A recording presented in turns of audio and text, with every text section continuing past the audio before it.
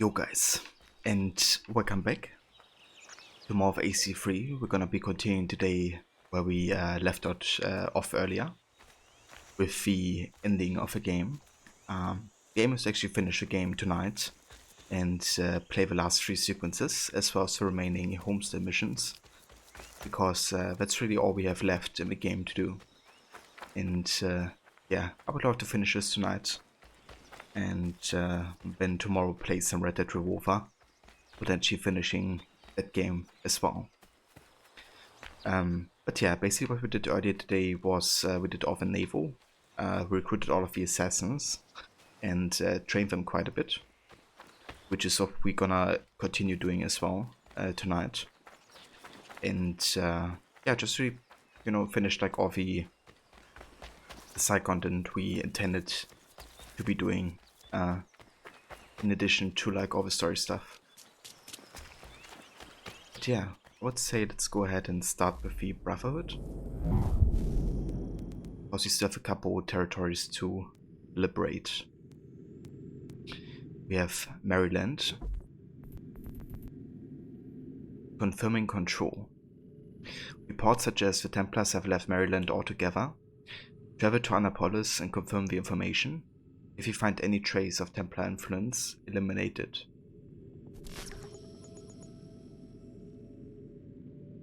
Osave Kobe. Claiming the first, finally. Congrats on doing that, and welcome.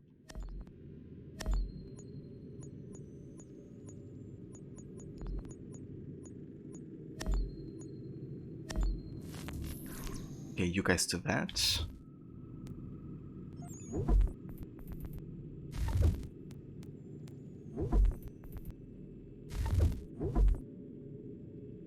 Yeah, that's a mission for Deborah, because it's like shorter.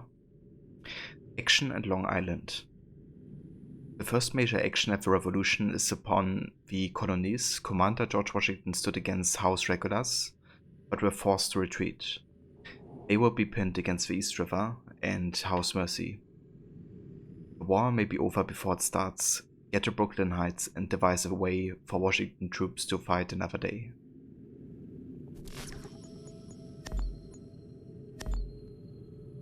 You guys can do that.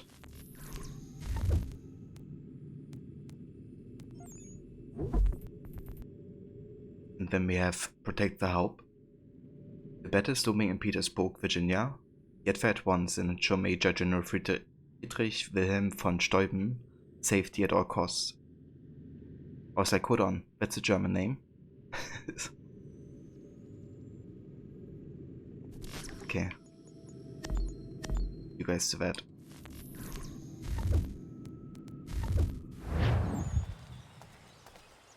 Cool.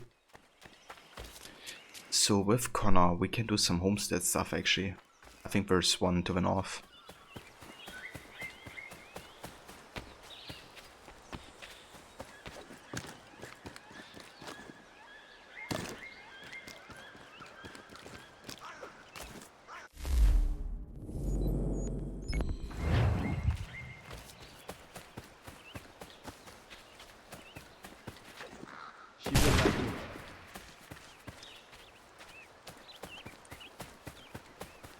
Gunner? Fool me once. Horace, what are you doing out here? I want to give Miriam her knife. Maybe you come with me? Of course. What is keeping you? I am nervous. I am certain she will love the blade you made for her. What am I doing? Giving a woman a knife as a gift? It's so stupid. This is something she will appreciate and use. Ugh. I made the stupid thing. I might as well give it to her. That's right.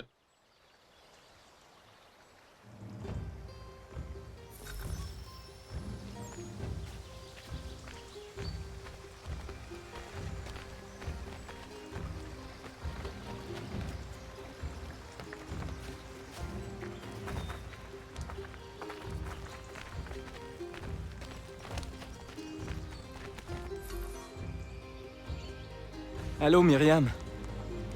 Hello, Norris. Hello, Connor. I'd love to stay and chat, but I promised Ellen a bale of furs this week, and I'm not even close to making good. I need to get out into the bush right away. 2 hunters are better than 1. I can help if you like. Would you? I'd be much obliged. I bring something for you.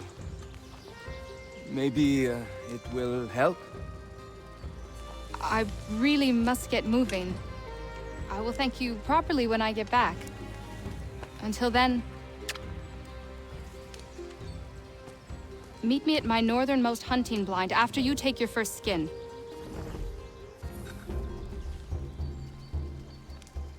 It is indeed Myrmidon.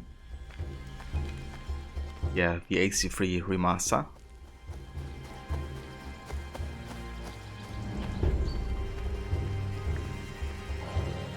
You sure did.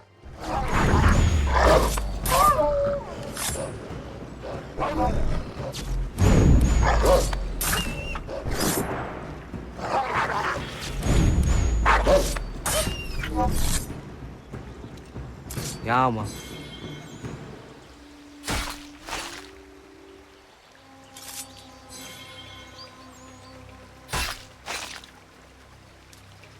Ja, man. If the snakes, welcome, dude.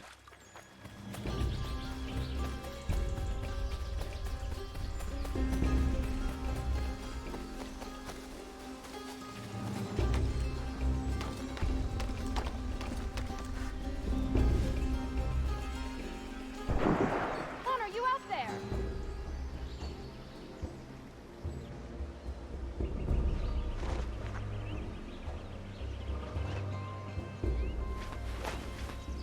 Connor, need some backup!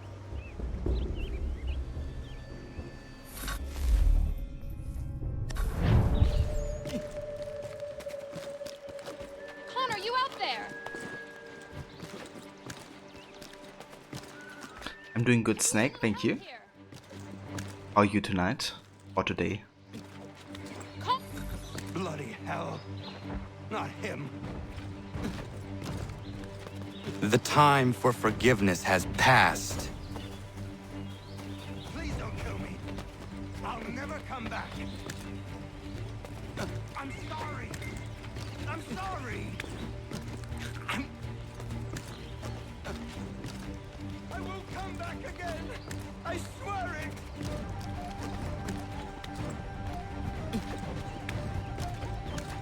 Please don't kill me. I'll never come.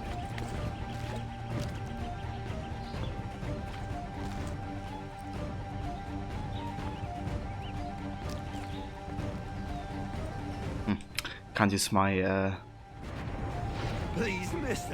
booklet there.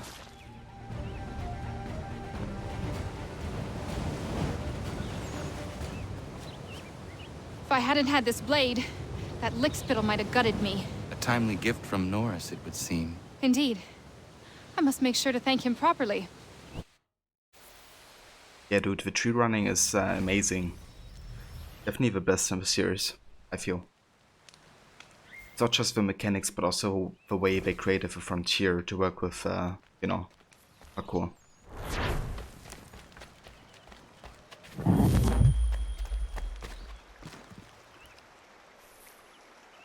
You go just really nervous and curious on this Friday since you're officially going back to in-person school.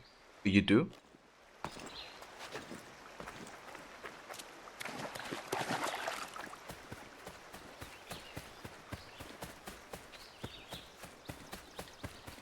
So how long have you been doing school from home now, Snake?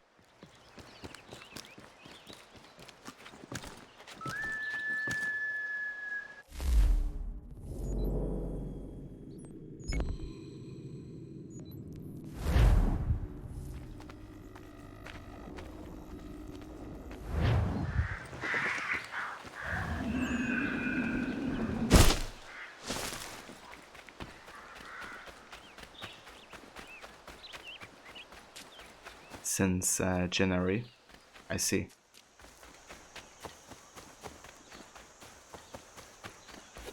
Yeah, I guess there's like a lot of back and forth for you guys as well.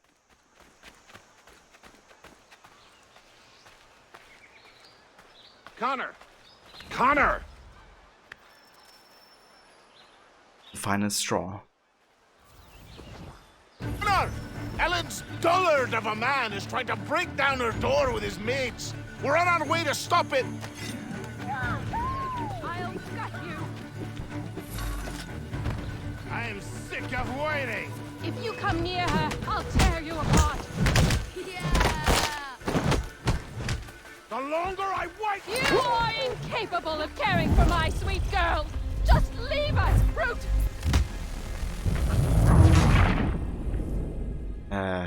Okay. I just activated my hidden blade and desynchronized me. I didn't even use it. Connor! Ellen's dullard of a man is trying to break down her door with his mates. We're on our way to stop it. Guess you just gotta keep off his.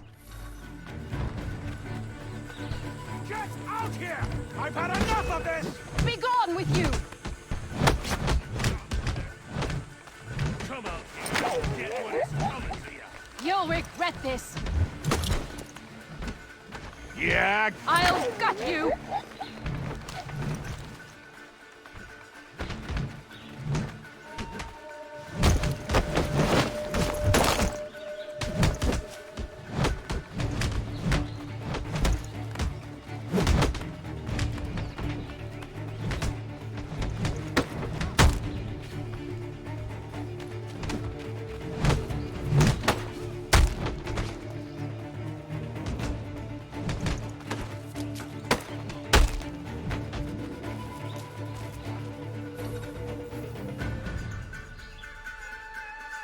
Ellen and Maria are free of you.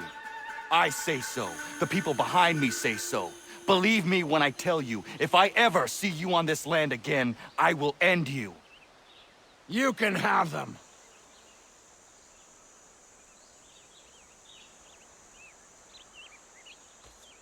Thank you. All of you. Nobody has ever stood up for us before. We protect our own, Ellen. This is my home now. I'll find a way to show my gratitude to you all. I promise.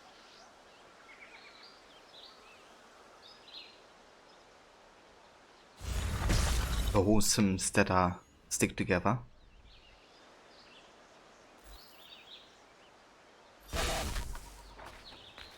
I see Snake. Yeah, that kinda sucks that, you know, they require you to have like author notes, I guess. Especially given that, you know, working or studying from home is like different to being at school. But, yeah dude, I wish you all the best for going big into school. Hopefully it's gonna be, you know, a good start again there.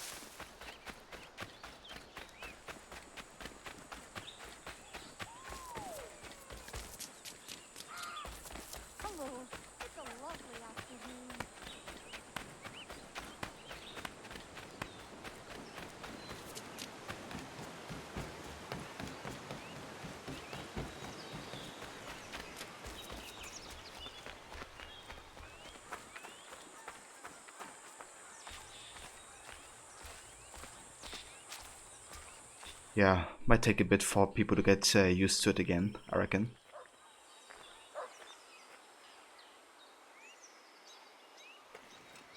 Ah, the wedding. Awesome. That's a great mission.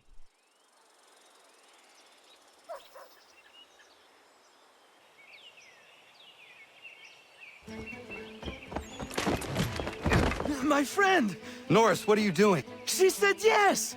Mirian? We are getting married! I told you not to touch him, Norris. Is it true? Yes. So now that you've been told, might I have a word? We have much work to do. Of course. What would you have me do? Accompany me to the inn. I have business there. Norris is a stickler when it comes to tradition. Miriam knows not where her father is, and they were hopeful that you might act his part at the ceremony.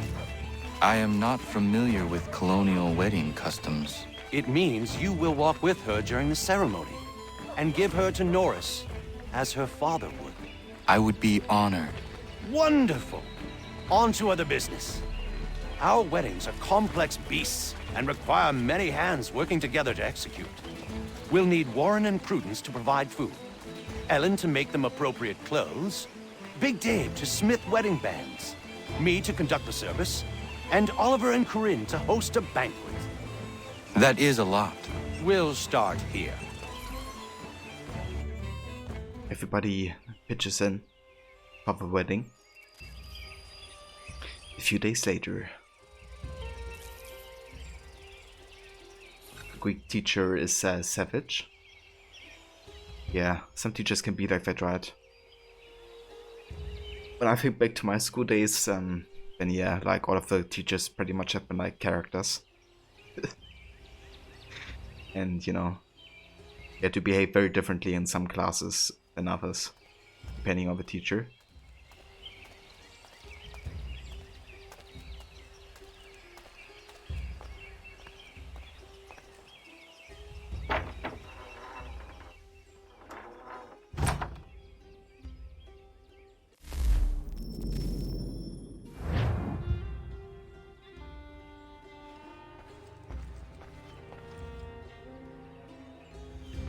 Connor, Everything seems to be in order for the big day. it is. Except, I can't find Miriam. I'm certain she's making sure all is perfect. I will find her, my friend. Yeah, I had a physics teacher who was like that.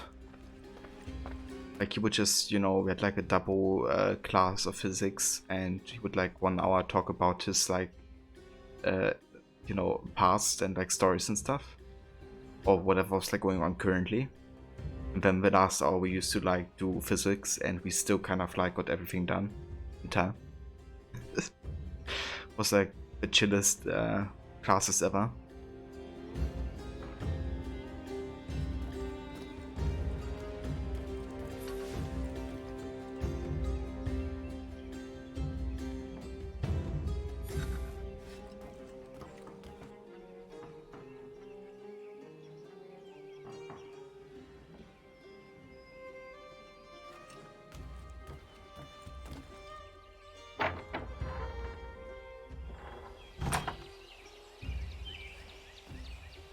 Oh, hold on. Let's go back inside. Yo, welcome back, hero. Long time no see.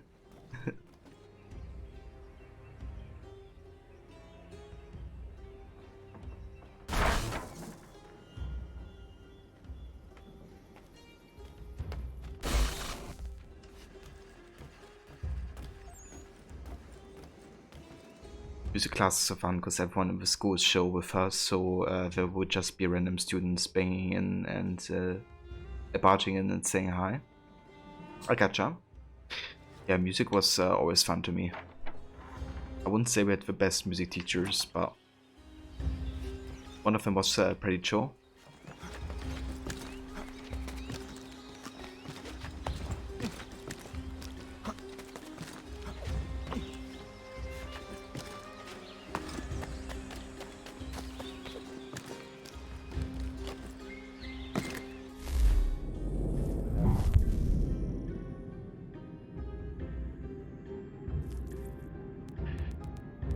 Alright, let's see. I want to do another mission for Deborah.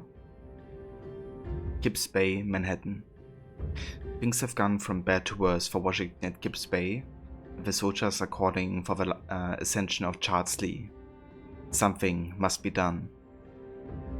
Yeah, obviously. If it's Charles Lee.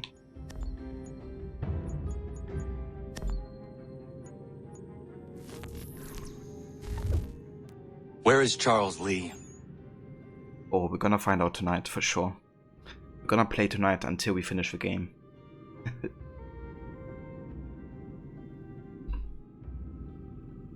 All of your supplies have been somehow lost and you do not think you can resupply since tomorrow there's some event happening and everything is closed. Huh. So how did your supplies get lost?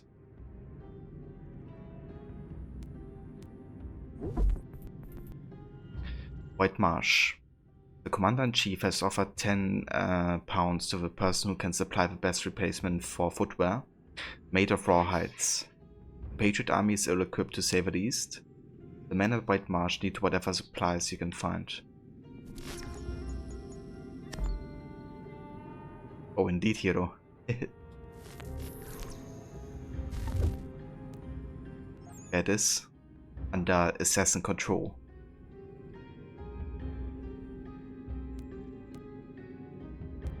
Okay, let's go to Virginia.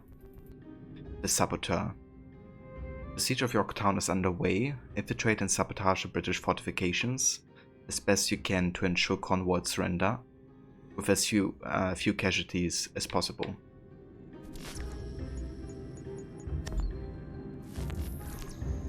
Let's try that.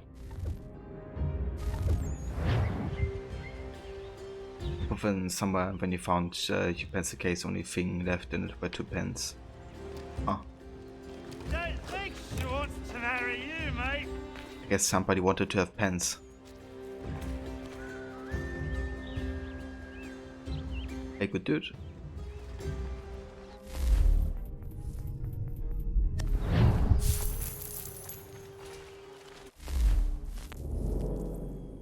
Wait, these guys were successful already?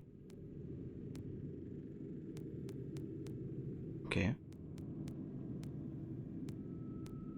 Ah, never mind, they just finished. Like, literally just finished. Okay, how about you guys do the mission in New Jersey? Burying the dead. Casualties from both sides of the conflict are being left dead on the field during retreats. Collect the dead and give them proper burials.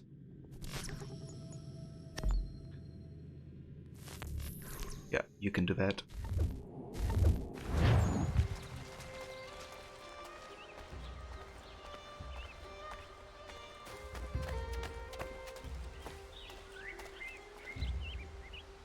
Yeah, sounds good, hero. Enjoy your dinner, dude.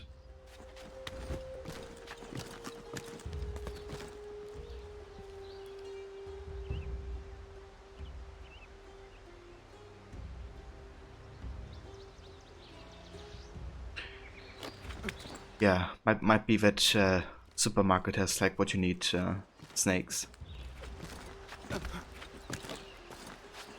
I mean, I would think so. Depending on, like, you know, what type of supermarket it is.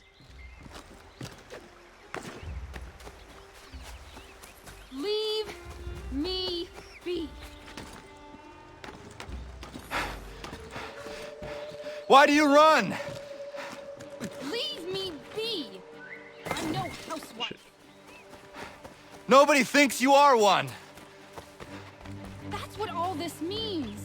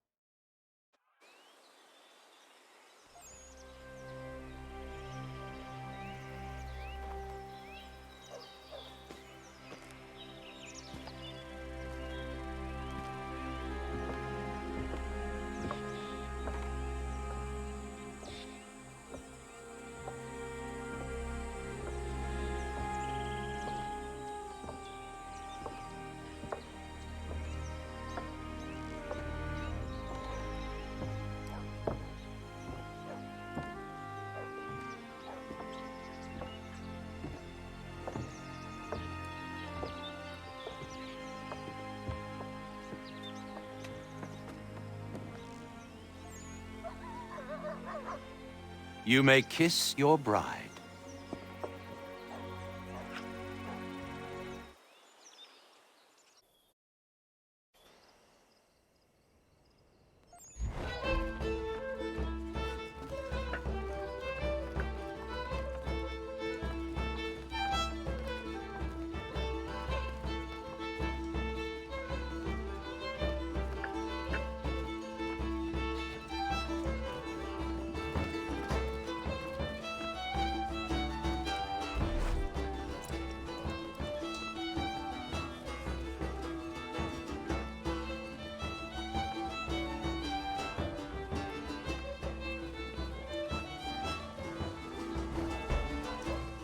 I got you, Snake. Yeah, we definitely do have these types of supermarkets as well. Kind of good if you wanna, you know, have like anything really. But yeah, it can be a bit more expensive as well, I reckon. I'll go with that dress. Yeah, I'm surprised actually it's still like, you know, not damaged in any way.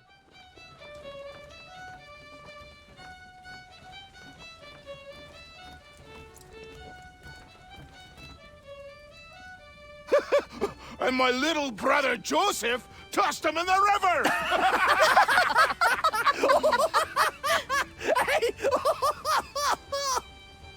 Connor!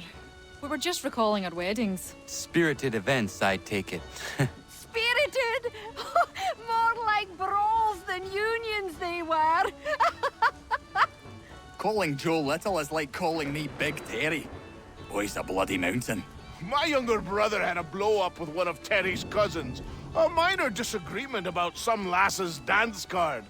I'll just say Terry's cousins sobered up right quick when it was over. Poor boy. Sitting there sopping wet on a stump while Joseph spun around with the object of his affection. It was good for him. Taught him good things don't come easy.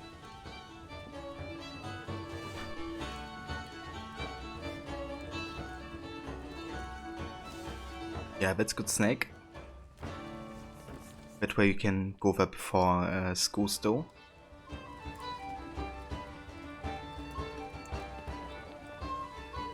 Hello, Connor.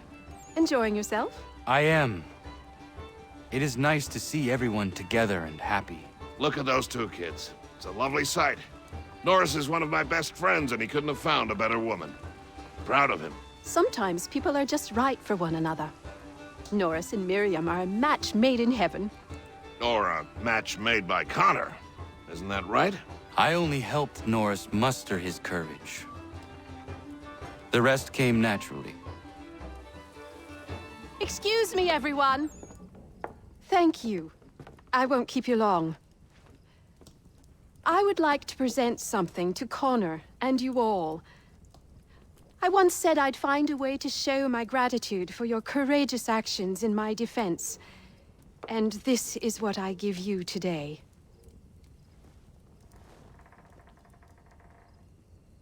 This flag is a symbol of our strength and unity. And I would hope you'd all be proud to fly it high above your homes and shops. I'll happily make one for each and every one of you, if you so desire. But this one is for you, Connor.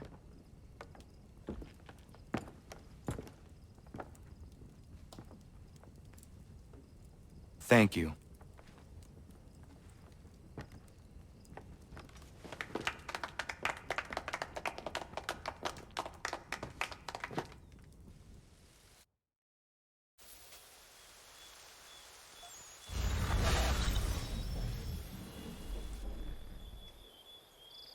There we go.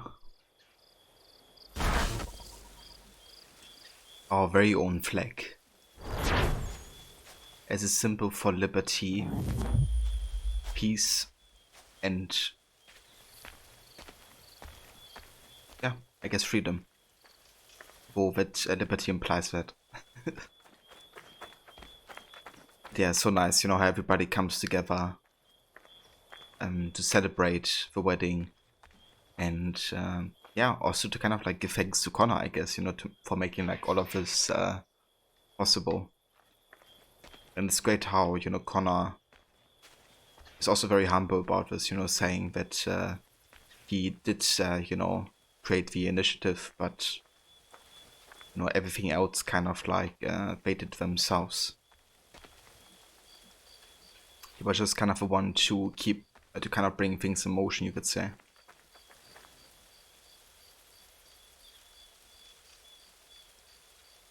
Yeah, Lido is definitely quite good for their use, Snake, for sure. Yeah, it's a good ending for them, but it's not yet quite the ending for the homestead. There's still a couple more missions we have. As you can see. Yeah, let's actually go to the manor, and then we're gonna check out these missions to the the south.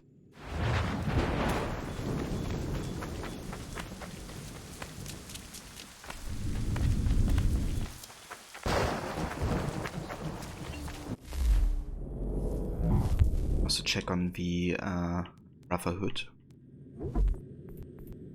We have Ho and Harlem. After a string of defeats, the colonial army is demoralized and afraid that they are capable of winning the next encounter, likely to occur at Harlem Heights. Housemen are cocky and have taken to groaning the Patriots. Making the rebels aware of a British mockery might be enough.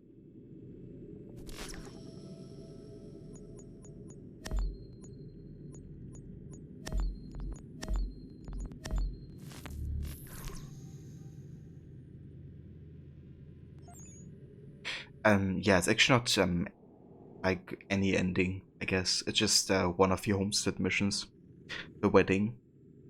But it definitely does feel like an ending, I guess, to, you know, the wedding pair, I guess.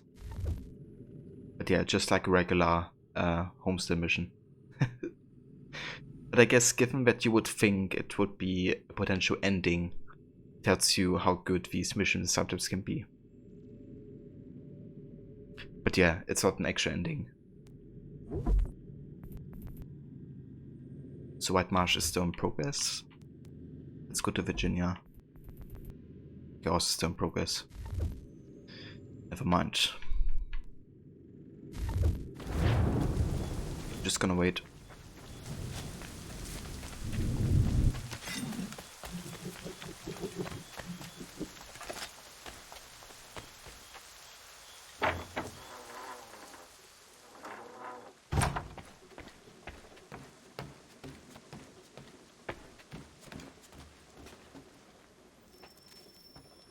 Manor Mysteries. It is beautiful, old man. It is. I've found a painting for the space above the mantle. It's being held in New York. If you get a moment, I'd like you to pick it up for me. Certainly. Good. It may not be there, as the house where it was stored lay in the path of the Great Fire. If so, worry not.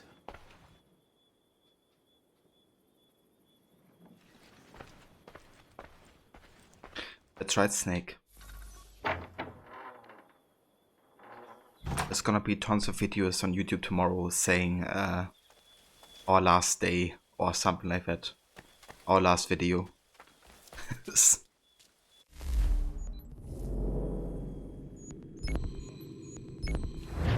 Maybe I'm gonna go online tomorrow saying it's gonna be my last stream on Twitch.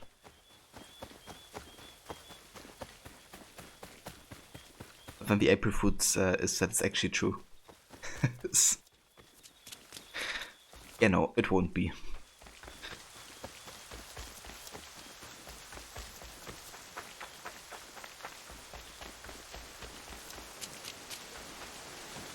You have no sense of time these days. I mean, that's fair, Kobe. I don't blame you.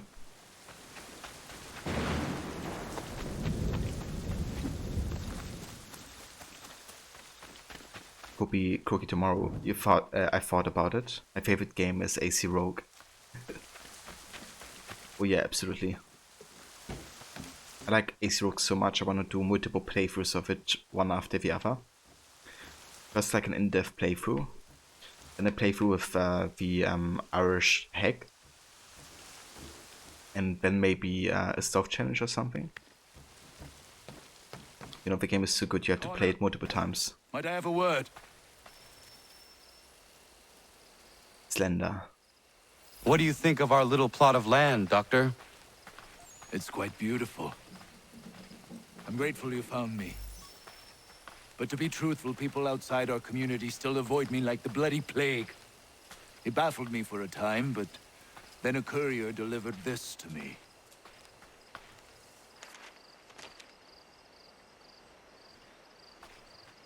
Before you found me, the British had demanded I not treat patriots nor their supporters. I refused, so they set about destroying my business. This tells me their smear campaign is still very much in effect. If things don't change, I may be forced to leave. Tomorrow, I'm going to actually We need go. you here. I will do what I can to end this defamation. You might start by finding the courier who brought this to me.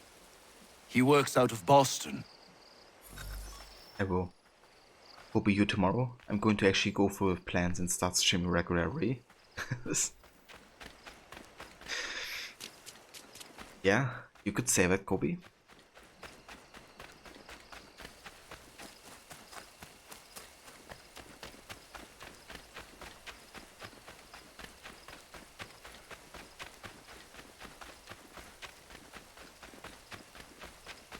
Hey, Connor. £1,000 a year. You have business in New York on occasion? I only ask because I ordered a package from France and it's long overdue. I've written a postmaster and he's yet to respond. I thought you could inquire in person if you had the chance. I will pass by the next time I am there.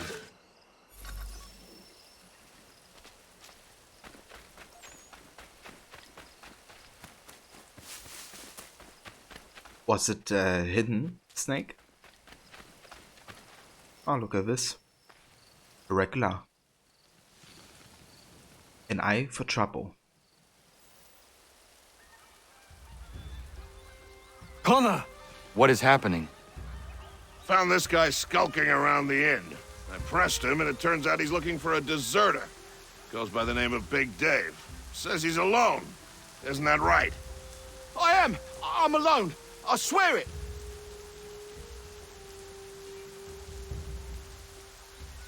Another one, Connor. If he gets back to his officers, I'm done for.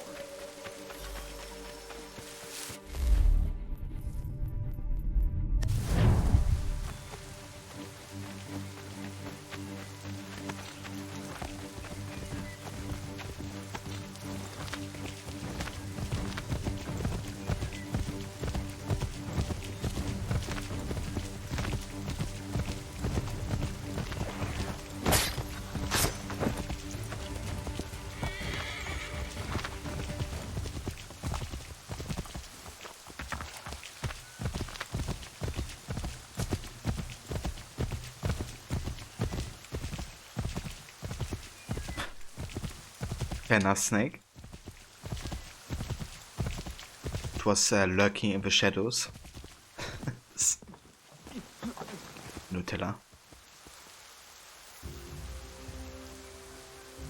Where is he? Coward kicked me in the gingamabobs, then threw sand in Dave's eyes. Well, he's long gone now. Not good, Connor. No. We can expect visitors soon.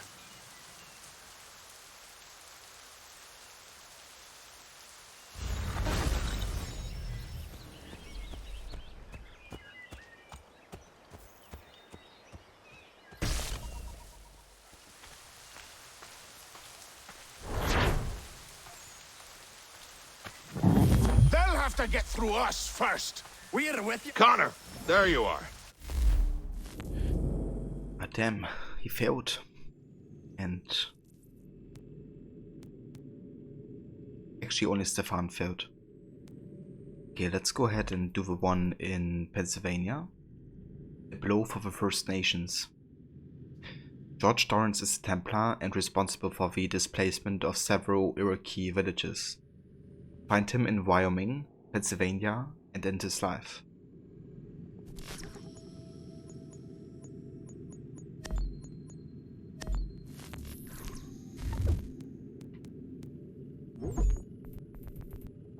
And let's go ahead and try the Saboteur again.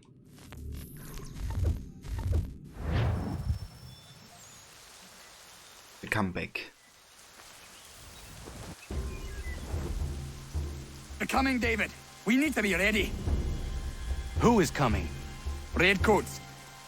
David's to be tried for treason. Executed, more than likely. Connor, glad you're here. I want to show you something.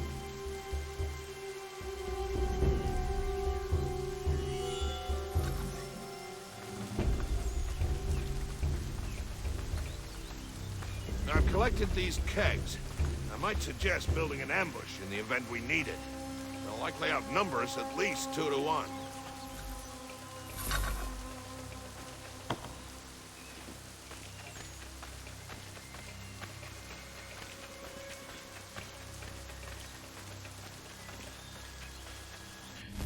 Okay, let's also use the trip mines.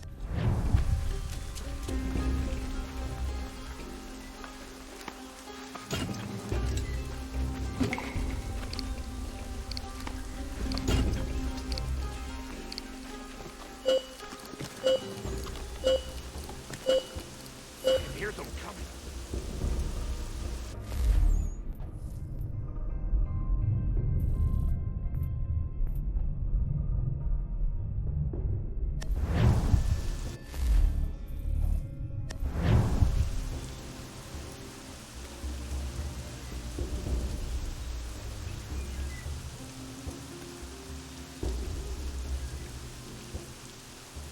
David Woolston, turn yourself in and stand before a military tribunal on charges of treason and desertion. I don't want any part of this war. Leave me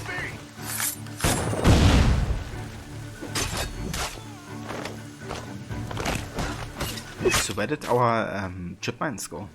Just like disappeared.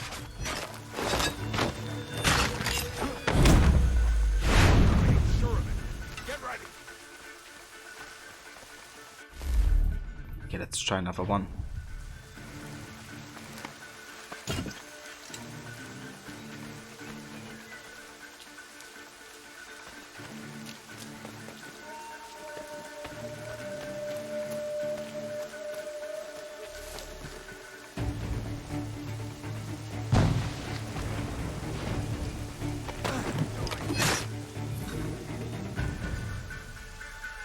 It worked. Connor, I'm sorry for bringing this violence on the village. We protect our own. The British will not risk losing more soldiers for one deserter. You are free of it now.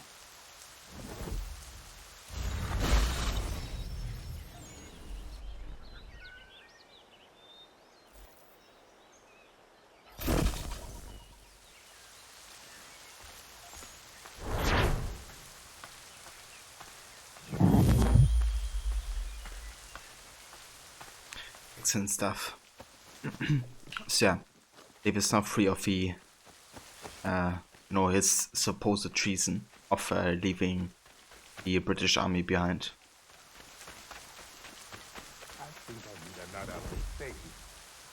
Yeah, no worries, Snake. Have a good night. Thank you for dropping by and joining, and really hope you have a good day tomorrow. And yeah. Sleep well. Have a good night. Oh,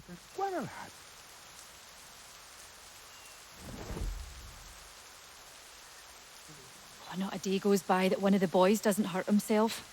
I'll get some rest with the doctor around, sending the boys his way. I know what you mean. Maria is all over the property like a mad girl. Norris found her in his mine yesterday with a great big gash in her knee. That girl, I tell you. It sounds like you all have your hands full. Well, you could say that. Having the doctor here is great for all of us, Connor. Thank you for finding him and bringing him here. He came here because of you. I only brought him the offer.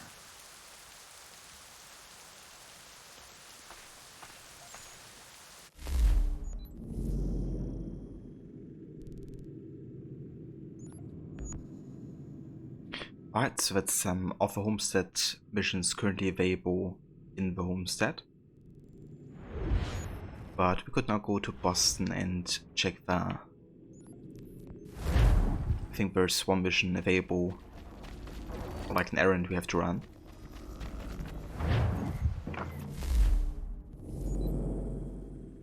Yep, down here.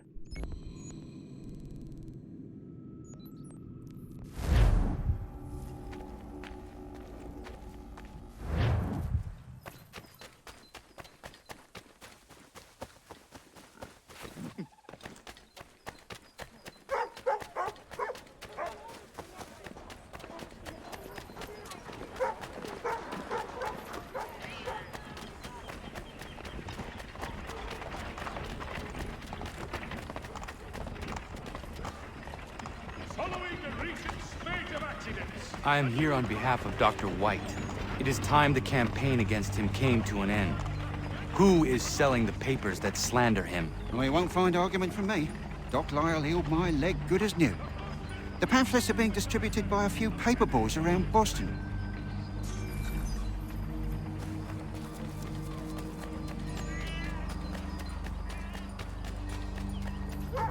Dr. Death! Get the news on Dr. Death!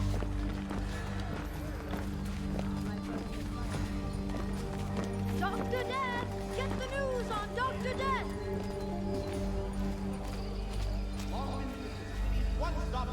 Dr. Death! Get the news on Dr. Death!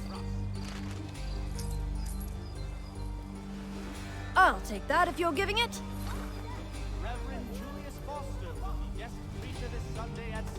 White Death. Come for healing, leave in a box.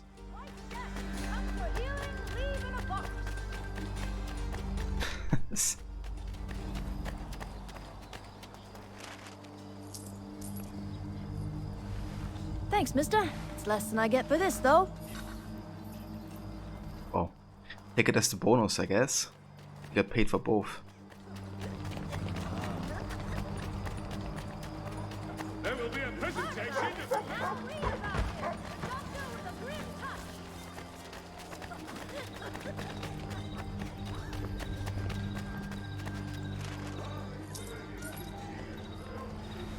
It's not much, but very kind of you.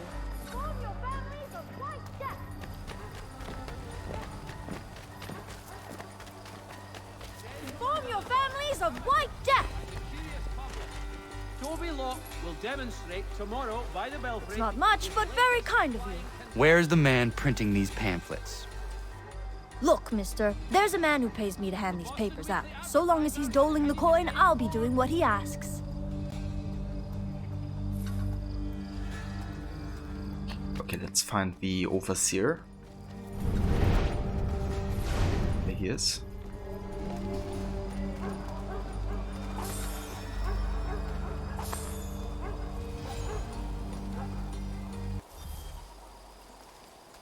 And Battersea citizen mission item acquired.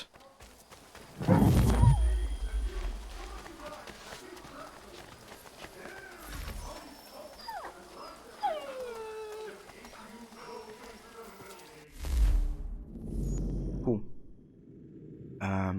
Okay, next up, let's go to New York. Because there's two favors, one for Achilles and one for, I think, for Big Dave. Might be wrong.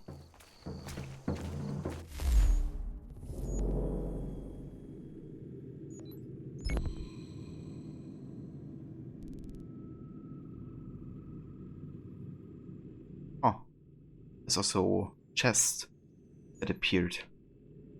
I think some chests legit don't unlock until later in the game.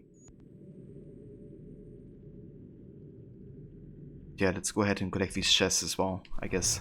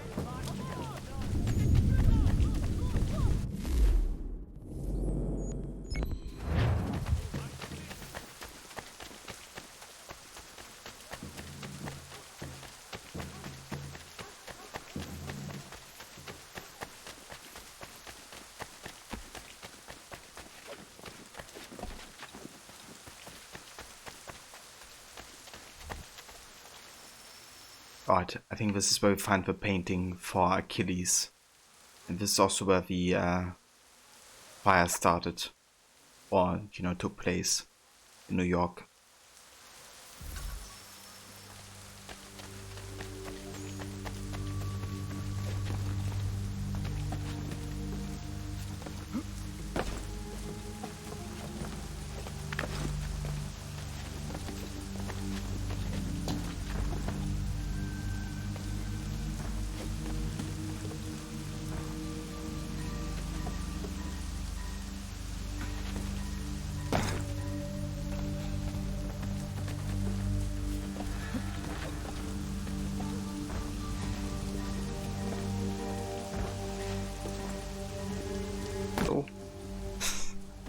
Okay, never mind.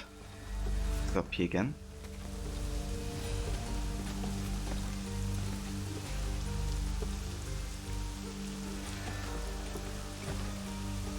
It would have burned had it not been here. Achilles will be pleased.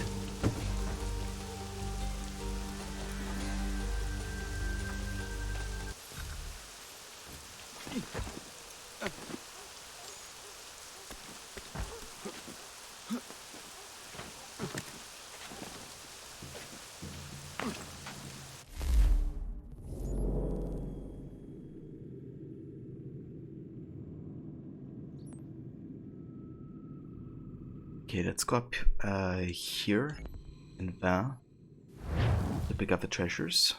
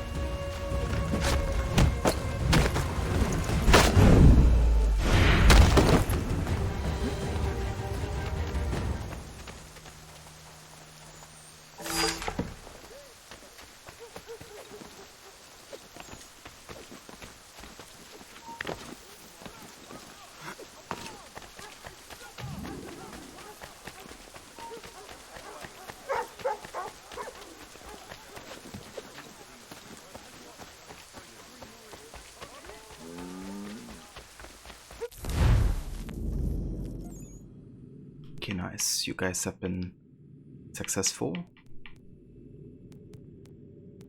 Let's go back to Pennsylvania, where we have a Patriot mutiny. The Pennsylvania line is restless and threatening to defeat to the regulars, defect to the regulars. With the new year fast approaching, the high level of drinking is very blend into the crowd and grow in descent before it gets out of control.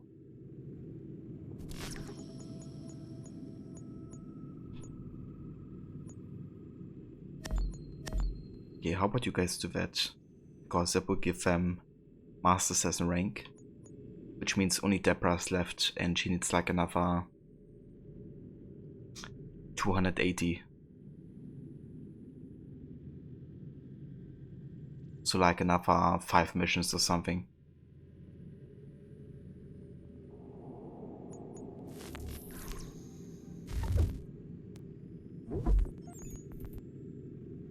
Rufus Putnam.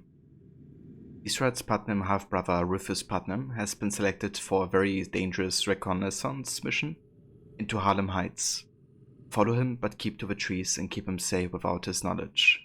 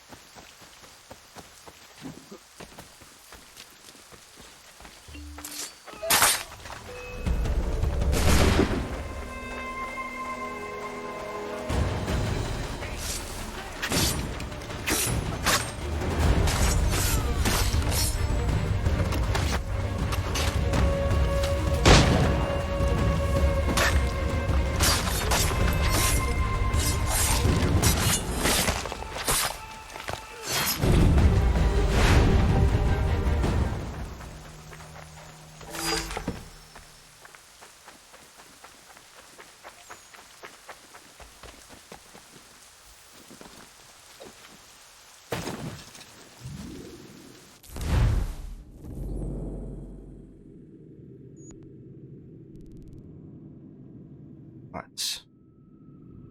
Let's go down here and get the treasure. And then we go for this homestead mission.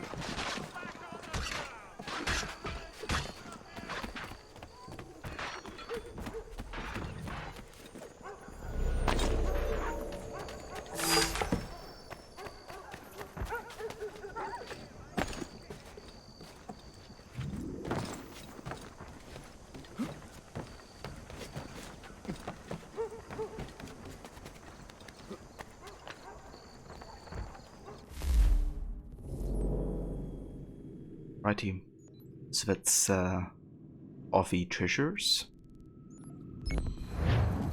Let's go to the homestead mission.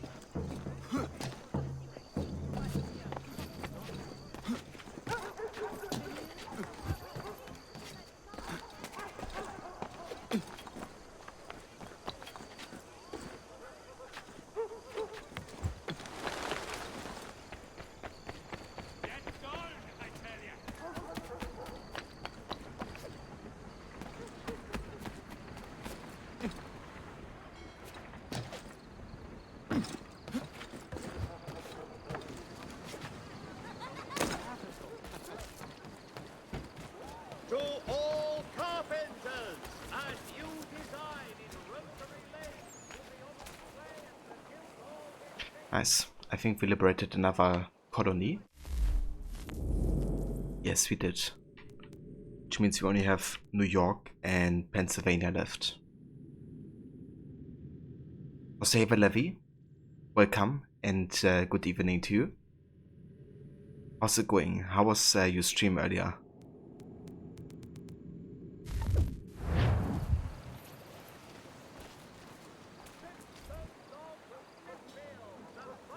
I have come to inquire on a package arriving from France on behalf of Lance O'Donnell. Was picked up and signed for by his apprentice a couple of days back, Patrick O'Hara. Patrick O'Hara is Mr. O'Donnell's former apprentice. Would you happen to know where he is? Sure, he's been hanging around the docks the last few days. Should be round the way. Here, take these pages and hide them. Don't let that guy get his hands on them. Ah, I see, Levy. Yeah, that's completely understandable. But I'm glad you still had a nice session.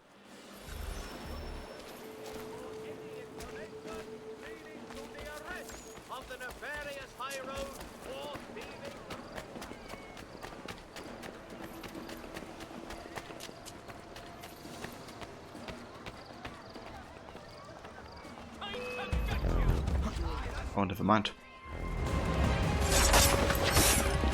It's like auto-attacked me.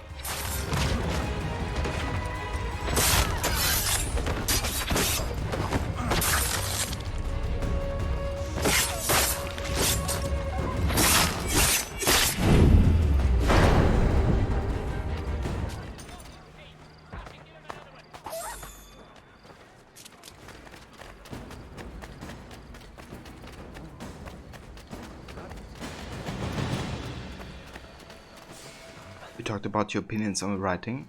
Strong opinions there are. So, what do you think about the writing, Levy?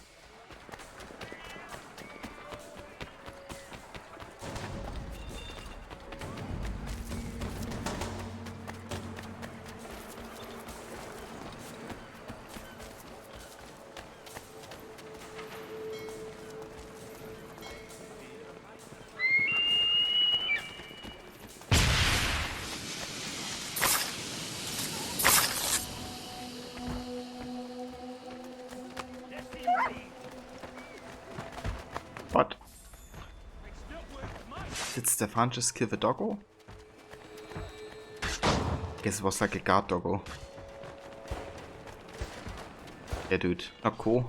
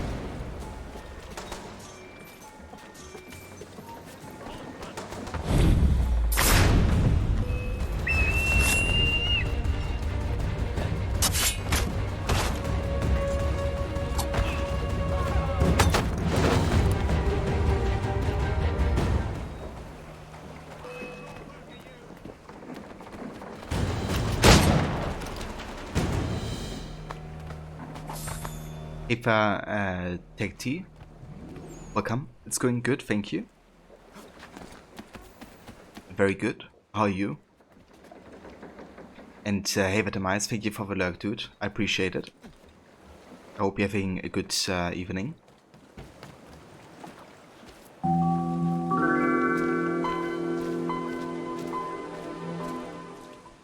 And Tech T, thank you for the follow. I appreciate it. Heavy questionable, your thoughts are that they're not really going anywhere with the characters. They're all just one note. It's like they just assigned one character trait each and are going with that. Also, your focus is on your own character, but you never know what he thinks. Making all your decisions and actions starts absolutely pointless. The thing that also bothers you is that there's like a lot of mistakes in the text. If you're making a game that heavily focuses on the next text, then you should get it right. Yeah, that's fair. Definitely understandable if it requires you to like read a lot.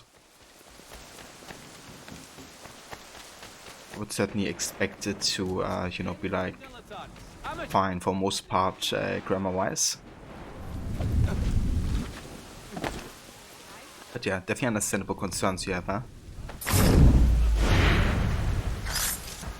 My favorite Assassin's Creed is the second. But I also love pretty much all of the other AC games.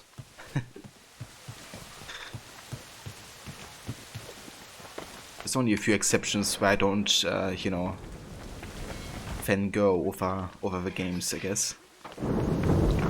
But, yeah, AC2 and then pretty much all the other AC games.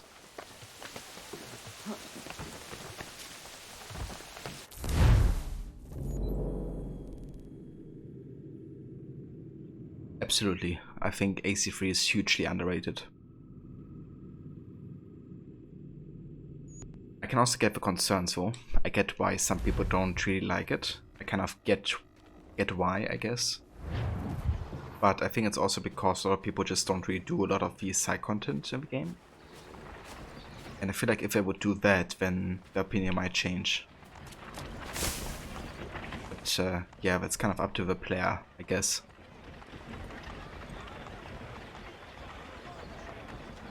Dude, give it like a 6 out of 10. It's fine, but they could have done so much more.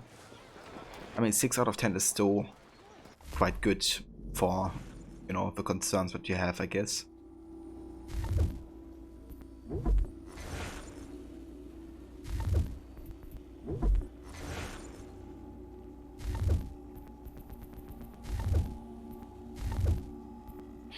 But yeah, understandable.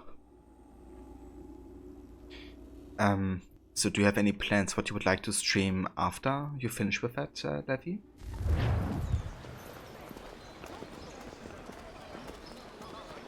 Ah, that's fair, Levy, yeah.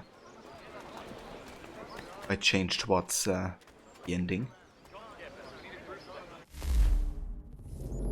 Okay, so I actually don't want to do the main story just yet. I believe we have summer homestead missions in Davenport.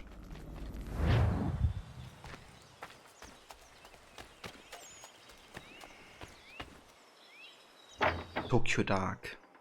I haven't heard of that game yet. Is that also like a point-and-click adventure game?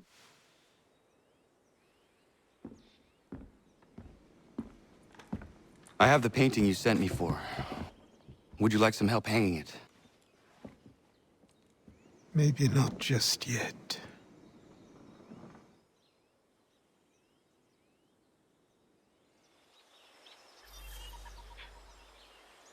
Man, let's look in his eyes. But yeah, we're going to hang it at some point, and once you do, you're gonna understand why Achilles has been reluctant to do it.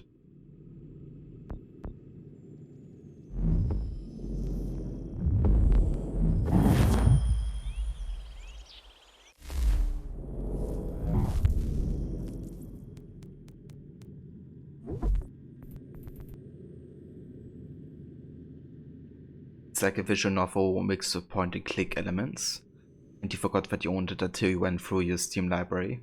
Yeah, that happens to me as well. Like sometimes before I decide which games I put on a vote list, I of course look at my game list, but also just, you know, sometimes just go through my various libraries, like if it's Origin, Uplay, Steam, Epic, whatever. Sometimes you just forget about certain games.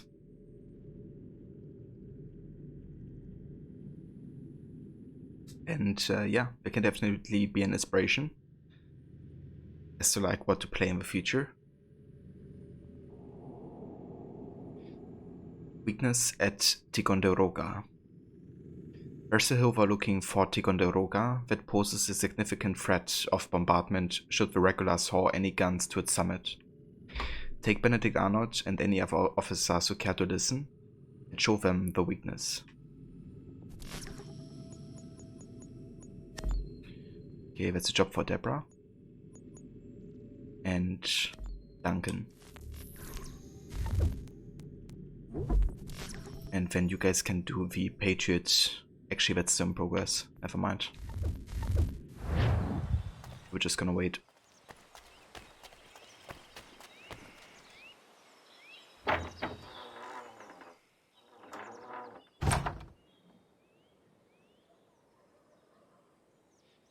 Would love to play real games, but you need better equipment and stable internet because the internet situation has just been horrible lately.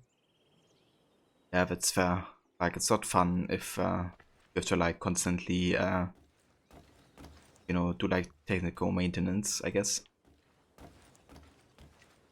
You just wanna focus on the stream and, you know, the game.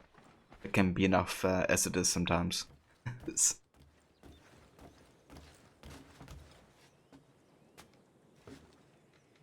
But yeah, like personally, of course, I would love to see you play the AC games if you ever intend on like sharing that.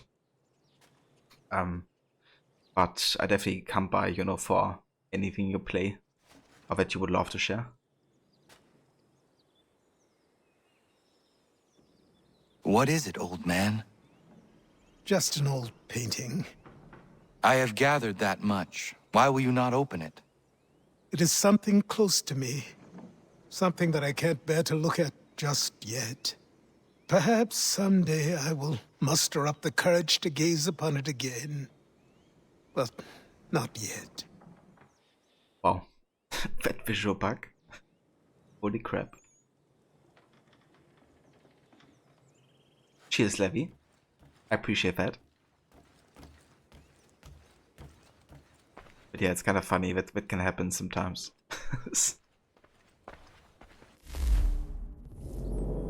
Alrighty, we have another homestead mission.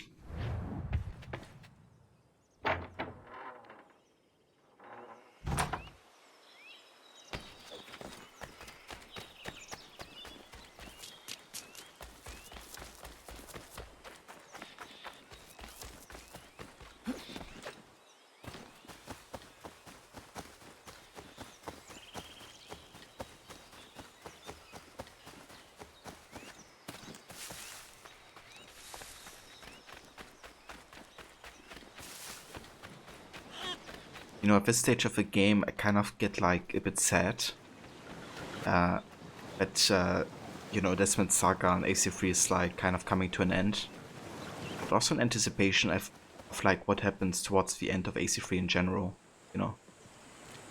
It's like lots of emotional stuff happening.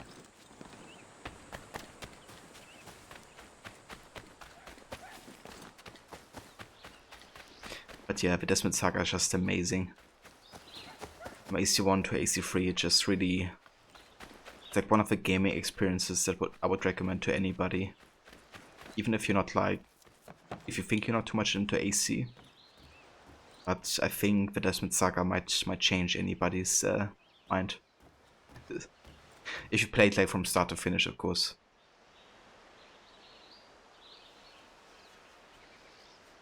A kind of sad nostalgia. Yeah. Yeah, definitely can see that as well. It's a bit of nostalgia, but also like a bit of like anticipation, I guess, of what's to come.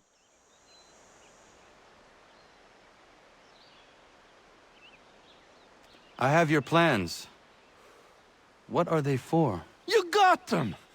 This, Connor, is the design for a chair that folds. Genius! You won't regret this.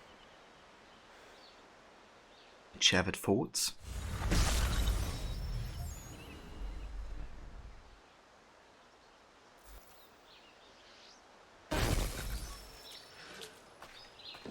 Oh, let's talk to him again. Yeah. I mean, in this day and time, that was like, you know, something very unique. Connor! Great timing! I was just getting underway on something that might be of interest to you. What is that? Those plans you retrieved for me.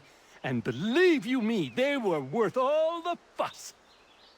A folding chair. I do not follow you. It's a chair that folds, Connor. You can fold it right up and stack them, store them, transport them. I could have 1,000 chairs in my back room. It's simple brilliance, and I am going to make a fortune. A folding chair. Well, I wish you the best with it. You'll see, Connor. You'll see.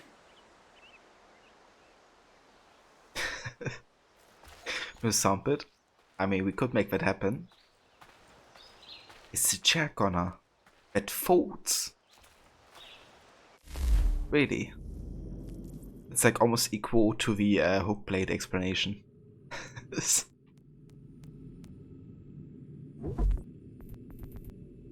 Yeah, if anybody wants to clip that, feel free to do so. I would just go back and make like a sound bit out of it.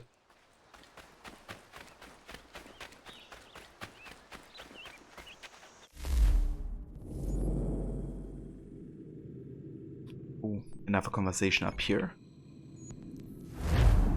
Let's check it out.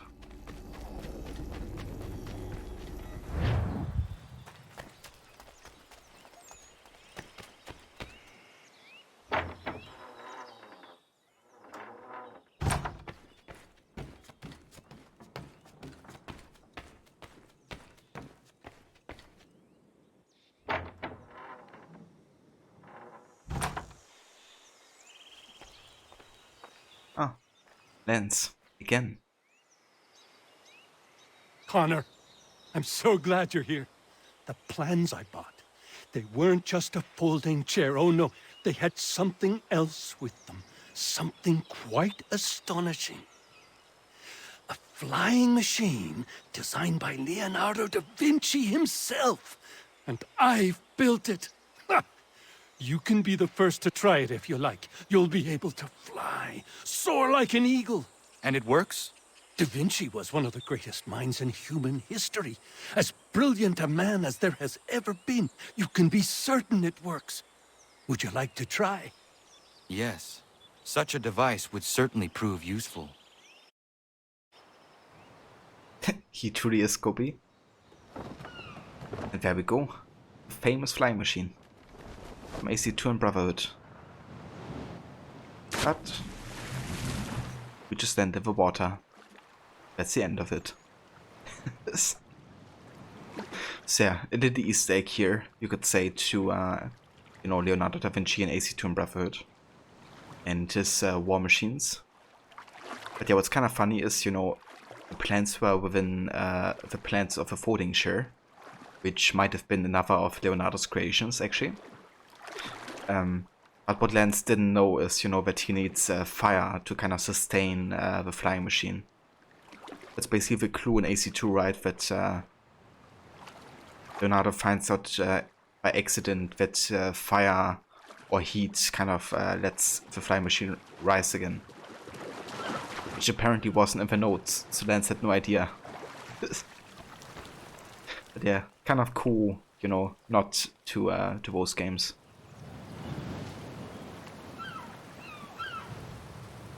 No worries, Levy. I will see you when you get back. And the foldable flying machine, that's also a chair. Imagine that though. It has everything. Okay, let's have a look into the frontier.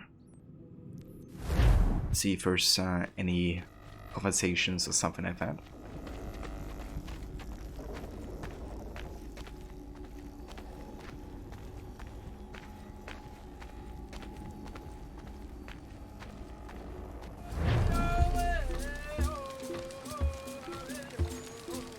Oh, there's some nice music here.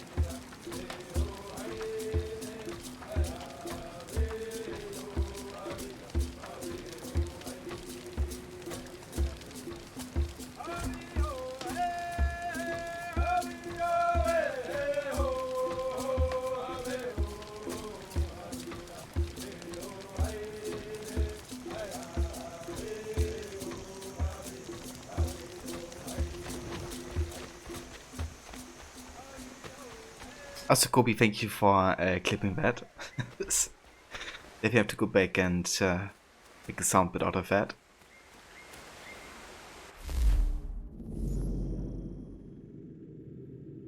Thank you for doing that. And we indeed have a conversation. Also George Washington conversation as well. So let's go up here and check it out.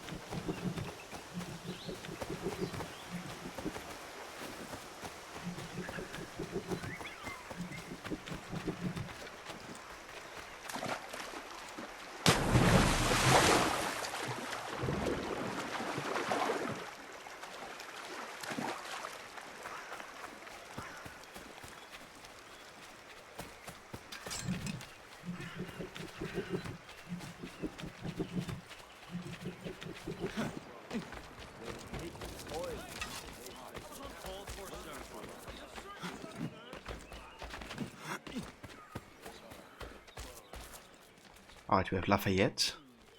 What do you have to say? Monsieur Conner, a pleasure as always. What brings you? I wanted to ask you something. Why is this revolution so important to you? Since I decided to embark upon this adventure, through all the lords and merchants and soldiers I've spoken to, you are the first to ask me this. Have you ever been to France? I have not. One day, when all of this is over, I will invite you to Paris to stay with me and my family. She is the most beautiful city in all the world, Connor. Full of art and culture, women and wine. But she's sick on the inside. Black and rotting. But here is something quite different. On the outside, the colonies are dirty and dangerous, unforgiving and uncivilized. But on the inside, they glow. And that is why I am here. To learn. I want to return home, able to touch France's black heart and make it glow once more. So kind of foreshadowing, because Lafayette will of course be one of the major figures in the starting of a French Revolution. And in a way it's foreshadowing to AC Unity, because AC Unity is actually not that far off from AC3. Even though you have like Black Flag and Rogue in between, right? But they're actually set before AC3, like historically.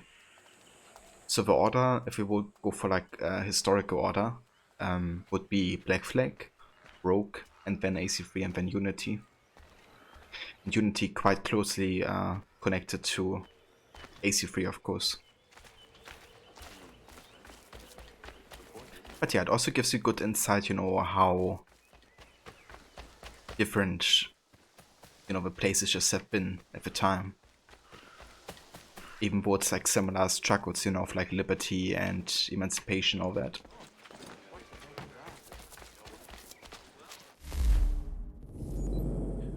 So we also have the Washington conversation. Check it out.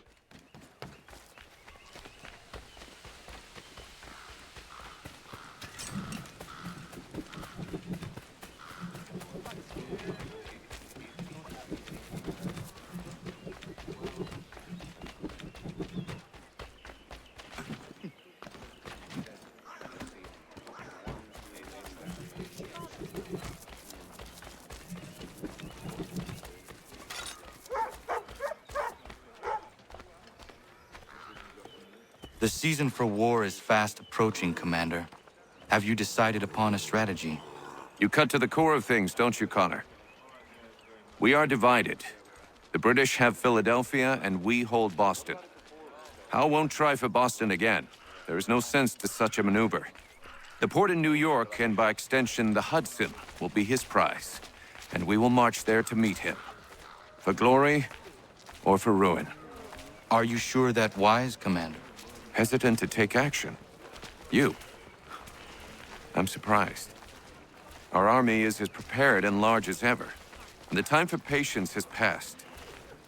We need to strike a decisive blow this spring, and New York will be the stage. Whether we achieve victory or not will remain in the Lord's hands. We've done all we can.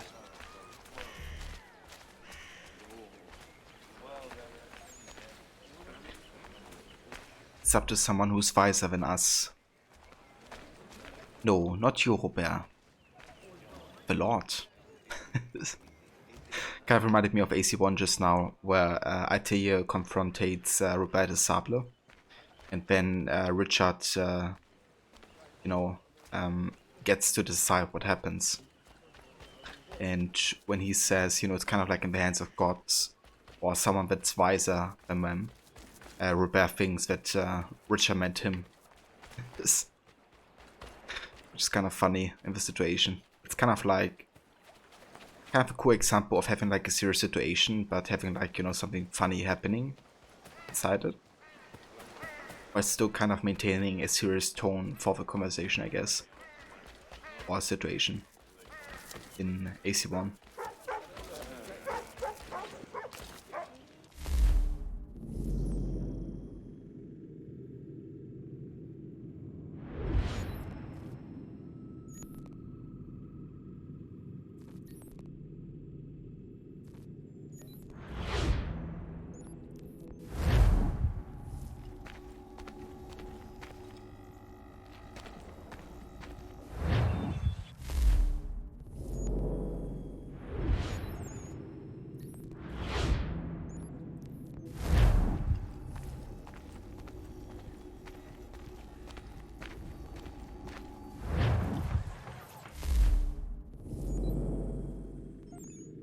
Okay, so in Boston basically everything is done. What I wonder is if we go talk to the assassins now, that they are master assassins. If they have like additional dialogues or something. I haven't actually checked the last time.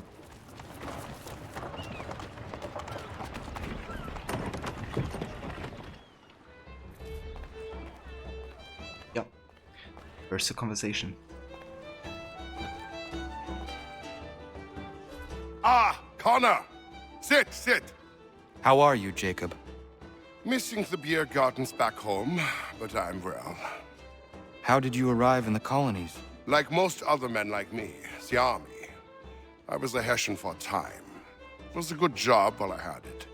I only felt it was time for something different once I arrived. Not long after, I am meeting you, so it seems my feeling was useful, no? Certainly. I am hoping to send for my family when the time is right. But we are fighting a war of our own, and I will not put them at risk. Hopefully, things will die down soon. No rush, Connor. I am in their hearts, and they are in mine.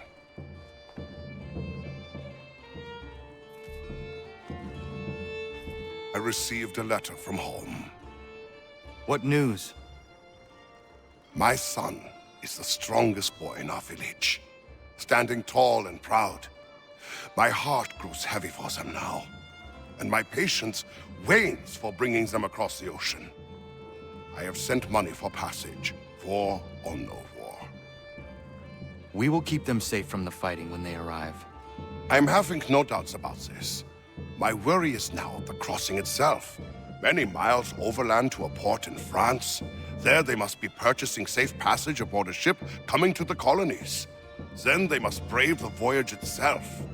Many risks. Your son can lead them. You said yourself he is strong and capable. My son? Ha! No matter how strong he grows, he will never be as strong as my wife. Wilhelmina is the most able person I have ever met. Else I would not have left them. It is more matters of fortune that trouble me. Storms, pirates. These are things none can control. But I am sure if pirates try and take their ship, Wilhelmina and your boy will make the brigands rue their decision. Yes. Yes, you're right. That sudden stand up.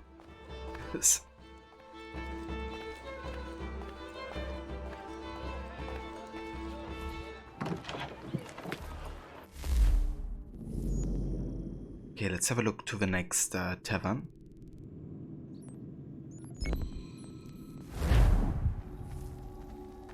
Back with popcorn. Nice here though.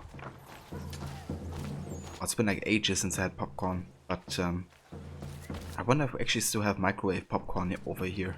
I might get some later if we do. Yeah, same here, Levi.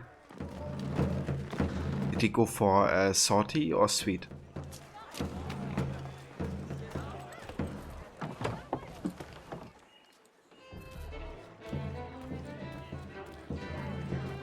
Thirsty, I take it? What's wrong with taking a draft or two when the time's right? Nothing, Jamie. Nothing. Then why don't you join me then? Not right now. Maybe later. I suppose you got important business to attend to. I understand. Don't worry about me, though. I can handle my booze. If you need me, I'll be there, Connor.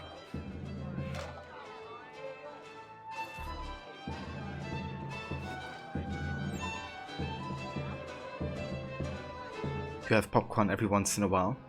I mean, it's really nice, especially if you like watching something. Like a good movie or something like that. Sweet is the best. You don't snack a lot, to be honest. You eat like one cookie every once in a while. Yeah, to me it depends like what we have in the house, I guess. But like for example, my sis like sometimes, you know, bakes cookies, and if that's the case, then yeah, I will also have like a cookie once in a while. But yeah, kind of dependent.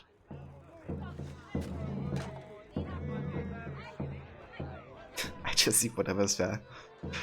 Well, I mean, I don't eat everything, but I definitely wouldn't say I have like a routine of like eating the same thing every day.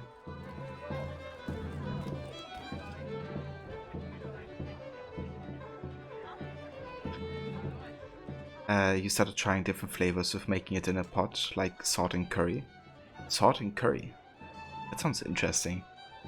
So, personally, I've only ever had sweet popcorn, like classic in the cinema. But I definitely feel like, for example, like butter and salt or something like that could be kind of nice. At least in like my mind, with like corn, it sounds like a nice combo. I'm not sure about curry, but it sounds interesting, like I would like to taste it.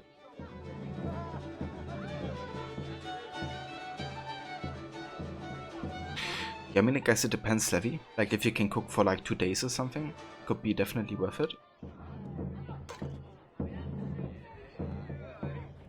Or if you know, bake something, you could like freeze like most of it.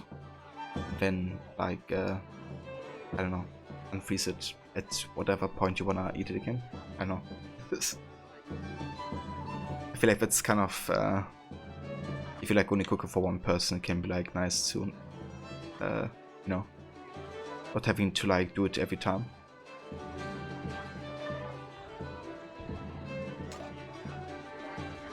John Popcorn, British officer, butter officer, Templar.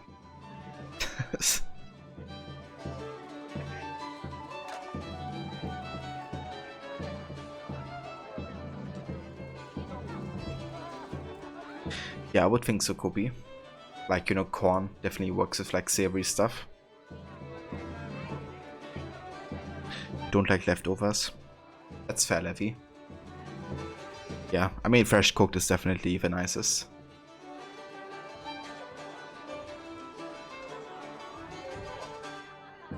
Yeah, for me, cannot change Kobe since my sis moved in with me. Like, now we basically cook every day, almost every day. Like, either one of us. But when I was only cooking for myself, I definitely cooked for 2 days, like, most of the time.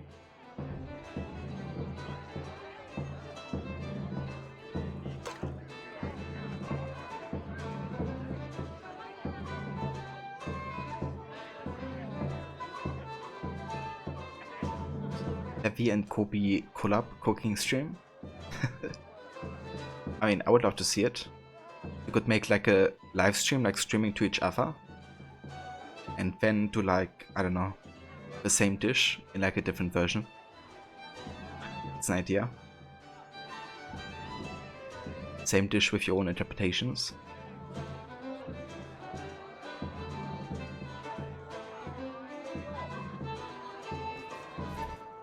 Hey, Connor. Taking it easy today? Things got a little out of hand the last time you saw me. Keeping an even keel. Good. Where are you from? Here. Born and raised, but I'm a mutt, if that's what you're really asking. I think I even got a little of the Far East in my blood. That's what my father said, wherever that bastard got off to. What about your mother? She's down south. Haven't seen her in 5 years or so. She works on a plantation, keeping care of the slaves. Slaves. That's why I left. Can't support that business. Owning a human isn't something any man should do. She doesn't agree, so I leave her to it. I make my life up here now. I'm an assassin. This is my family. Oh, he's dedicated. I mean, that's fair, Levy. Like, I'm not a big fan of small talk, to be honest. Like the usual, you know, like, are you, how's the weather? Just like to talk about, I don't know, substance most of the time. Or something that kind of like is interesting, I guess.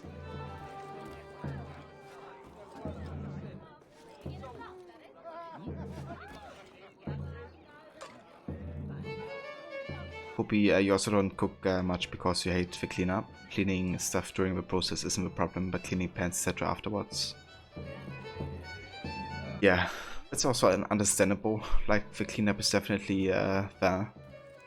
What I like to do usually is whenever I have, like, you know, something during the cooking process that takes like time, I would just immediately go ahead and clean up everything that I've, like, you know, dirtied up until that point. But yeah, I guess definitely depends on the dish you're making as well.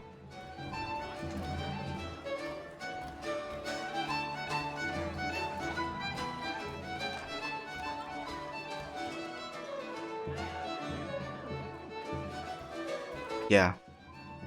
I mean, it doesn't even have to be deep for me, Levi, you know, it's just like, I mean, also asking how are you, it's not like, you know, like it's a bad thing or something, it just, sometimes you just don't have much to say to, you know, a particular person, I guess. And I kind of can't stand it if people can't stand, you know, just like having silence, for instance. You know, like, yeah, sometimes you just don't have much to say, it's alright. You don't have to talk 24/7. At least that's my opinion. Jose Veroni, welcome dude, thank you for saying hi from work. I hope it's going good. The city's medical register is always at your... It's kind of an interesting scene in Pulp Fiction where John Travolta has to take out the wife of a boss, and I think she says something like some people just can't, you know, just shut up and do nothing sometimes.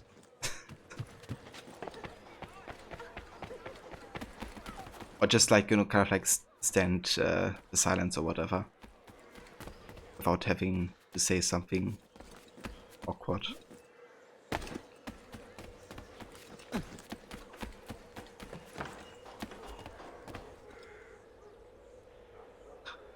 Levi, it's not a bad thing, but you don't know how to human most of the time, and then you say really weird things or go like fine in the most awkward way you could possibly imagine. Yeah, I mean, it just can be an uncomfortable situation as well. If it's like, you know, people you don't want to talk to that much, I guess.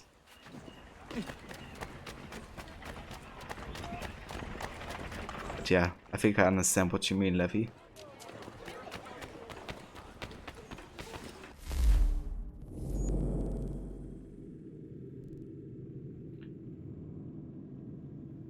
No worries, Kobe. Enjoy your lurk.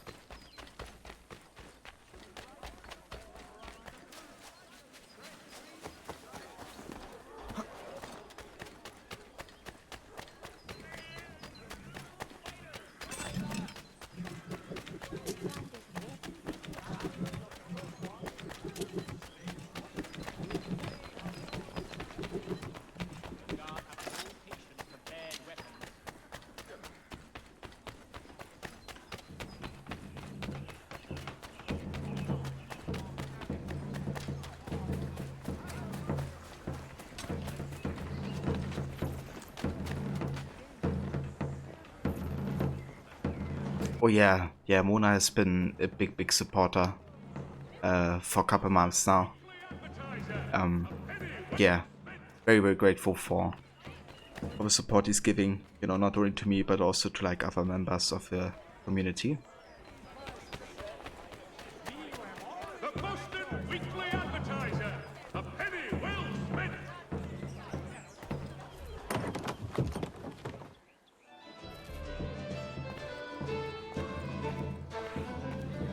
Ah, cool. We can talk to Deborah. How'd you do, Connor? I am all right. And you? It's nice to be a part of something.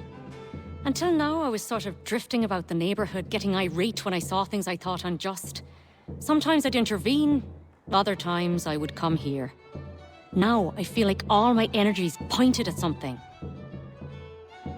I am grateful to have your help. How did you come to be... you? Funny question, but I get your meaning. I was an orphan.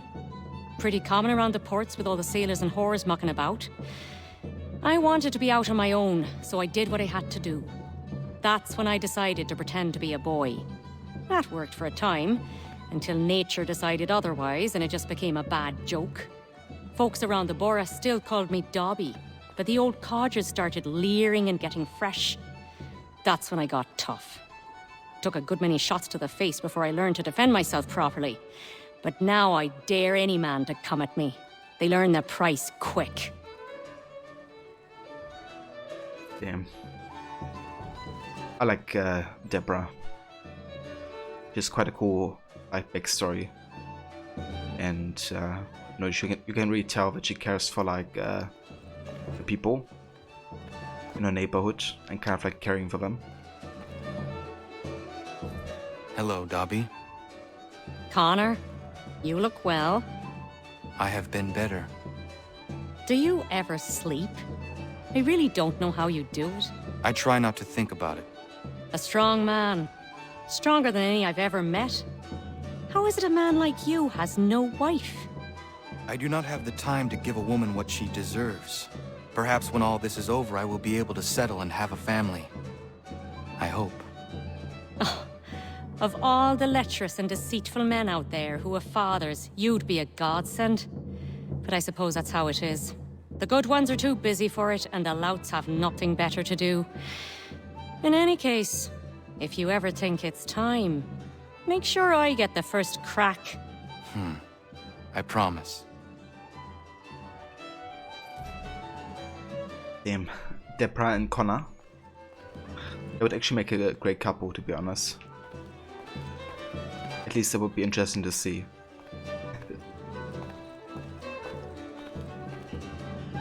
What does she deserve? Well, I guess what Connor means is like more of his time. Given that he's like so preoccupied with finding Chardsley. For now, only Chardsley has a place in Connor's heart.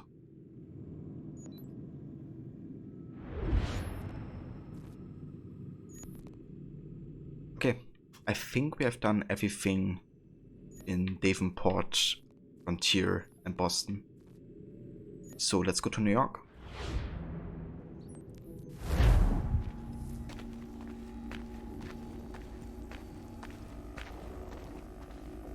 I gotcha, Levy. This sneaky, sneaky.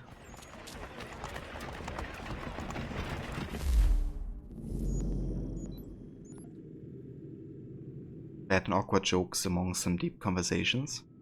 Yeah, that's a good combo.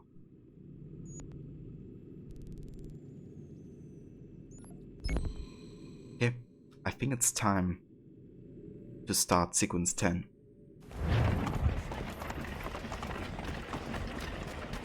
And meet Haven another time.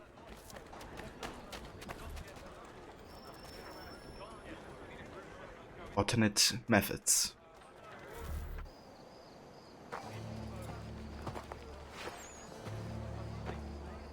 We need to know what the Loyalists are planning, if we're to put an end to this.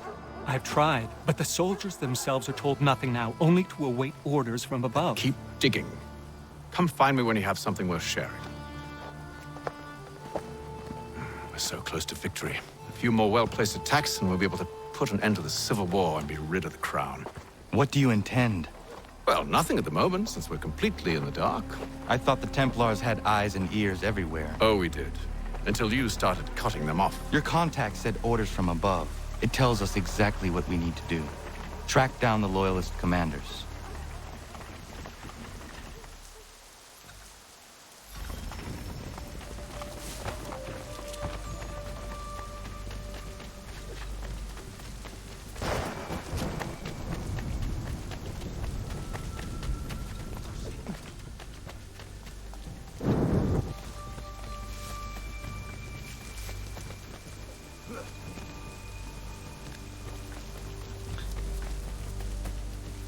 Yeah, these missions with Haven are kind of interesting, I feel.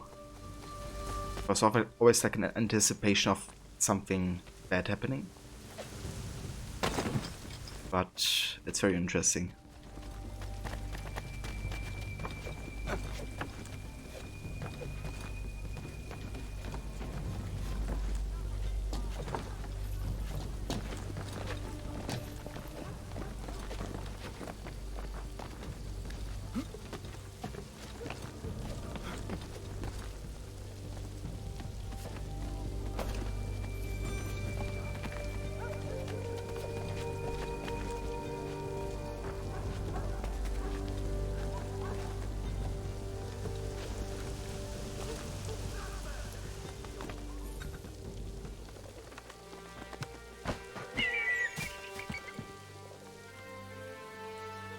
Have you considered the proposal? I'm unconvinced.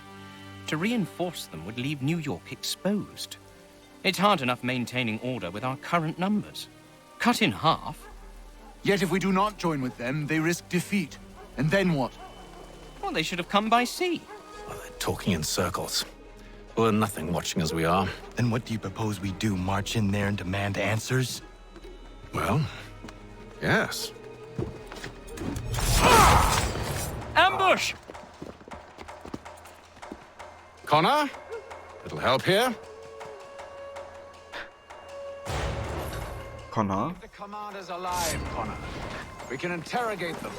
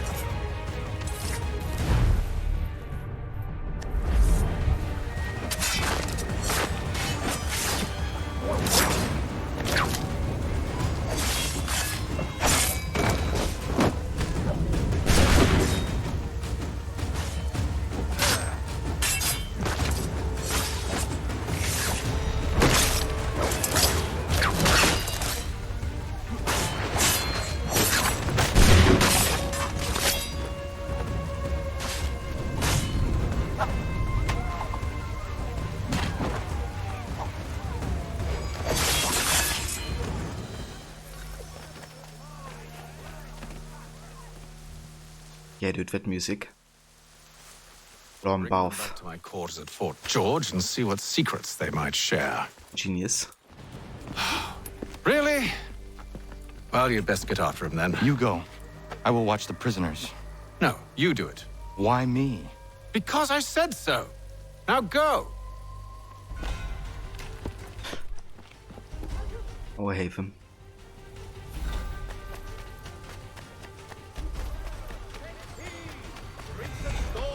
Help! I need help!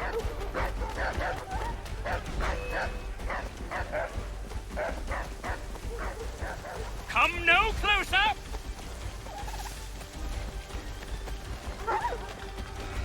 Stop him!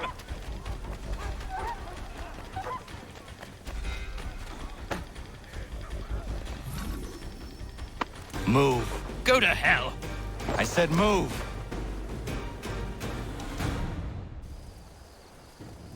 Wait. I'll tell you anything you want. Anything, only don't make We just me go have in some there. questions for you. Cross that threshold, and I'm a dead man. There you are, Connor. I was worried you might have gotten lost. Come along, then.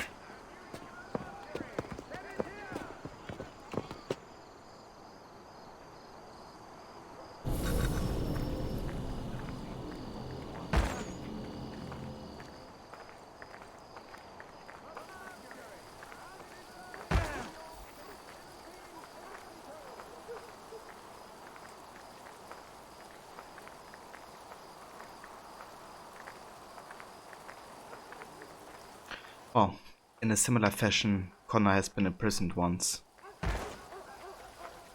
But this time we were one imprisoning somebody.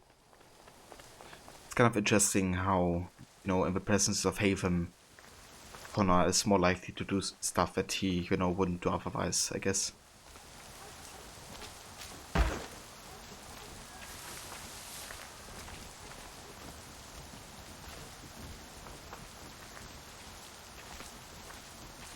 Yeah, sounds good, Ronnie. Have a good rest of the day, hopefully. Maybe catch you later for your stream. And yeah, have a good one. And thanks for giving the shout out, Hiro.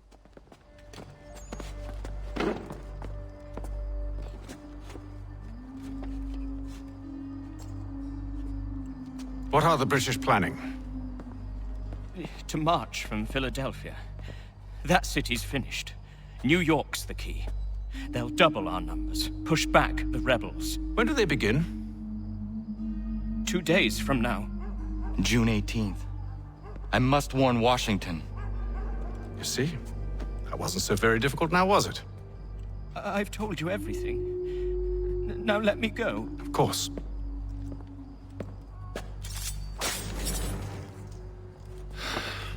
The other two said the same. It must be true. You killed him. You killed all of them. Why? They'd have warned the Loyalists. You could have held them until the fight was done. What?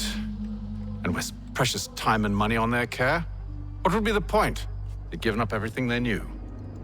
I'll meet you at Valley Forge. Yo, Buster. Welcome, mate. The city's medical register is always at your service. And good evening to you.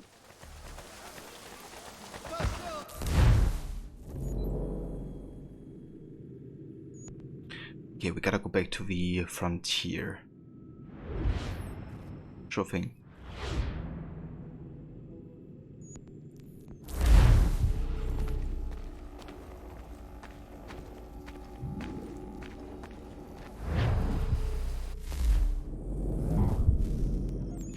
Okay, I want to make sure we are actually controlling New York, given that it's the last colony to be liberated. General John Stark and Lieutenant Colonel Friedrich Baum are currently in a standoff as rainstorms have hit Wenham-Sack, New York. Given the circumstances, the Patriots have a good chance of victory. Weaken the British cause by dispatching Colonel Baum.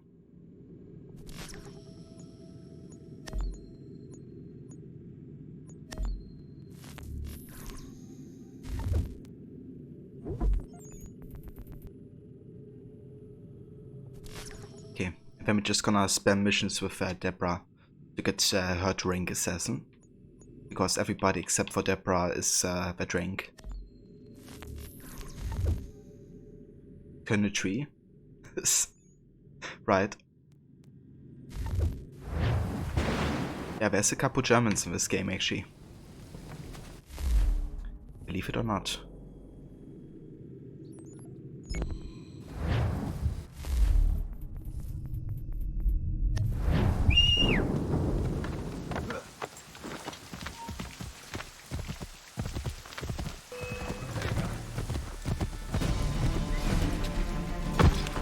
Oi. You didn't do that.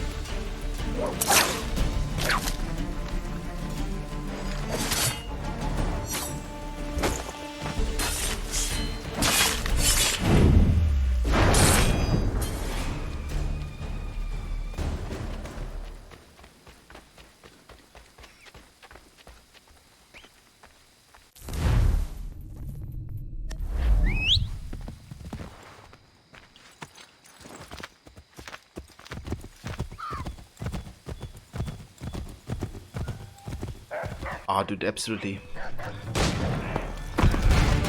Jesus Christ, you guys. Can't stop. Yeah, I like how they brought back that tool.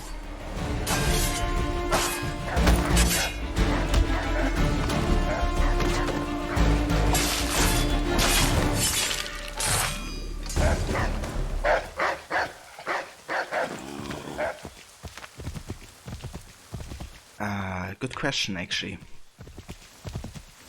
I have no idea right now how it's called. But yeah, it's definitely among my favorite abilities in Valhalla, for sure. Viking Harpoon. Yeah, that makes sense.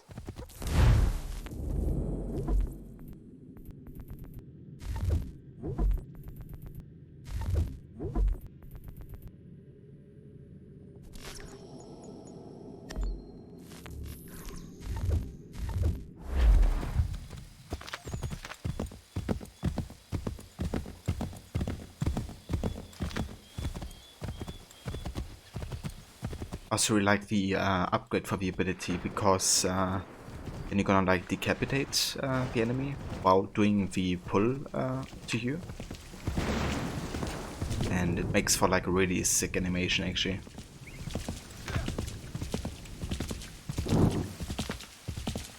Yeah, the animation in Valhalla in general are like so good. I love the various finishers. There's also like a video on YouTube where somebody gathered like all the unique animations for each weapon type.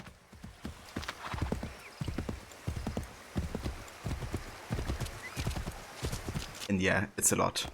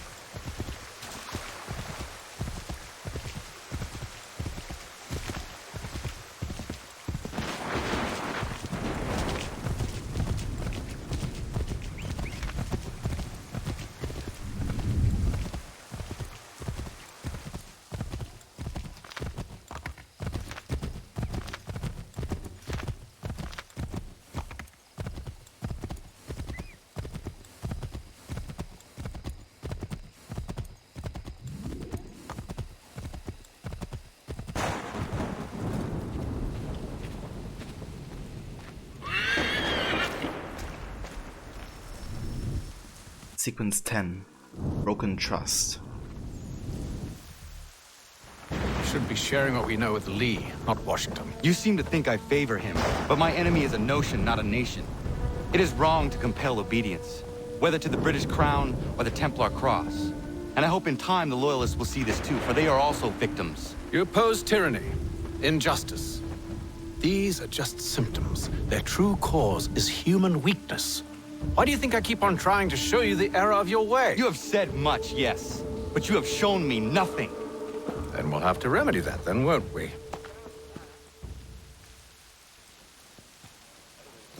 Sir. Hello, Connor. What brings you here?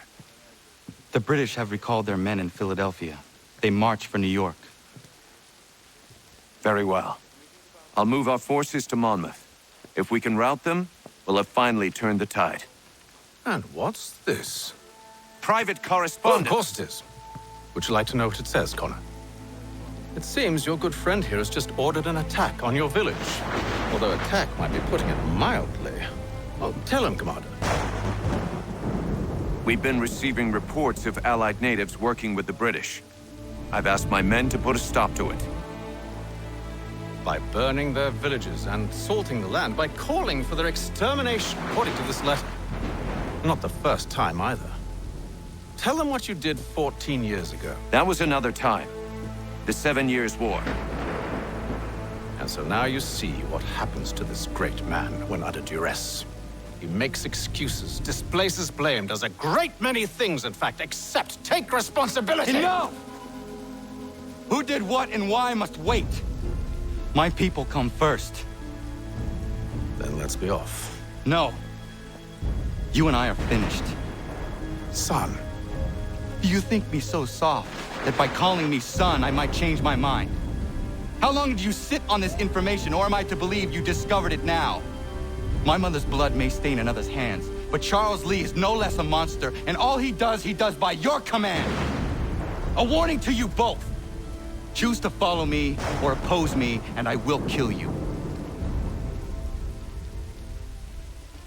Damn, Connor speaking straight facts here.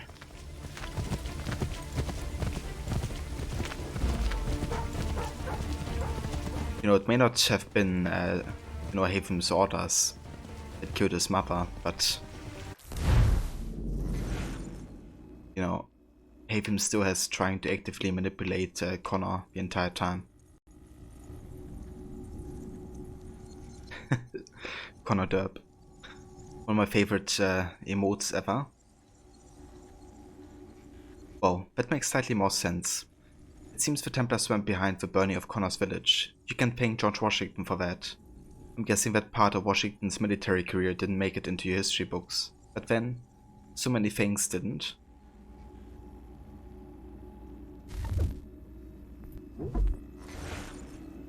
And an update for George Washington.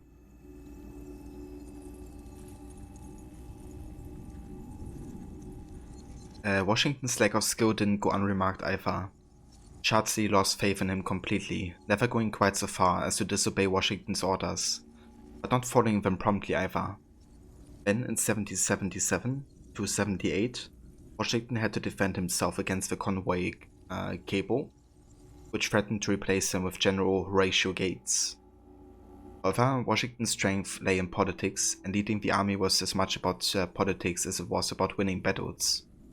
Washington had to negotiate between the varying interests of the army, the individual colonies, and the Congress, and not just for instructions on how to wage the war, but also for basic supplies for the troops. By all accounts, he must have been extremely patient, trying to get politicians to give you anything. It's like trying to get a dog to give you a bone. Actually, my money would be on the dogs, who will occasionally listen to reason. Whatever the criticism of Washington's military strengths, the bottom line is that he won, eventually. When the revolution ended, he was the unanimous choice for president, the credit for the fact that he managed to both win the war and not alienate anyone in Congress. Patient boy Washington. Yeah. Patience can win, I guess. The end. Of course, if you're looking for something to criticize Washington for, you don't have to look far. He ordered the total ruin of indigenous settlements during the Sullivan expedition, not to mention he was a plantation owner, which meant he owned more than 200 slaves. And why yes, his will did provide for them being freed, after both he and his wife were dead and wouldn't need them anymore. I don't really consider that particularly altruistic. Oh, am I ending on a low note? Sorry, I'm here to teach you history, but soothe your sense of national pride.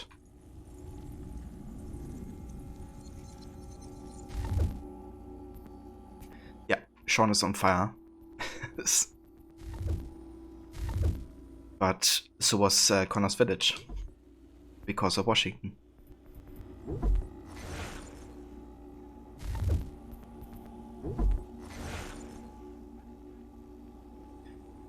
The Sullivan Expedition was Washington's response to several raids by British and Cherokee groups along the northern frontier. Forces under Joseph Brent and John Butler had attacked forts and settlements in the Wyoming and Cherry valleys, killing and scalping women and children as well as militia. Washington's orders were very clear. In order to root out the problem, Sullivan was to attack and burn as many Cherokee settlements as he could find, and take as many prisoners as he could. Sullivan complied, burning 40 Cherokee villages and destroying an estimated 160,000 bushels of corn.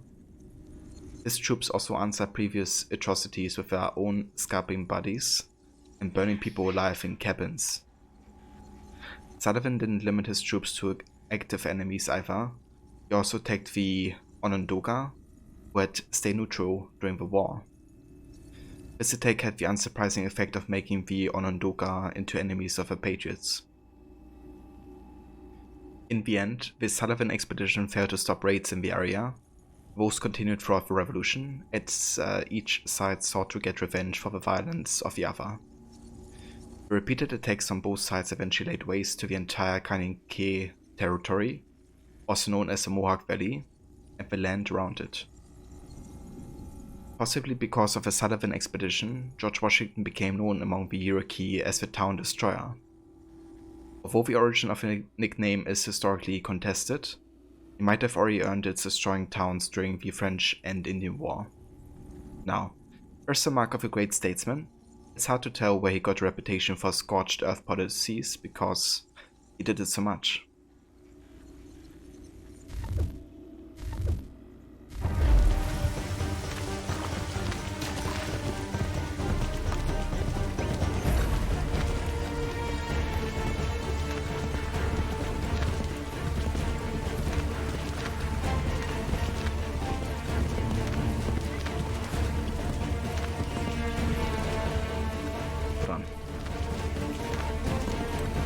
That's the way.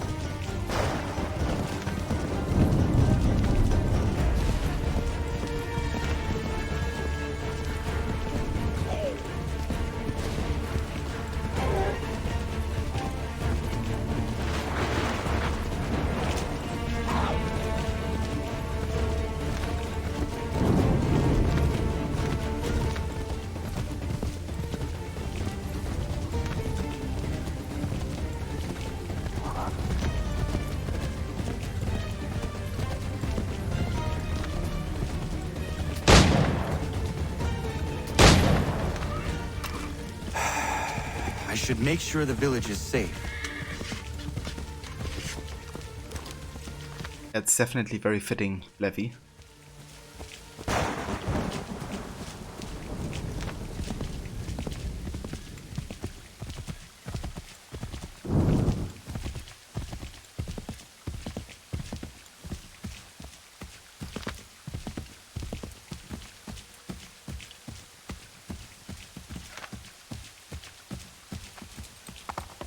Soviet patriots. And now they're basically enemies to us.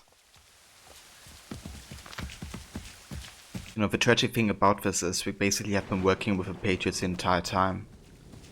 But Connor didn't know that, you know, was Washington who was responsible for the attack of this village. But the people in the village, you know, they think that Connor's on the Patriots' side. So, it's not, you know, gonna be good, I guess. That's what I'm trying to say. Hey, the G Money. I'm not going to be playing the DSC. No. I've decided to exclude the DSC content in this playthrough.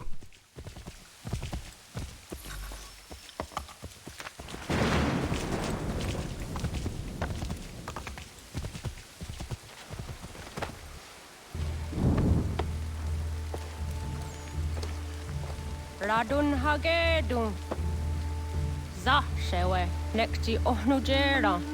Wakanu dunyu hue dogati go oya lungwe ayezenesege. Unka giga oya lungwe. De ohne gujes Charles Lee. Luana tukwa yasagoya donhawe kono dogu dano dohkara ni hadi. Nahoda? Ka nuenya honenu. What de sagodi dashtana, tini hadi, ayun kiyun hunta kwa. Ja, jättet kari hoyeri. Ona dera di desat niku hare. Ya kon tat desatu huntoni ne giga, ne ayaguaderio. Onak zias chagane. De dom zonda kedaste.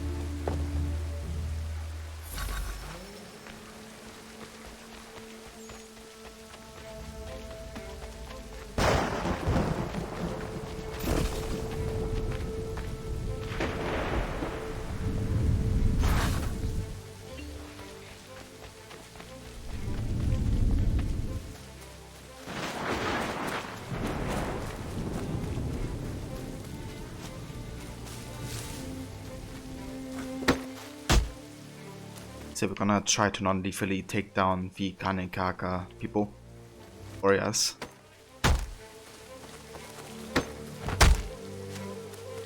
Because they shouldn't attack the Patriots so the war doesn't escalate. But they also, you know, shouldn't die, of course. Just have to be knocked out.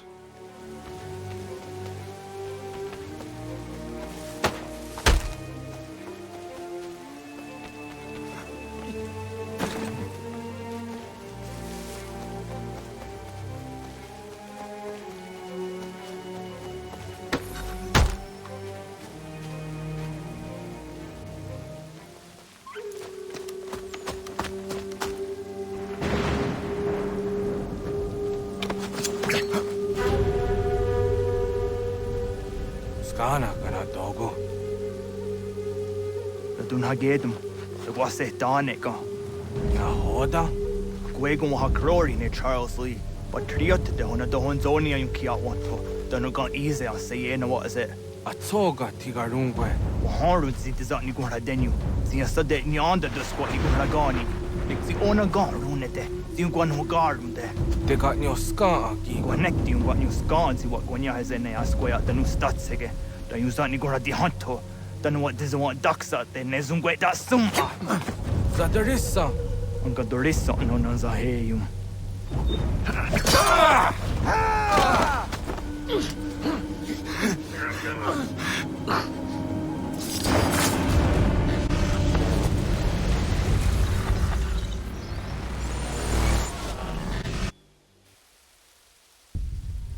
Yao tena, das ist a dansum.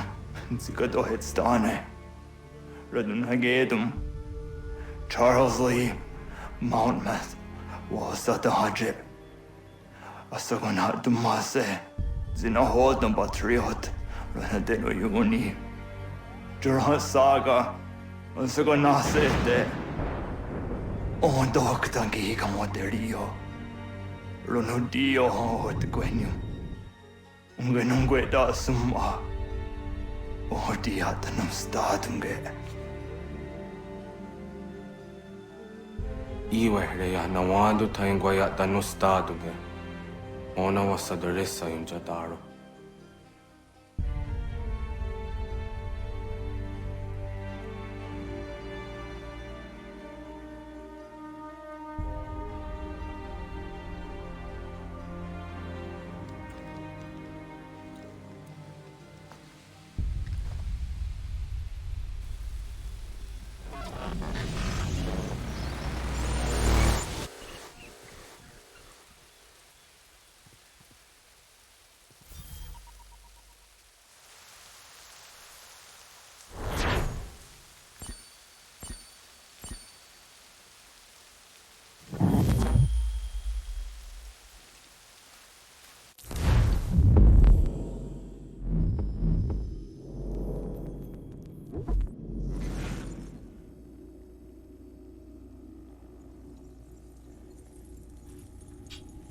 The disagreement came to a head when Kanan Dokun confronted Connor with the knowledge that his loyalist allies had planned an attack on their village.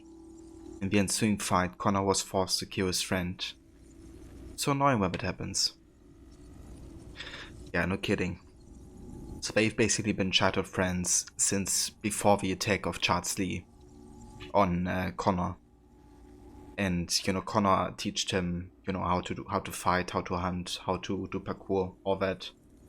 Senji.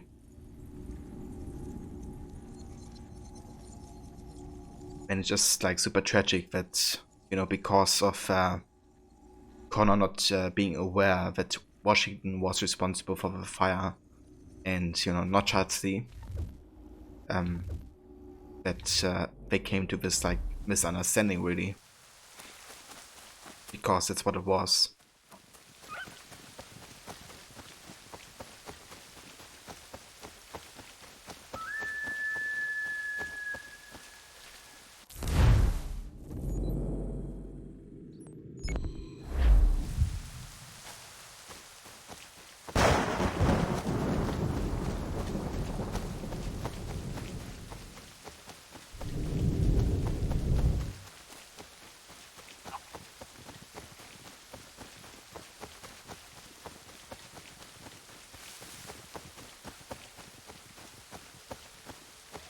Yeah, at the end, you know, Connor wanted to avoid killing Kanen Tokon, you know, if he could, but he just couldn't, you know. He had to kill him to defend himself, I guess.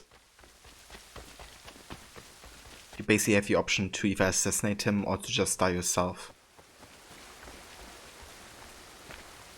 So hey there, Nick, how's it going, dude? Oh, na hoda desa ni gun hare radun hagedu. Kana dogo ramaheyo. Oh, na awa ne. Ya tak kweni kwa oriwio agiru. Tiun kwe hua sera denyu rodi tara kwa anti ene kono guadi ya dahunada kwe. Jinua ya dedewa derio. Doga ona ya kahewe ya dayun guadi huayanda se tona ya dewa yere. Ya. Dewesek. Next, Tony Gardiwas. Oh, near the Ayuka Gardunya de. Anguaya da Nosta de. What did they tire de Wagani, dia de Wadani, in a Honda Dawe? Doga air underwear, de Negon on the Hunjake. Yataya de Watka or Gini Guadi Hoda. Da Weriane de Wahawi Gini Juguenu. Yata Umdu. Onyx the as what they're hard at. Kaknigari was sego de Wagatumzoni. Yeah, a little bit more time. But sometimes you just don't have it. How's the Hellblade replay going? It was really good, yeah. I finished it in 2 streams basically. Because the game is just very, very short. But it's been fantastic. I also watched the feature, like the behind the scenes making of a game after we finished it. So that was again kind of like cool seeing, you know, the process of the indie studio making, you know, such a game. Kind of like how they realized it. So yeah, it was like awesome replaying and seeing that again.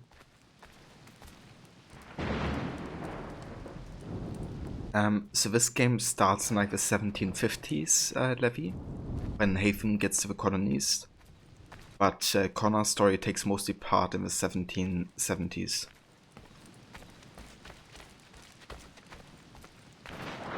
Citizen! Citizen? Haven Morrow? Welcome, dude. Wak doga se, Gina Honda awadu na gayero.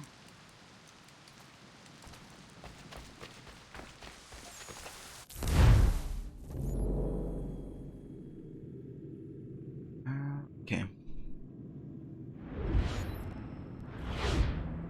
Let's do this.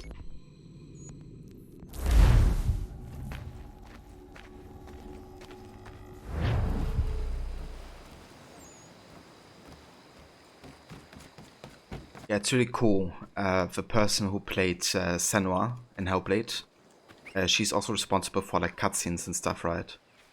So she actually ended up editing her own scenes, which personally I believe maybe added to the experience, you know, of like how these cutscenes were realized. But I also think the audio is a huge part of the experience in Hellblade. Hold this position for as long as it takes. If the enemy is allowed to push through, we will lose what precious little ground we have gained. The sacrifices your brothers have made today must not have been in vain. Now go! Bring the fight to our enemy! Make them rue the day they marched upon us!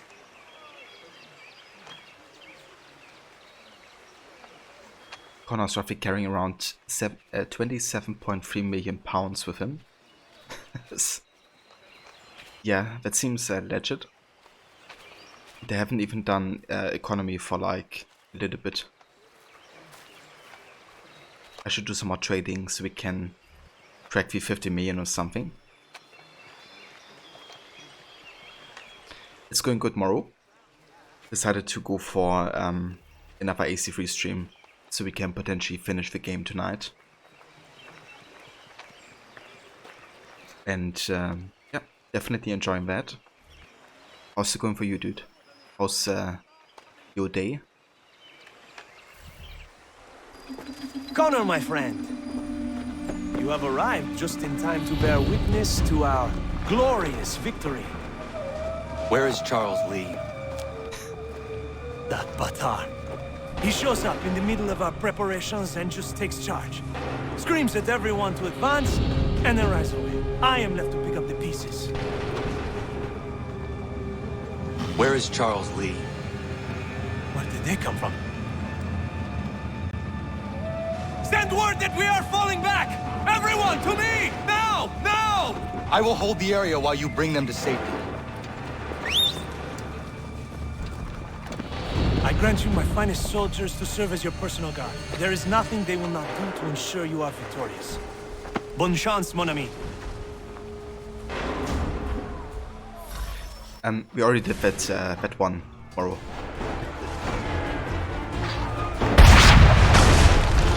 We'll push these redcoats back yet?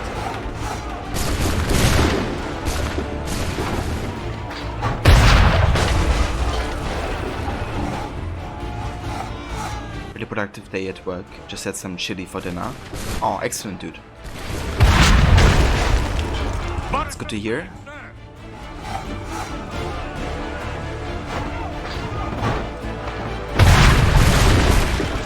That should slow them down.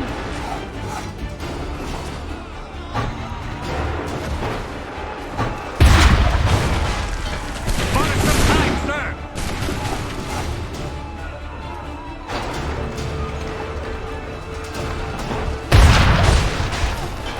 That should slow them down.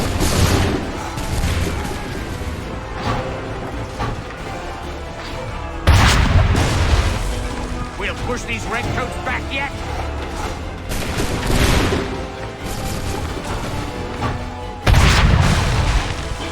That should slow them down.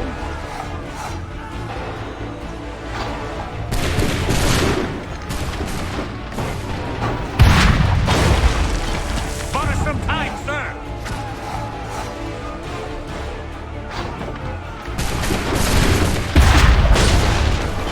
We'll push these redcoats back yet?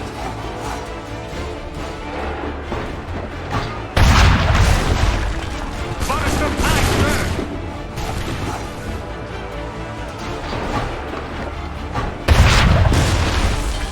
That should slow them down.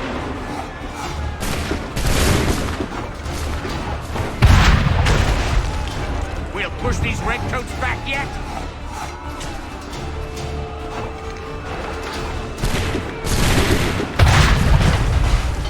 A perfect shot!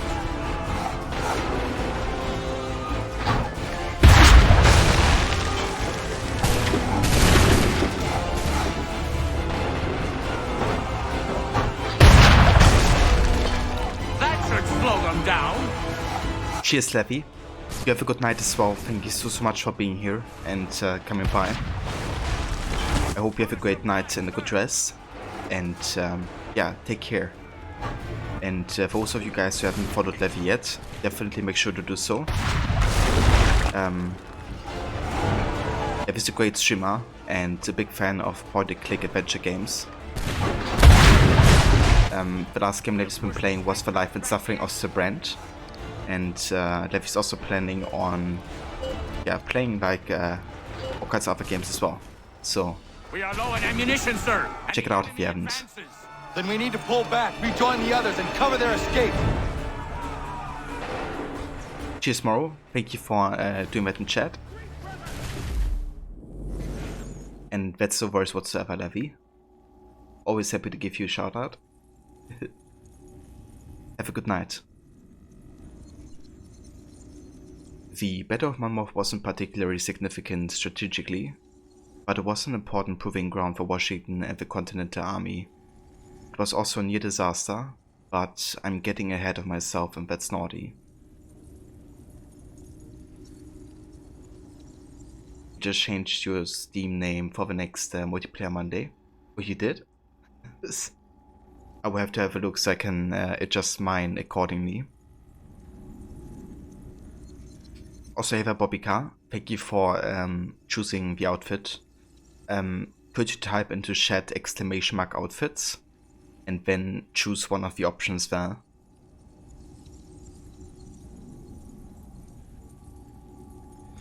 Once the British learned that the French had joined the Revolutionary War, British troops were ordered to withdraw from Philadelphia and march to New York City.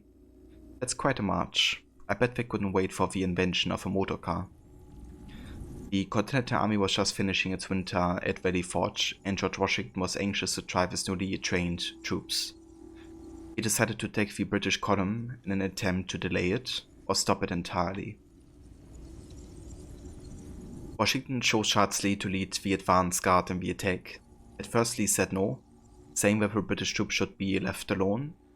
However, when Washington ignored his protests and offered the command to the Marquis de Lafayette instead, Lee agreed to fight. These troops caught up to the British column at the Monmouth courthouse and attacked. The day was hot, more than 100 Fahrenheit, and soldiers on both sides dropped from heat exhaustion. Despite the weather, the Continental Army was doing well until Lee mysteriously ordered a retreat. A move that still confuses modern historians. People must have thought he was quite the pacifist for such a warrior. Though of course people didn't know what you and I know. It's nice if you're clever, isn't it? First time for you? Anyway, Lee's plan backfired. Washington arrived to find his troops retreating, but rallied them and attacked again. The two armies fought into nightfall when the British sneaked away under cover of darkness, leaving the Continental Army victorious, but the British Army well on its way to New York. Still, it was proof that Washington's troops were finally a match for the British. The battle secured Washington's reputation and destroyed Lee's. He was arrested, court-martialed, and kicked out of the army entirely.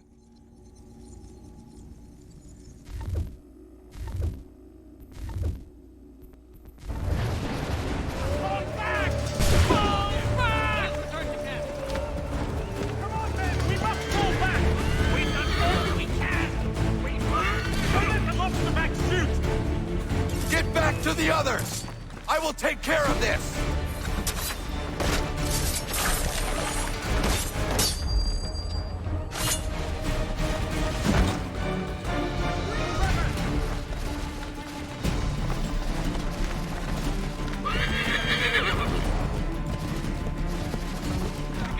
Distract the redcoats before they open fire! Go! I can deal with this!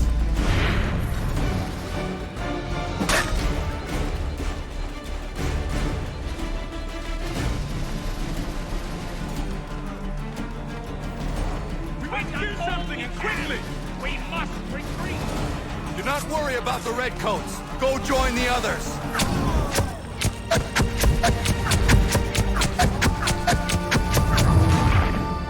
What the heck? What's happened? Did you see that? I think I went too close to the enemy fire. If we tarry, we'll die! That was hilarious.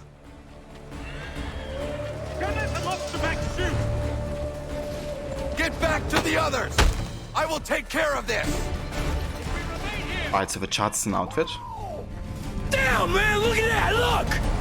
Yeah, we can do the Bobby car. As soon as I have the option to change outfit, I'm gonna be doing it.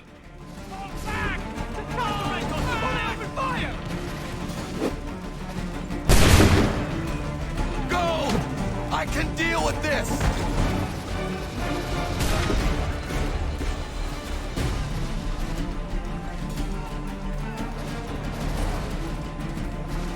We must do something quickly! We must retreat! Do not worry about the Redcoats. Go join the others.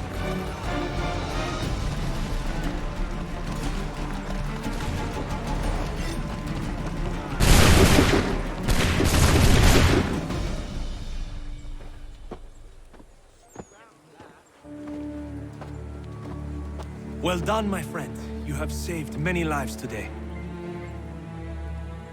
Connor? Charles Lee has betrayed you.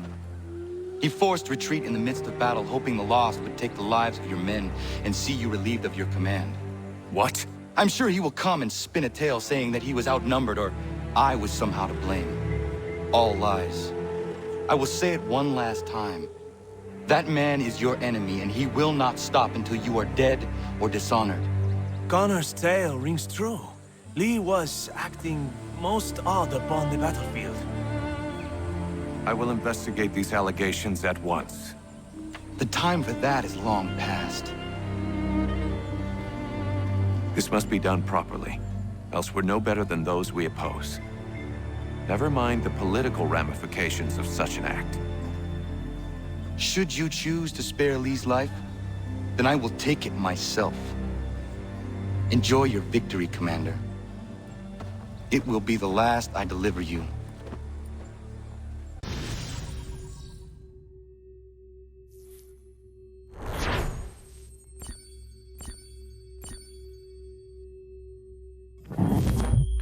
Yeah, the exploration in AC3 is quite nice. I like the different areas that you have.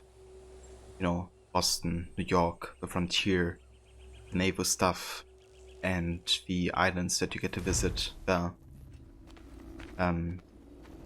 Davenport Homestead, modern day. Something's happened, Desmond. Abstergo has your dad.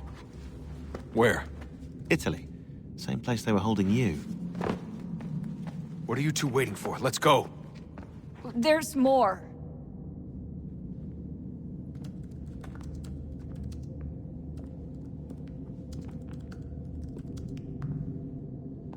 Hello again, Mr. Miles. I hope this message finds you well, or as well as it can, all things considered.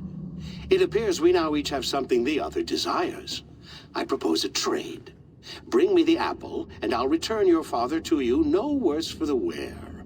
Should you refuse, he will still be returned, albeit much worse for the wear.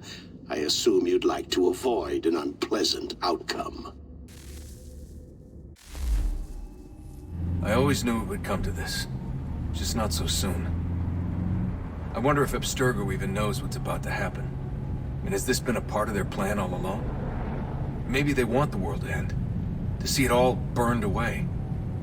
Then they'd have their new world, ripe for the reshaping. We talked about looking for another power source, leaving him there. It's probably what he'd want, for us to finish the mission. But I can't. It's hard enough taking a life, but letting one be taken? Knowing there was something I could do about it? Not a chance. Might be I'm risking my life, risking all our lives to save an asshole. What else am I supposed to do? That asshole is my dad.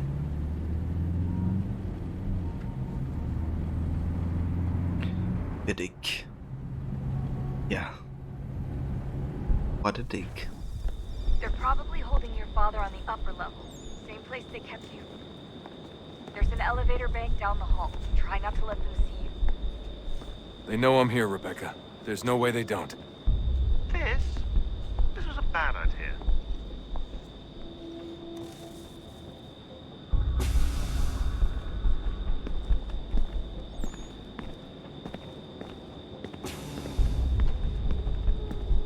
Oh, hey there. Don't mind me. I'm just going through here unsuspicious like with my hood. And hidden blade and backpack. Hand over your weapons and come with me, sir. I can show myself in, but thanks for the offer. I'd rather this not turn ugly, Mr. Miles. Then let me through. Subdue the subject, please.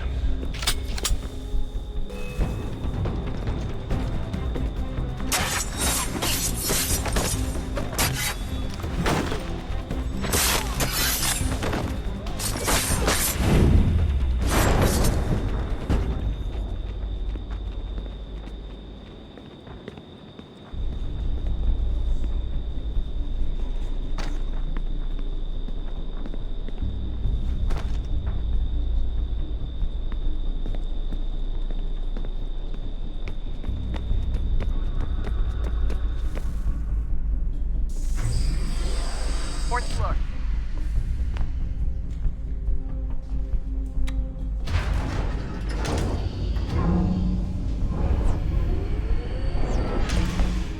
Well, I see you've learned absolutely nothing since you left us. Walking into an elevator in the middle of a hostile environment. Really? Where's my father? You'll see him soon enough. Now be a good boy and wait for security to fetch you. You're gonna have to climb the rest of the way. Yeah, I mean, Vidic makes a good point there.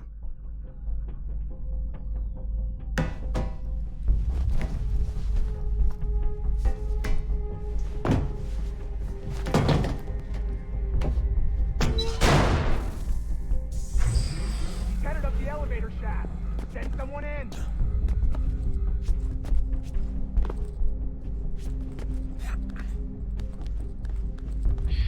Yeah, dude, the modern day in this game is just amazing. Need eyes on him. He can't be far. Where the hell is he?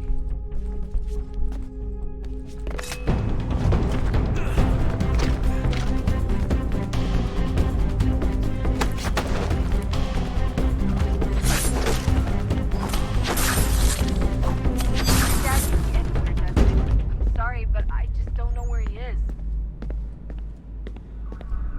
That's okay. I do.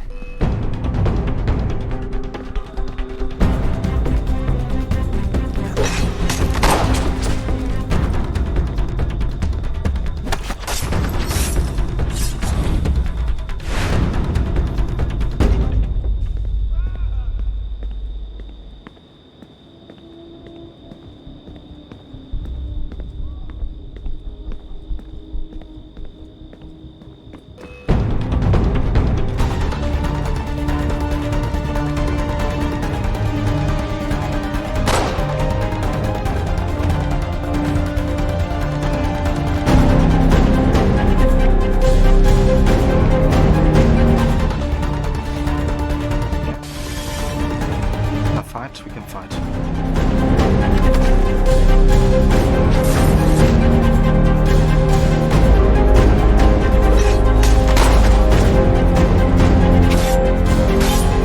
Music.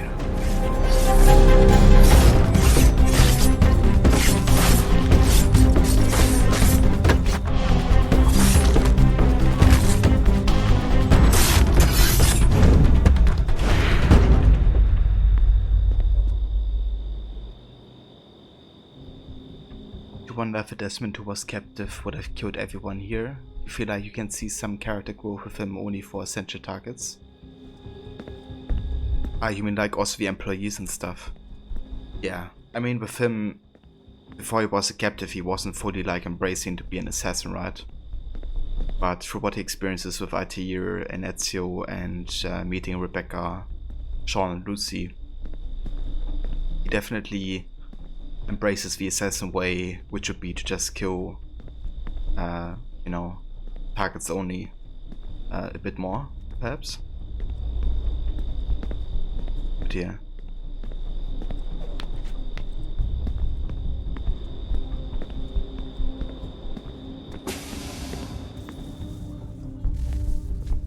Give me the apple. Let's not draw this out. You got nowhere to go, and I've got a gun. Speaking of which, it's the 21st century and you're still running around with only a tiny knife for protection? It's stupid. All right, Desmond. Game's over. Not now. Not now. Я еще ждет работа. Нет. Get out! What the hell was that?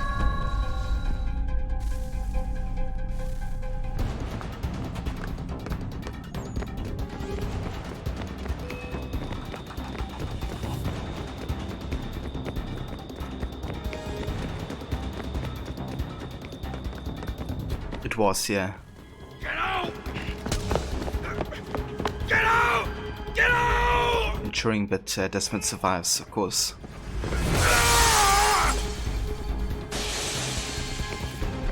Enough is enough, Mr. Miles. I invited you here in the spirit of cooperation, but you responded to my hospitality with only violence. I had hoped we might preserve you and further study your memories. But you're not worth the trouble.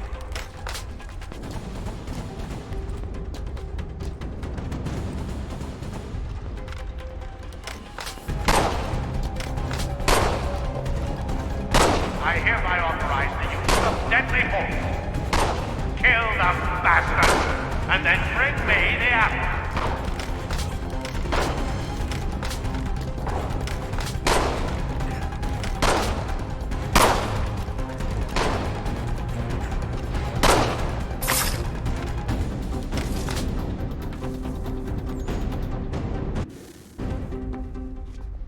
Where's Vidic? Fifth floor.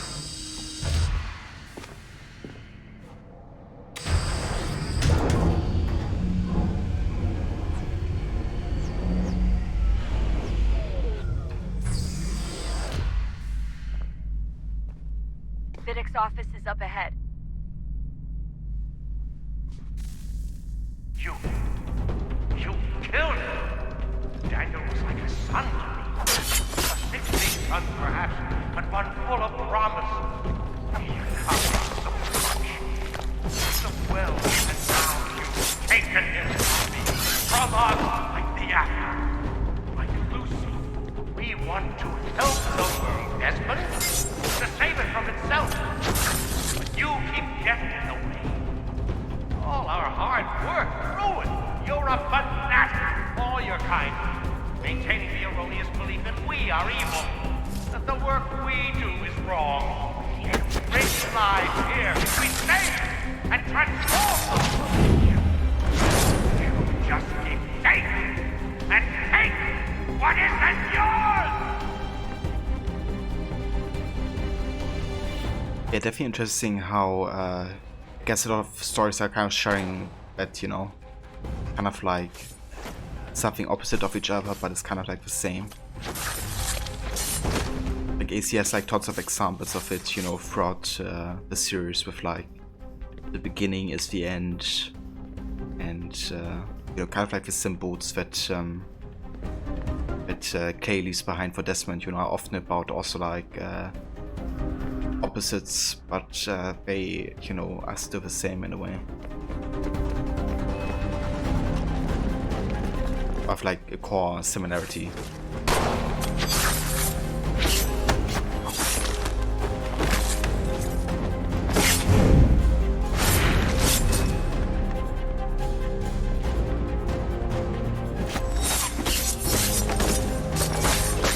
Please don't kill me. I'll let you in.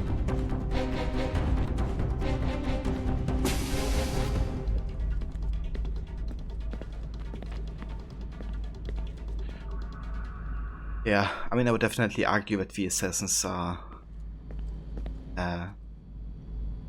rather the good guys than the Templars are, but it doesn't make what they do the right thing or like the good thing.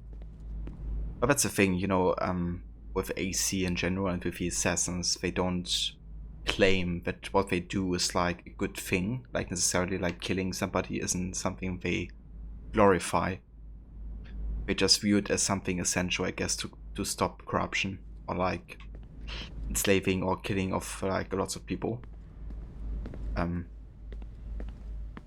But yeah, I can definitely see the similarities to Metal Gear Solid 4.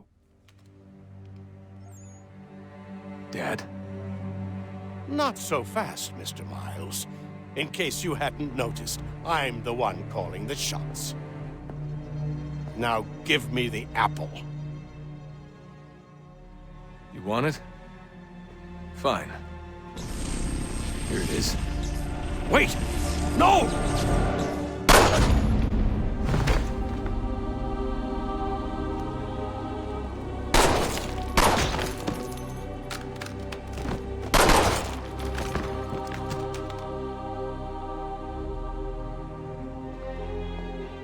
You never should have come here. You put everything on the line. For what? So you could rescue your father? Yeah.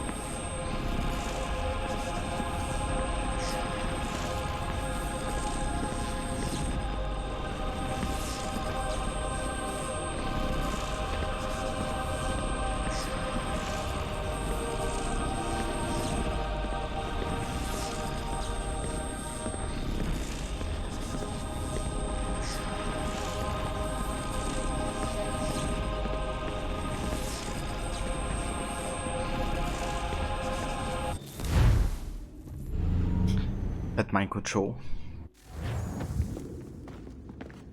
I'd get the power source hooked up before heading back into the Animus. But it's your call. Yeah, there we go. We got the last power source. Warren Vidic, basically the major modern-day Templar antagonist, has died. And William has been rescued. So yeah, what we're gonna do now is we're gonna find Juno, who's up there, and then get this power source hooked up. Your favorite villain? Yeah, he was a very interesting one, I agree.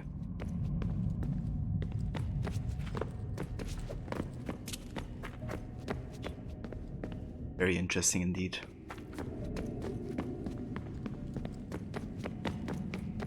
Citizen! Citizen. Hey, the doogies. How's it going?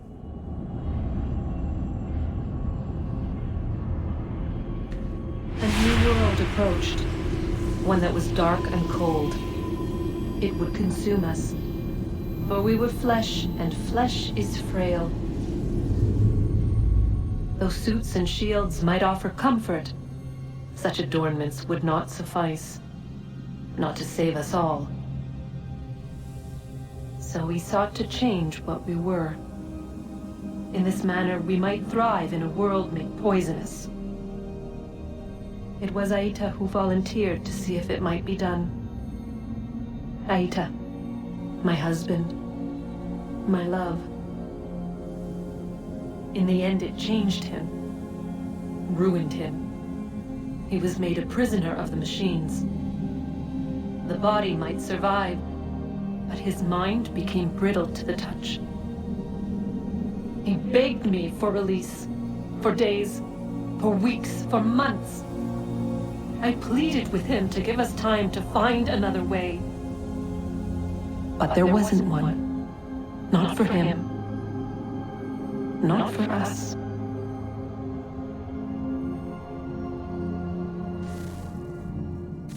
Damn, she ended Aita's life herself.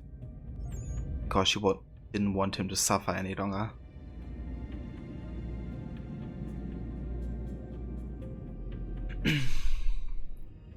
But yeah. So basically, Aita and Juno, they knew that the world was doomed, right? So they tried to find a different meaning of surviving. For example, well, I'm not gonna go too much in detail because it could be potential spoilers for Black Flag and some other future AC games. But yeah, they tried to find means to survive, essentially. And to endure time even after the catastrophe hits. but Faita it wasn't very successful, which is why Juno decided to end his life ultimately. Odyssey DSC PTSD. Dude. That part in Fate of Atlantis, like, it's just... I mean, not only that part, but the entire DLC. But yeah. Let's not talk too much about Odyssey. I'd rather talk about good stuff today.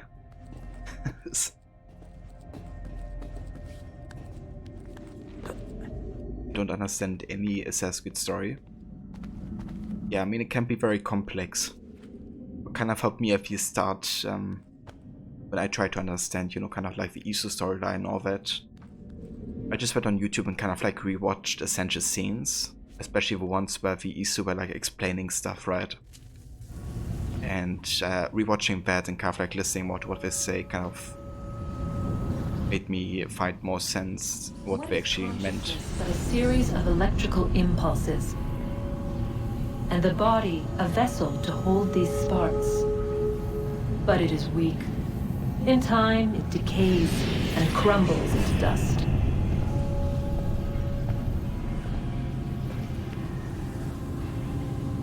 We asked ourselves then, what if it might be replaced with something stronger, something better? So we forged a new vessel, one that might endure. It proved easy enough to enter.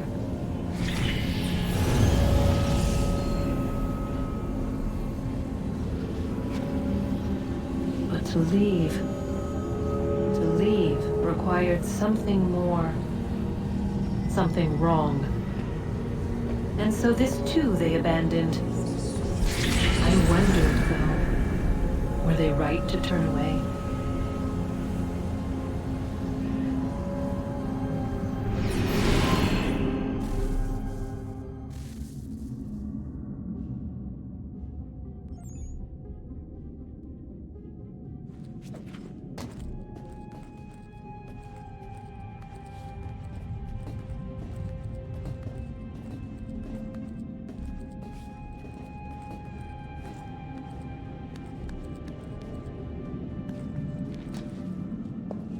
You think you played 1 to Revelations 3 times before really digging into the modern day and understanding it all? Yeah, like when I first started playing AC, for me it was definitely more about the historical part at first. But the more you kind of like replay the AC games, the more you realize the importance of modern day, I guess. And how well they actually created it.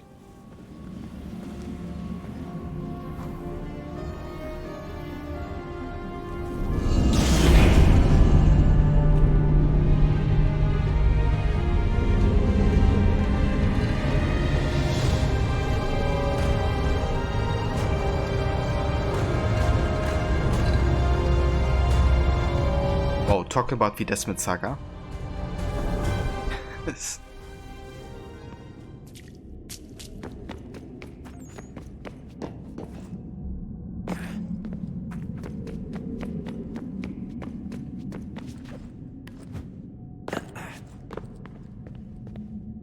Right, there we go.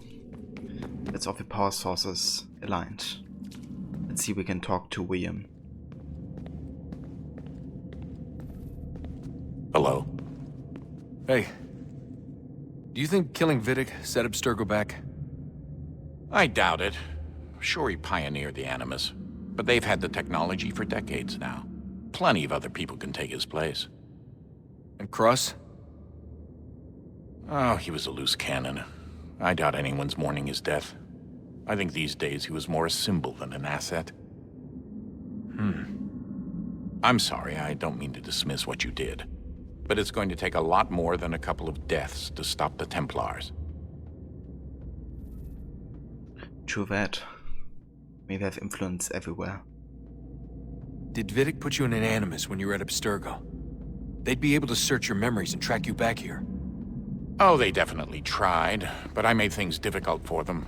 You can resist, you can cloud up the transmission, or just refuse to move. Eventually, they would have gotten what they needed, but it still would have taken them weeks. Vidic threatened to put me in a coma once. It would have made you more pliable. But if the user isn't engaged, it's a mess.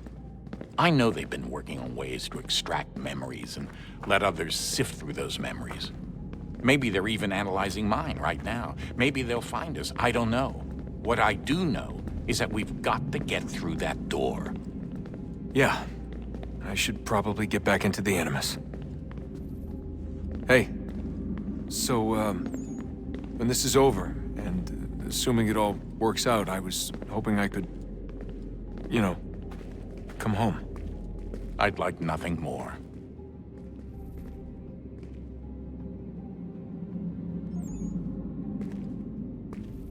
We're almost there, son. We'll have plenty of time to talk when this is all over. We should focus on our work now.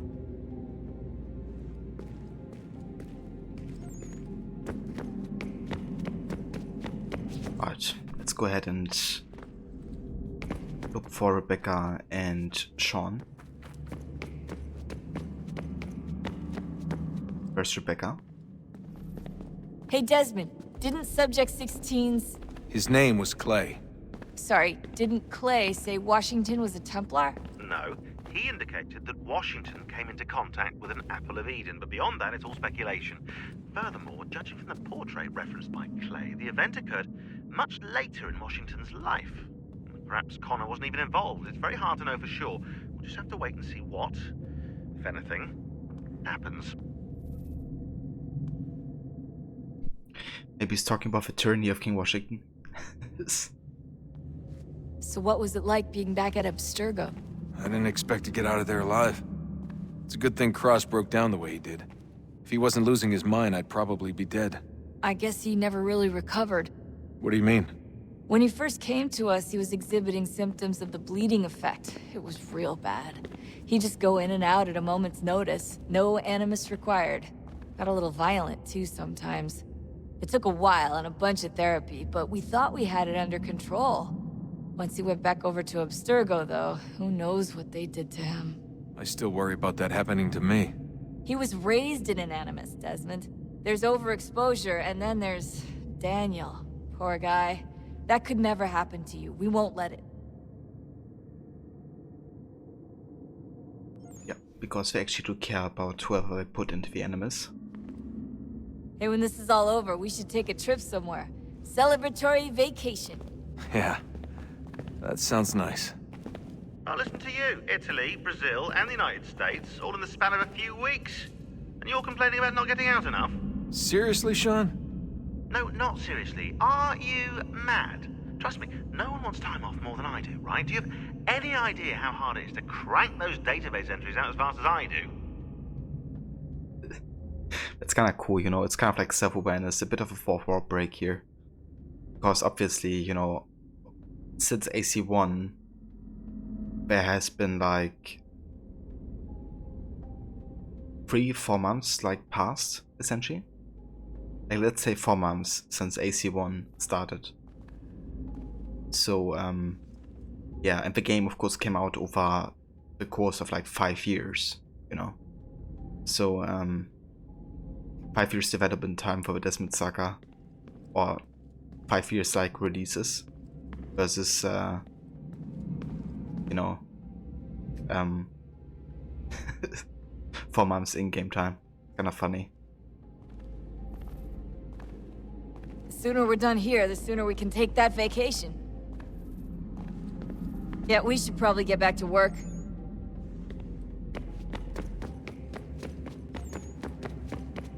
It's also funny because, you know, it's like such a short time modern day and there's like so much stuff happening. And when you go like to the new AC games, you know, especially when you look at like Unity and Syndicate, and there's basically like 1 year between each and a lot less happening in that span of a year. That's the difference, you know, because back then, when we created AC, they of course have a modern day set in the future. Like AC1 came out in 2007, but the modern day was set in 2012. Nowadays, a game comes out in 2020, and the modern day is set in 2020. So it's not like, you know, painting a picture of a future anymore. It's like modern day actually has become present story instead of like, you know, close future or near future scenario, I guess. I regret not asking you to hack into the Abstergo servers while you were there.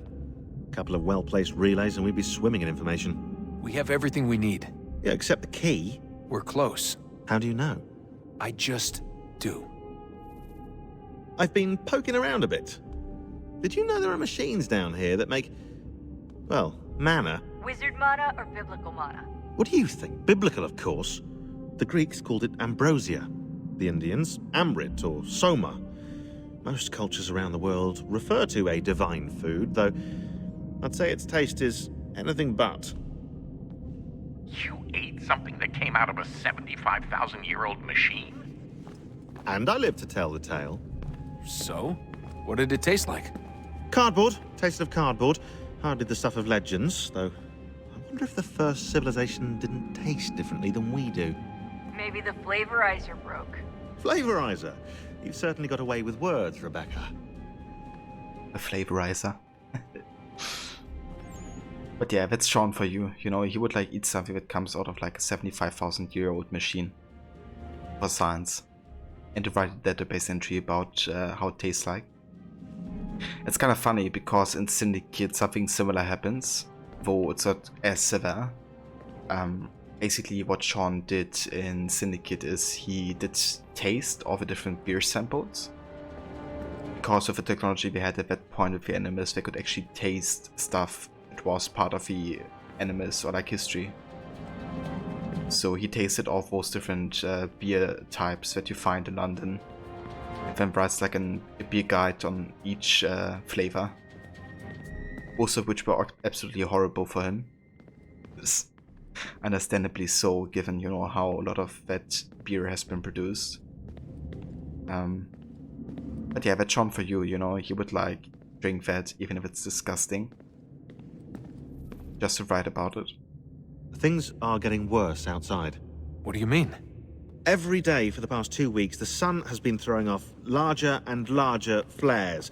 Older satellites are starting to malfunction. I hear rumblings of recalling the crew on the International Space Station. There's already work being done as well to shield power stations and transformers on the ground. Not that any of it matters. This goes far beyond some brownouts. We all saw what's actually coming. Do you know how it works? Look, I'm no physicist, but it's something to do with the Earth's geomagnetic field. The flares and mass ejections disturb it, which appears to trigger seismic events. I've tried reaching out to people who might know better, but they all insist it's bunk. And I don't blame them. It sounds ridiculous. I wish it was. Best we finish up with Connor. Come on, Desmond. In you go.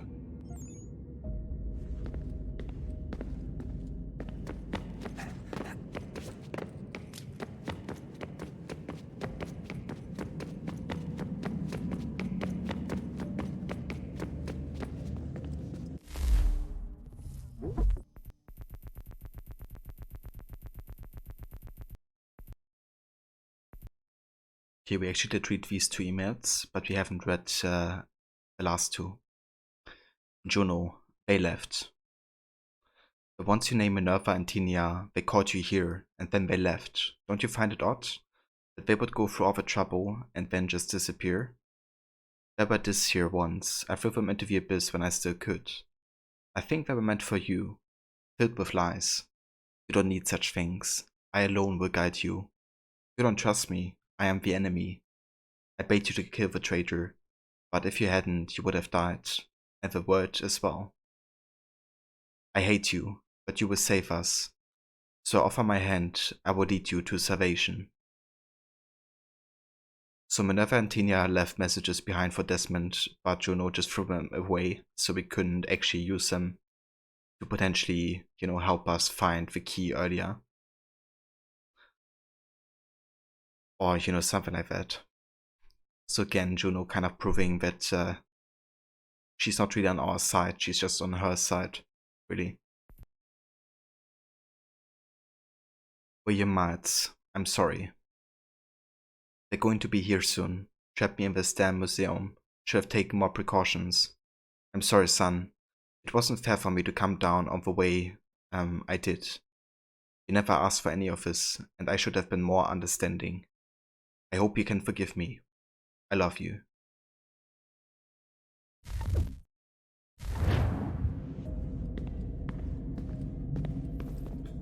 So that's of course the message that William wrote to Desmond before he got saved by Desmond. But yeah, now there's nothing left to do but jump into the Animus. Home stretch, Desmond. I can feel it. The tides of war are turning. The Loyalists fall back beneath the advancing Patriot army, their hold on this land weakening by the day. But the Templars only seem to grow stronger. Though fewer in number, the threat they pose appears undiminished. Making matters worse, Washington chose to spare the life of Charles Lee. I am told he has taken refuge inside Fort George, and so my days are spent searching for a way to breach its walls. Of my father, there is no trace, and I am glad of it. If I can be rid of Lee, there may still be a chance for reconciliation. And through it, peace.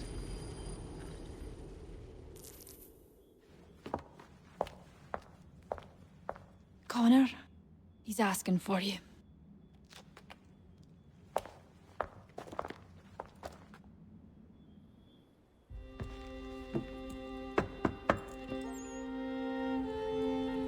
Hello, Connor.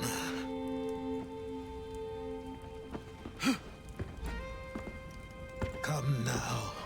Your sadness won't sustain me any more than that fool woman's soups and potions. Tell me of your latest exploits. Charles Lee has been exposed, and the Patriots finally rid of him. They march now to secure the remaining cities that this country might finally be free. Then you have won. The land and your people are safe. Yet you seem troubled. Washington spared Lee's life. So long as he lives, all are in danger. The same is true for your father. When you first came to me, you understood what had to be done, swore you'd see it through. If not for the Brotherhood, for your people, and all those threatened by the Templars.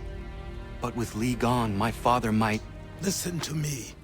You have not come this far to throw it all away over misplaced sentiment. Both men must die. Achilles. There is nothing more to discuss.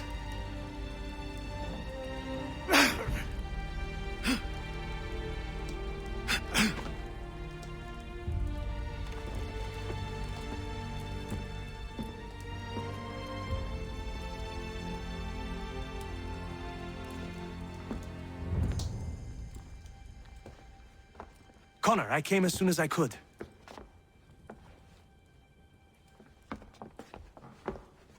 Tell me you bring good news. The Comte de Grasse said yes. You need only join his fleet in Chesapeake Bay and they will serve as required. But what exactly is it you intend? It's better that I show you.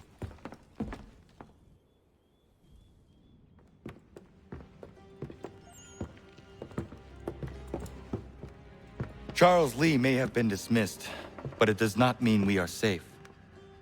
But the commander? The commander underestimates the threat, and no more time can be wasted trying to convince him otherwise. I must do this on my own. Do what, exactly? Kill Charles Lee.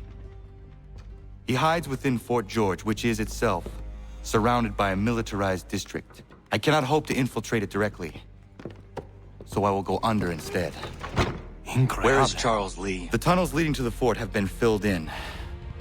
While I secure the Admiral's ships, I need you to clear them for me. And the ships? When signaled, they will bombard the fort. Breaching its walls and creating a distraction, I see. In the chaos, I will slip inside, find Charles Lee, and silence him forever.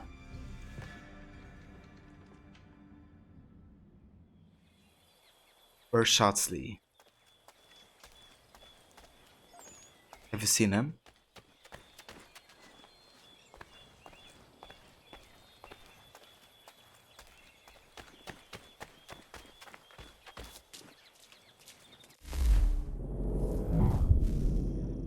Right, nice. So we have liberated all of our colonies on the East Coast. But we still have to train Deborah to Master Assassin rank. So let's see, we have like, yeah, one of those missions would be nice. Building a safe house. And she only needs another 2 missions until she reaches the rank. So let's do it.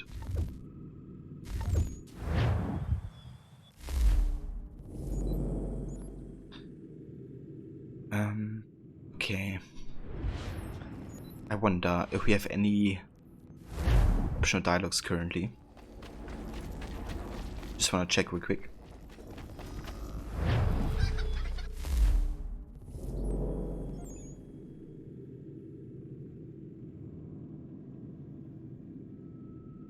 Okay, nothing here. Let's have a look in Boston.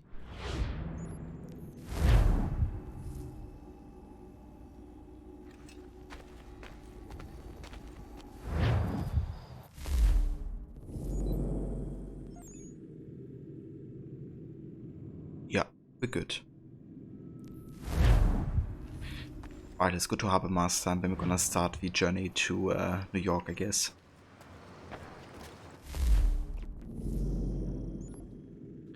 We do have to do it from Davenport though, apparently.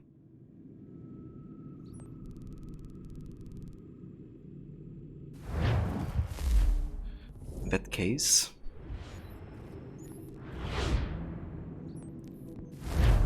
Zulefis.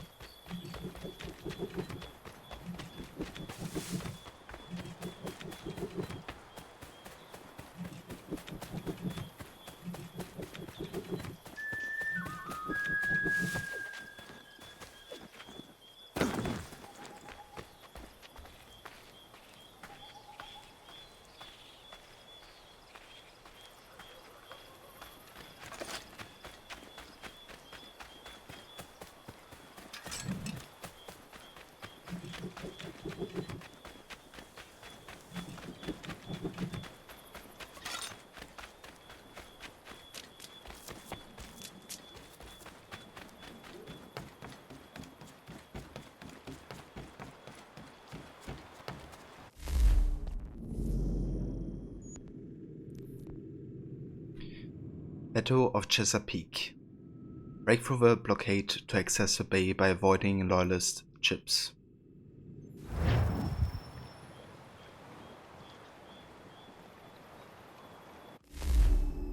That mute dialogue.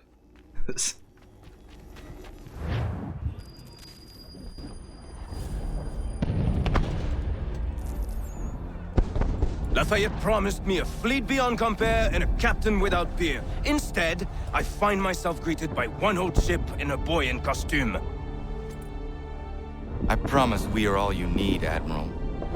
I doubt this very much, but beggars do not choose. And the ships I require? They are yours, provided we survive this. What would you have me do? Hold the bay while I engage the main fleet. Should any British ships dare approach, destroy them. They must be kept from Yorktown.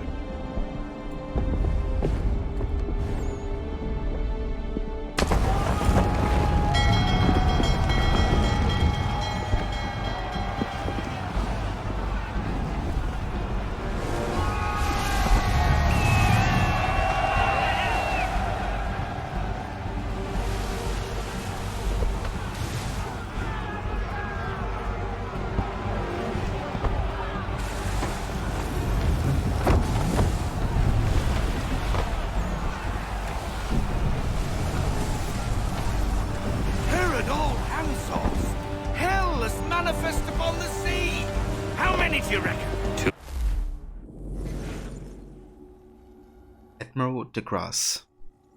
Vincent Joseph Paul de Grasse was an admiral in the French Navy and is probably best known for his victory at the Battle of Chesapeake, where he prevented British troops from arriving to reinforce the army at Yorktown. De Grasse was the youngest child of a French nobleman. He joined the military at the age of 11 when he became a page with the Religious Military Order of Malta.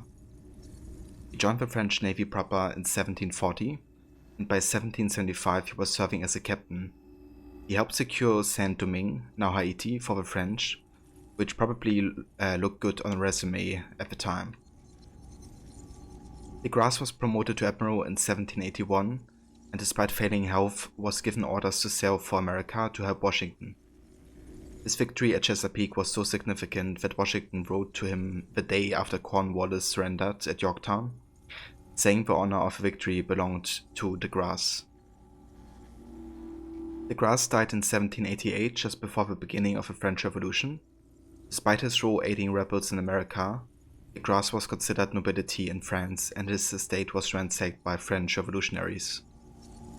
His family fled to the United States, where they were welcomed as the children of a hero. I guess hero and oppressor all depend on your perspective. You say tomato, I say tomato. You say potato, I say potato. Actually, no one says potato.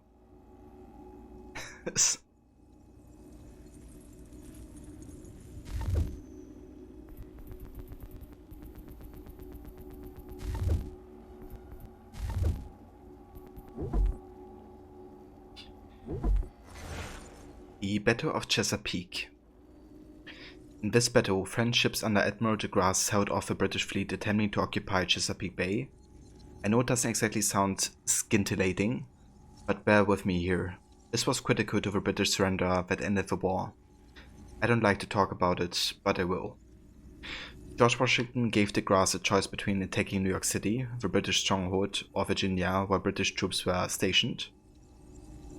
De Grasse chose Virginia. The waters were easier to maneuver in, and he didn't have the equipment that a siege of New York would require. De Grasse was stationed in the West Indies, but left in secrecy, or he tried to. The British noticed his warships missing. I don't know about you, but I would find it suspicious if a bunch of warships went missing. It raises questions. And it wasn't hard to guess, but where they might be headed. The British Navy sent ships to Chesapeake Bay to cut de Grasse off. However, they went the fast way, while de Grasse took the scenic route, staying out of sight and out of the major shipping lanes. So when the British arrived at Chesapeake Bay, they found it completely empty. They set on for New York to meet with the rest of the fleet there, leaving the Chesapeake Bay empty when de Grasse arrived at the end of August. Clever. And by taking the long way around, de Grasse collected enough sea miles to qualify for a free hip flask. The British fleet returned less than a week later, but the damage was done. They were outnumbered by the French forces occupying the bay. I believe the technical term here is whoops. There's another one, but that begins with F, so I better not. De Grasse's fleet sailed out to engage the British on open water. They fought for only 2 hours before night fell. It was the only time they would actually fire their guns. De Grasse led the British south, away from the mouth of the harbour, leaving time for French reinforcements to arrive from Rhode Island and occupy the bay again. Finding themselves badly outnumbered and outmaneuvered, the British returned to New York, effectively abandoning the troops they were supposed to supply in Virginia. The battle was technically a draw, I take that. However, the larger victory came when the British troops in Virginia realized they were cut off and surrendered, effectively ending the revolution.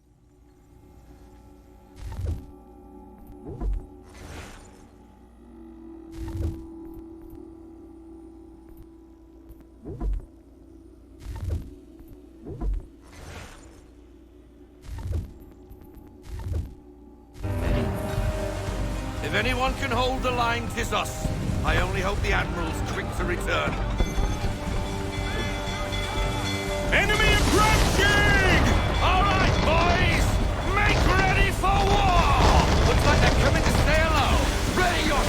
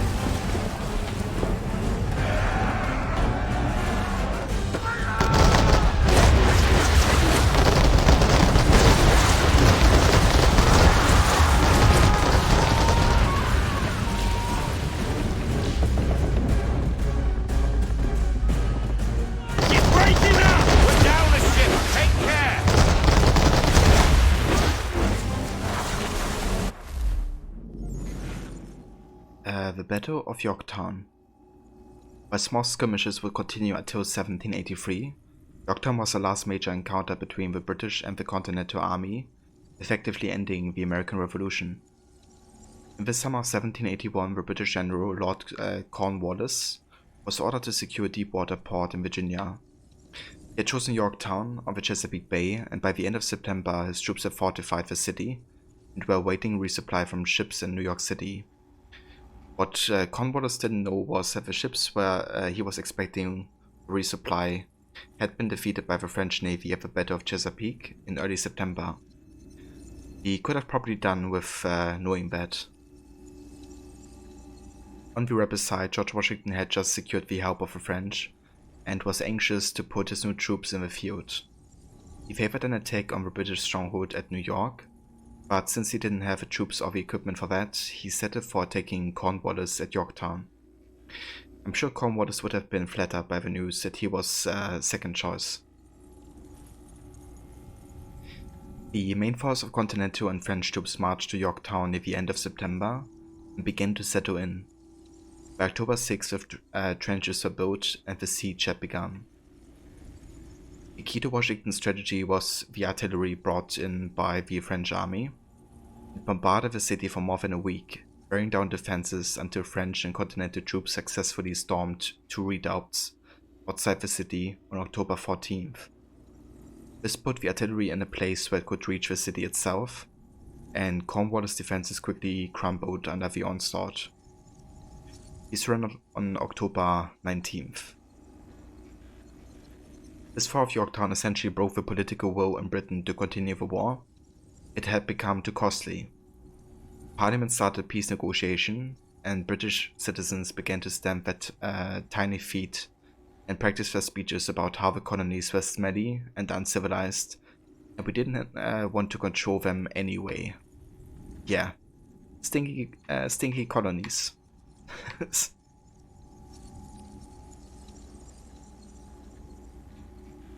It's like, well, now I don't want the colonies anymore.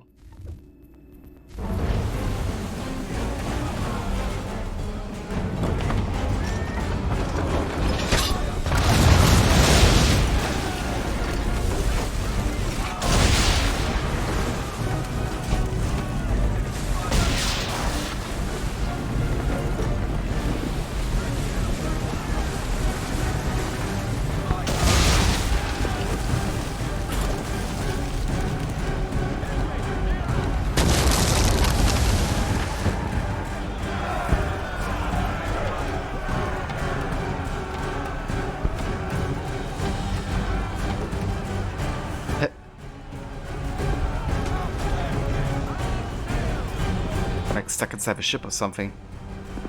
Okay, never mind.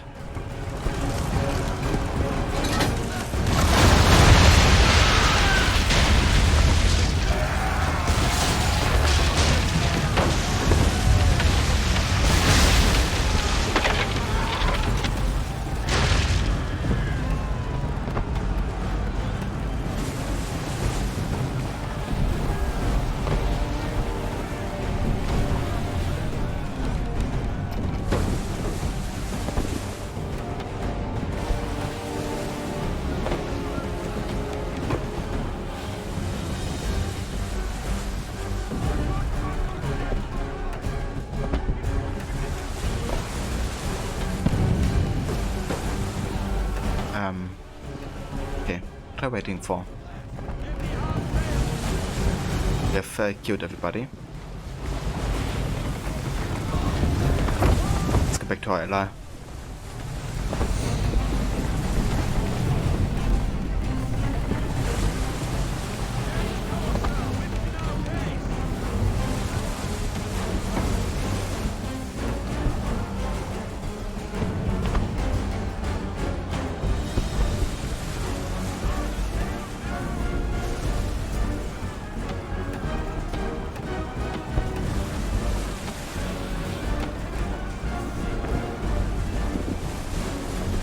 Good mate.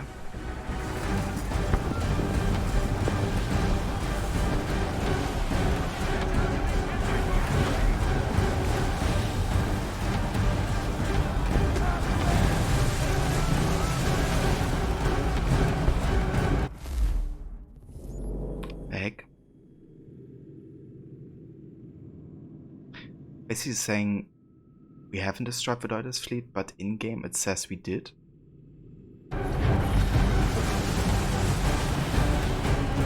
Okay, never mind.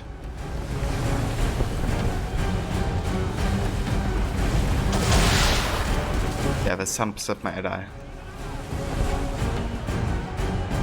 So supposedly there should be like frigates that attack us. I feel like Bish is bugged right now.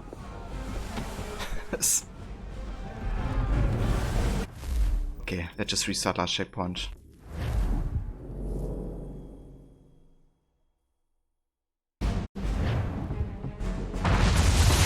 We're down the ship! Take care!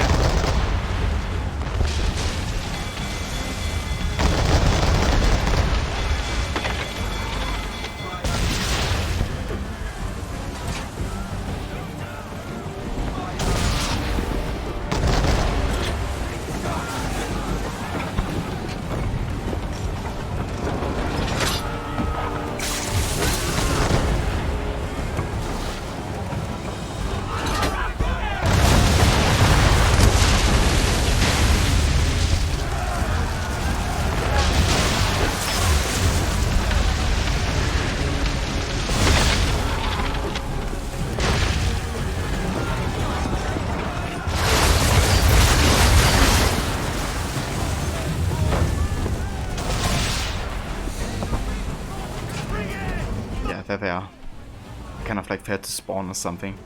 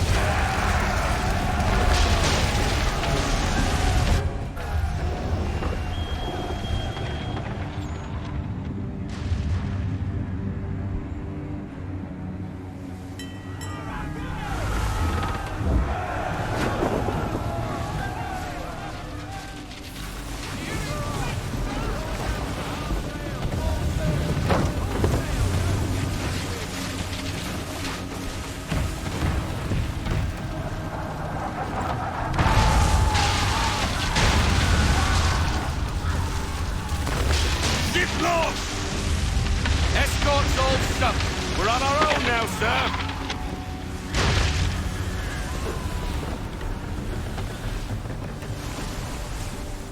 Requiescat in pace. God, where are our blasted reinforcements? They will come. We must hold the bay until they do. Oh, this is madness. You're alone and we're without reinforcements. I mean, we could have stopped and, you know, picked up everybody who was just about to drown there. But that's just one of many options we had.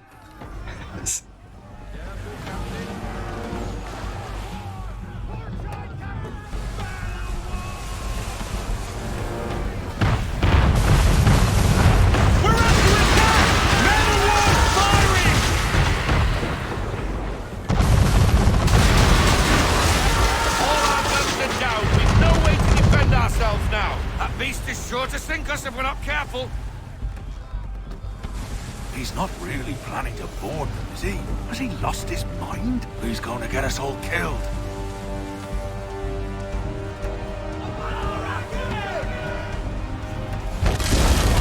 The ship is yours, Mr. Faulkner.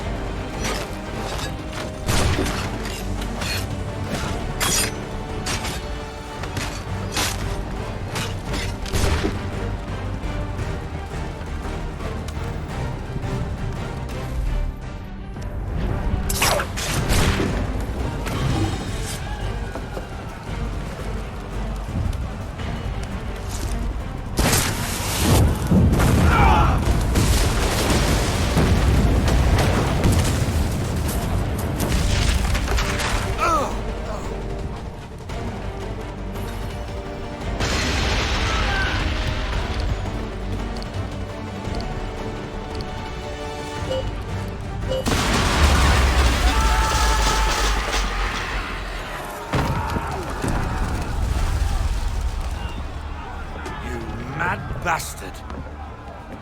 That's how you board a ship. Connor Star. Time in a war all by himself. And you know, not even kill the crew basically, but also destroy the ship. Save ahead, indeed. Most important thing in all this. They say you took down that man of war all alone. Perhaps Lafayette did not exaggerate when he spoke of your abilities. As promised, my ships are yours to command. What do you require? 5 of them must enter New York's harbor flying British flags. Wait. I thought you might need some pirates killed or goods transported, and instead, you asked for us to, what, shell New York? No. Of course not. Ah. Only part of it. Explain yourself. I mean to infiltrate Fort George, but it is too well guarded. Cannon fire will breach its walls and scatter its guards. And a ship that flies the French flag could never get near it. You understand, then? Not at all. But a promise is a promise, even when made to a lunatic. I will light a signal fire when it is time for you to attack. Vous l'avez entendu, récupérez leurs drapeaux qu'on puisse les accrocher. Allez, vite!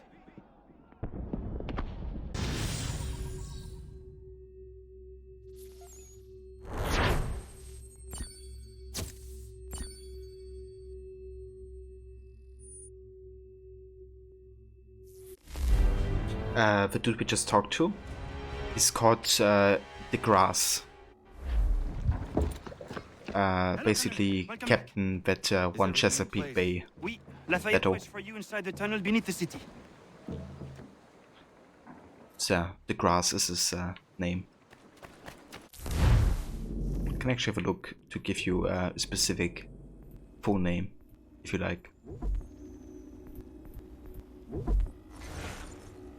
Francois Joseph Paul DeGrasse.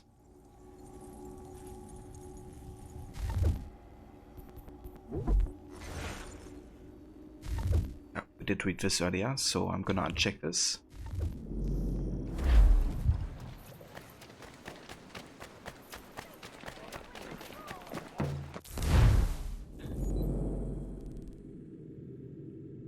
And yeah, and I guess we just have main story. But that's actually something I can do now finally, and better switch the outfit. Sorry that it took so long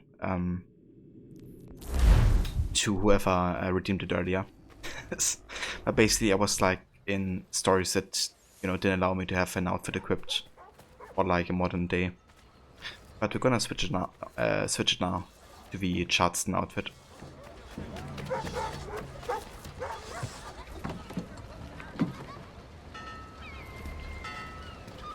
What's on your mind then? Okay, we have outfits. And then we have the Charleston outfit. This dark blue outfit has leather accents and was crafted by a Charleston tailor.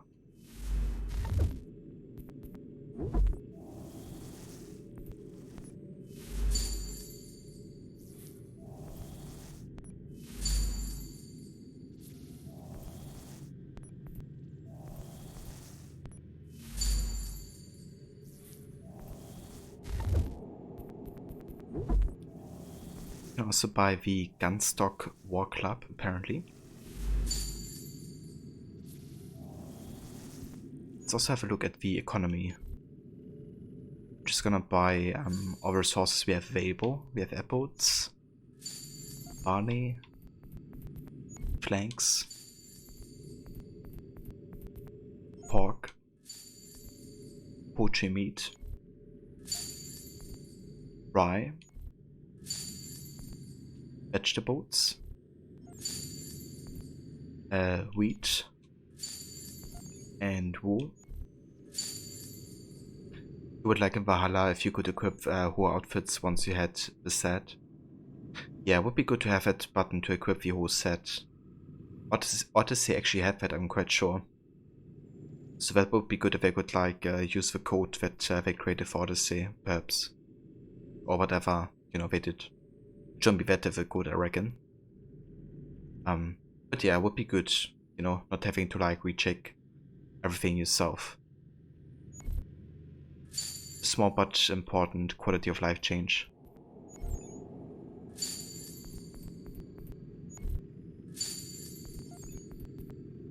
We have no herbs, we have meta. And we have beer pelts. Let's get these. Beaver pelts. And wolf pelts. Then we have iron ore. Sand. And sulfur. And it's time to craft. Let's have a look. We can craft the Busybody. It's like an invention by Benjamin Franklin. Then we have the electrostatic generator. Again by Benjamin Franklin. The Franklin stove. The glass harmonica. So they're actually gonna be all displayed in the homestead. So we can have a look at that later. Okay, mystery resources here, we need glass bottles. Let's go ahead and actually craft glass bottles just for this. There we go. The Joseph Priestley soda apparatus. Ronnie, you're going to take a quick nap. You want to stream in a few hours and it would be nice to be full of energy. Yeah, that's understandable, Ronnie. Definitely a good idea. I hope you enjoy your nap. And yeah, thank you for dropping by as well. I might not catch your stream if it's like a lot later, because it's getting quite late over here as well. But really hope you have a good one. And yeah, let me also give you a shout out again. So if anybody wants to check out your channel later and your stream, then they can do that. So yeah guys, definitely check out Ronnie. He's a big fan of first-person shooters like Titanfall 2 and Team Fortress 2. But he also played AC Valhalla as well. So yeah, good variety of games and a really cool dude. So definitely check him out if you haven't. And you Ronnie, take care, have a good nap, and catch you another time.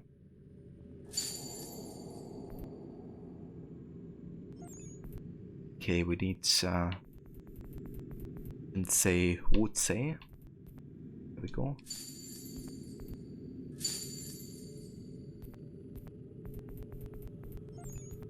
Then we have a kite and key.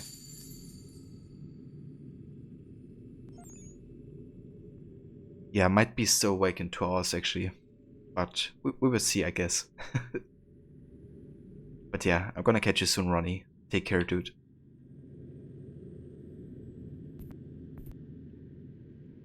We have a Leyden jar.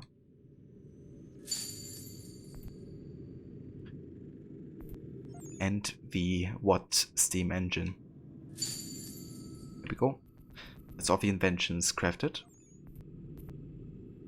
Then we have the broken sword knife. I think that's actually the dagger with the most damage. We have the boarding axe.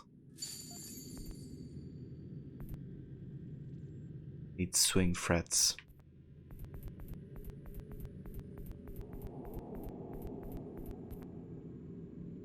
But we don't have enough wool. Okay, never mind. Hold on.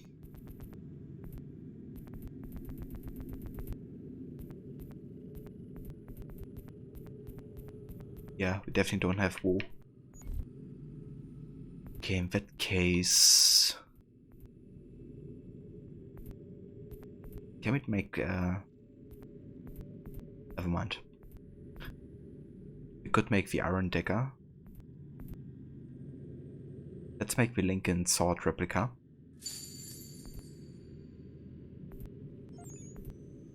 And we have a naval convoy capacity upgrade. Let's get this.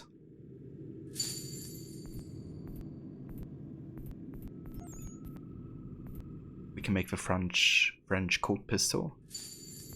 The French cutlass. The Iron Blade war club.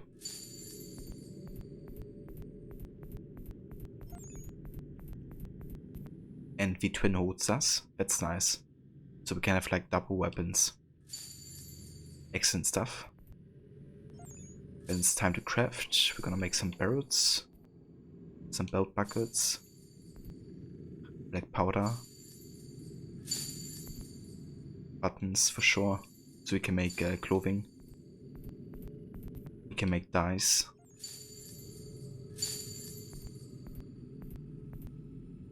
Inks.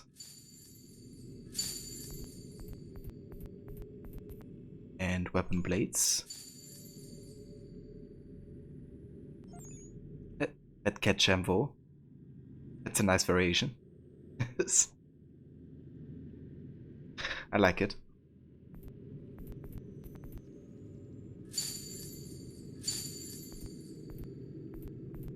Okay. Oh yeah, we can make fine clothing. That's excellent. That should sell really good, actually. Let's also make some fine hats. Some fine shoes. We can also make some classic hats.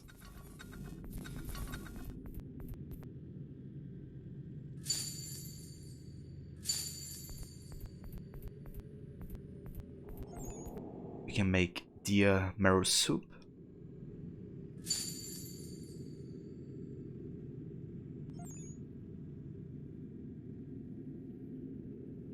Lol. Let's pause NPC with a mask.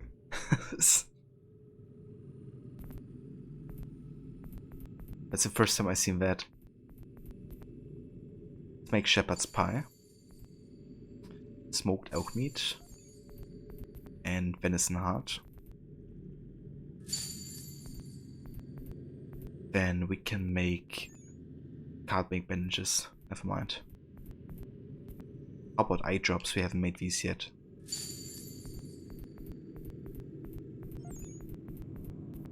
And stiffness remedy. Okay.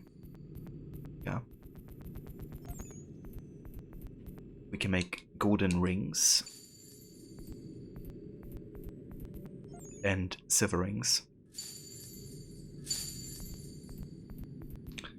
We can make bear rugs. Rugs should actually sell really good, I think. Let's try this. Like pelts sell really good already, so rugs should sell for even more. Rabbit foot charm. And water drum. That's kind of cool. The water drum. We can make saddles, swords, and torches. Ooh. Time to trade. I want to see how much I get for the fine clothing. 1,400 there. 1,600 here. Let's go. That's 14,500 for these clothing alone. Also get some fine hats to this gentleman. That's nearly 20k profit for this trade.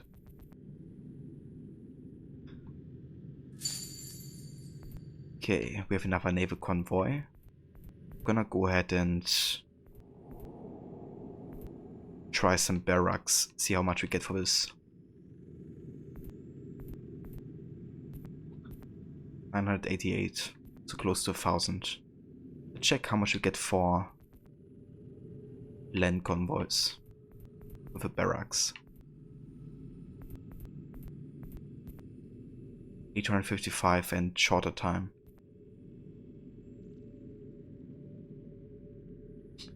Wow, I might go for this instead.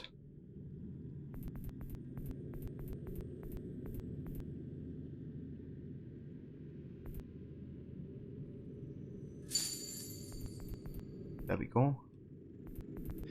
Let's actually sell some more of the clothing we have. There's some more hats.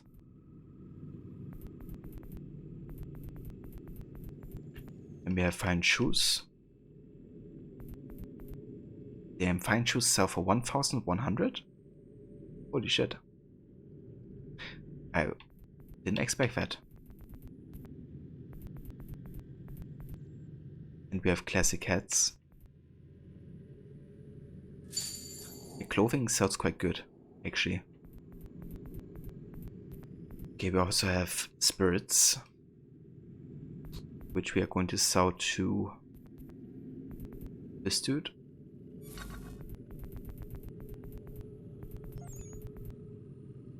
As well as the cider that we have.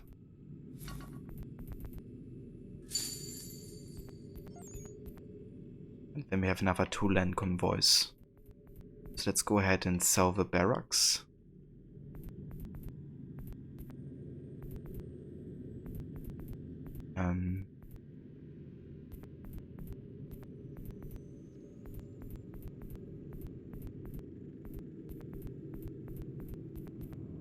How about some saddles?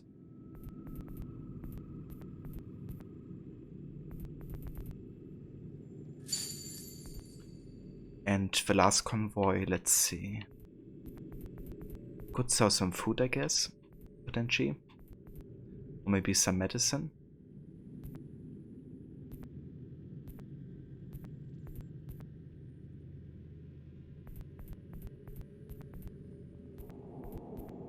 Yeah, I mean, nothing too crazy, I guess.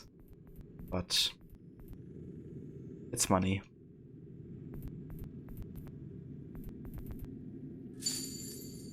There we go. That's like 25,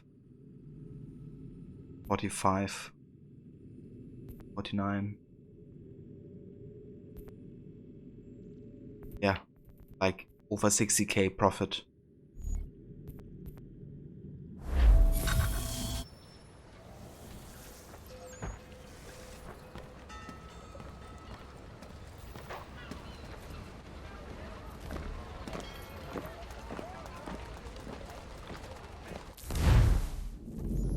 Right, and it's time to do some more main story.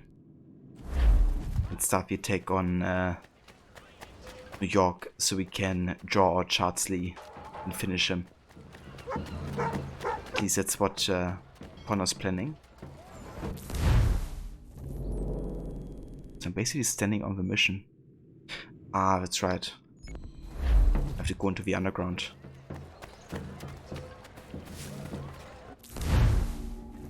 Gotta go there.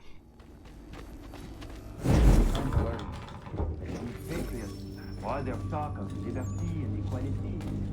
All that from your way.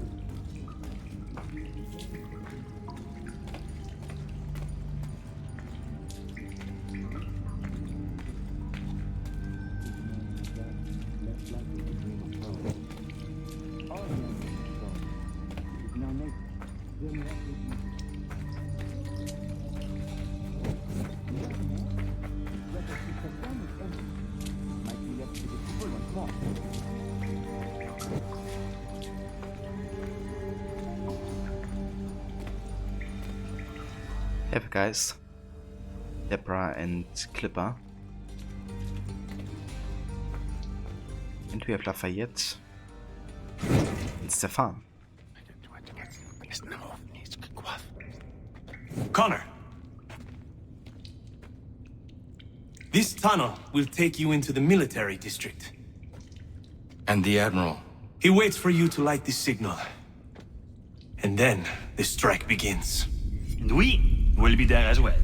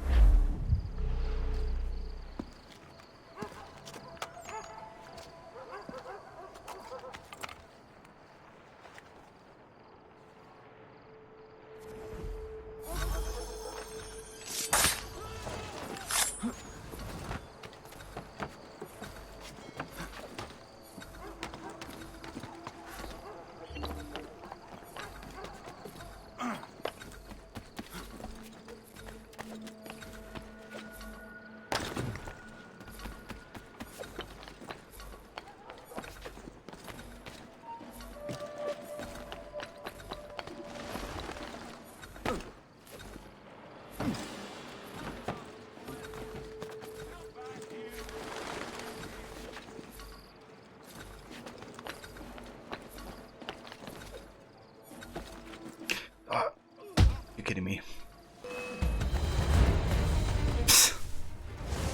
I press B to get down from the wall. Yeah, that made him jump on one of you guys.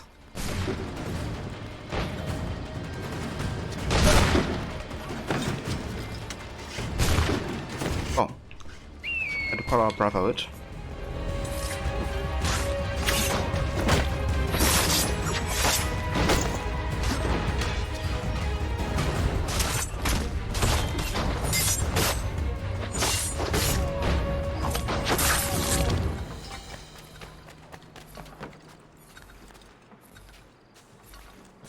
Good thing we don't really care for the option objectives.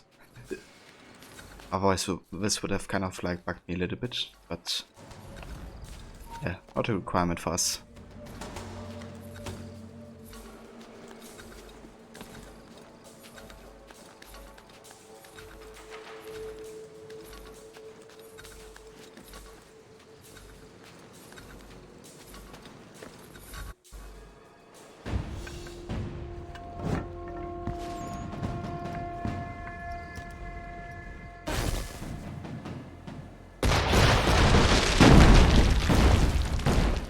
Is there a lot of reason why the assassins in this game don't wear robes? I would say so, yeah. I think to kind of showcase that they are actually like regular citizens that, you know, get kind of recruited to be assassins, but inside the fort, they still, you know, do primarily their profession, I guess. Like if it's like doctor or, you know, butcher or like barman, I guess. They still have kind of like their actual identity. And I think Connor just also isn't very enforcing about, you know, these like things like wearing hidden blade or ropes or stuff like that. He doesn't really enforce it. Where are something. you, Charles? Gone.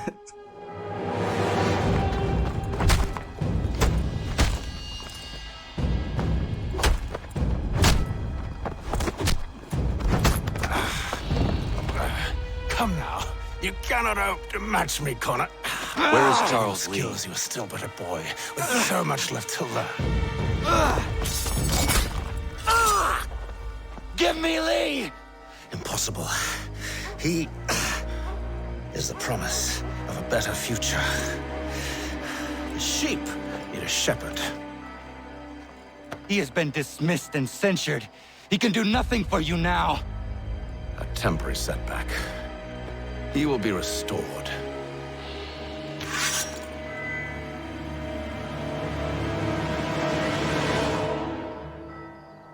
Give me Lee. You act as though you have some right to judge. To declare me and mine wrong for the world.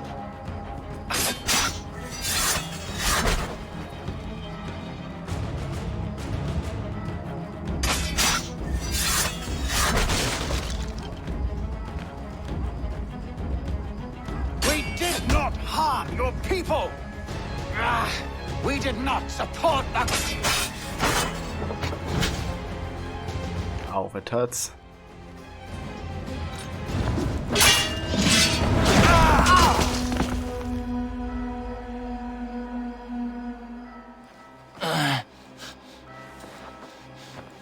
Surrender, and I will spare you.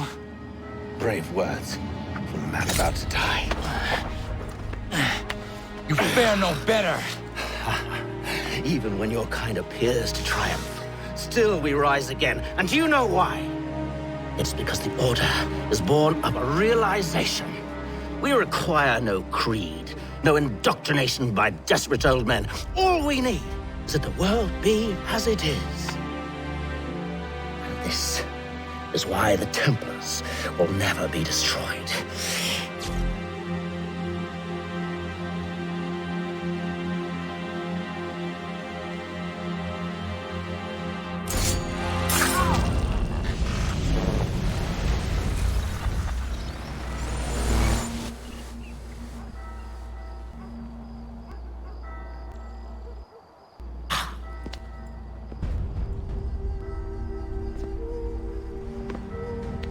Don't think I have any intention of caressing your cheek and saying I was wrong. I will not weep and wonder what might have been. I'm sure you understand. Still, I'm proud of you in a way. You've shown great conviction, strength, courage. All noble qualities. I should have killed you long ago.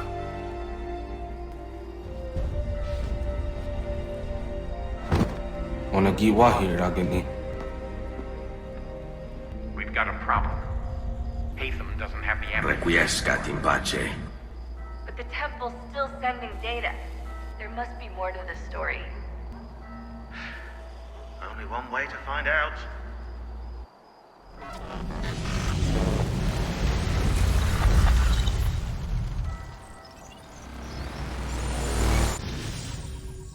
Indeed.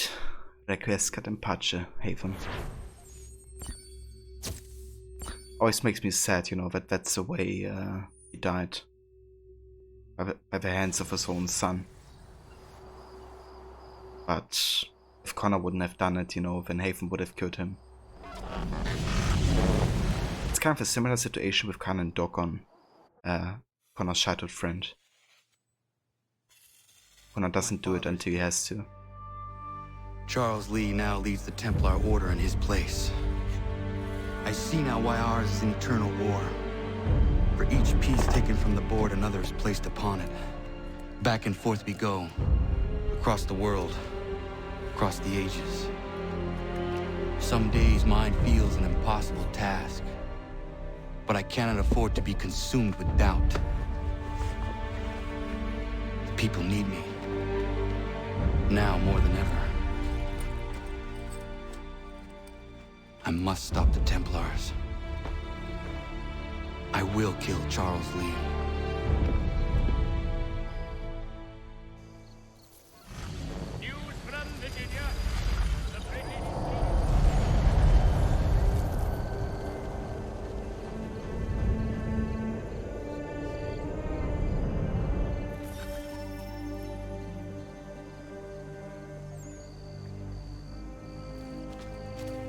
We gather today to remember a man of peerless vision, who sought to change the world.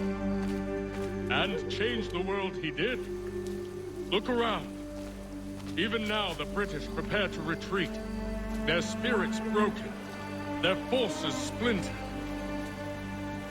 The Patriot leadership shall soon follow.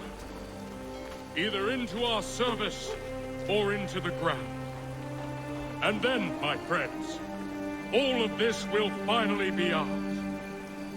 We have Hatham to thank for this. He and all those others who sacrificed for our cause. But he was not content merely to save the people of America, no. He sought to save those sworn to our destruction. He sought to save the assassins. Aye, it seems a mad thing now. And it cost him his life. The assassins are a cruel and terrible coven. They speak only the language of death. Too late he learned the truth of this. Murdered by his own son. He gave his life as he lived it, in service to a dream we all share. And so we must fight on. We will vanquish our enemies. We will spread our word. And in time, my brothers and sisters, in time, we will have our new world. You know, surprise bitches, I'll be back in 2 more games.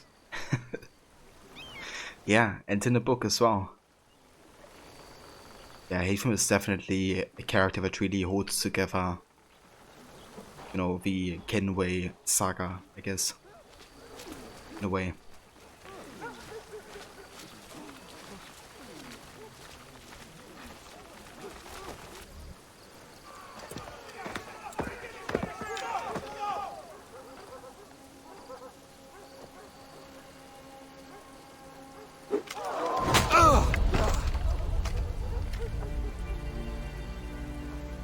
He sent me away. That day, at Fort George. He feared for my safety. I should have stayed. He said there was no danger. He was wrong.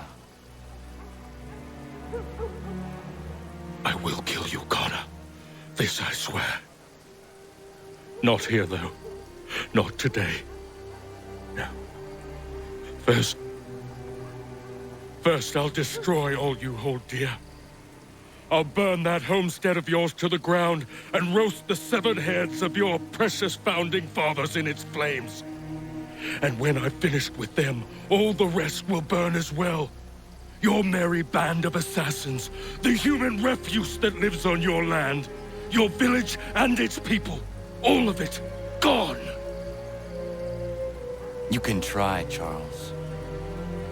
But as with all your schemes, this too will end in failure. Get him on his feet.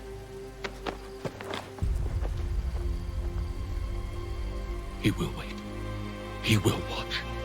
And then, when he's seen all his life's work brought to ruin, only then will I allow him to die.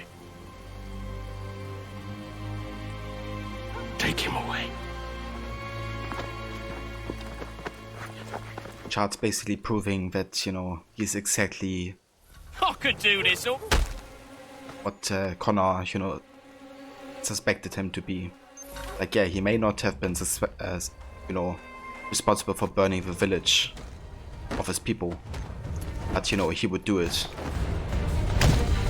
just to spite Connor. You know, he would burn the village, he would burn the homestead, he would kill everybody that Connor would steer. And if that's not evil, then I don't know what is.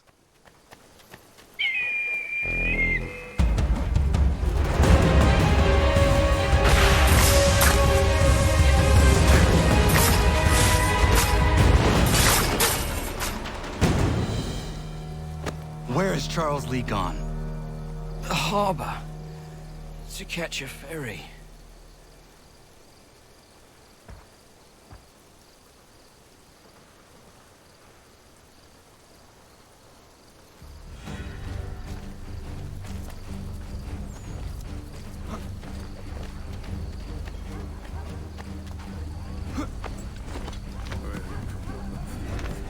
I know.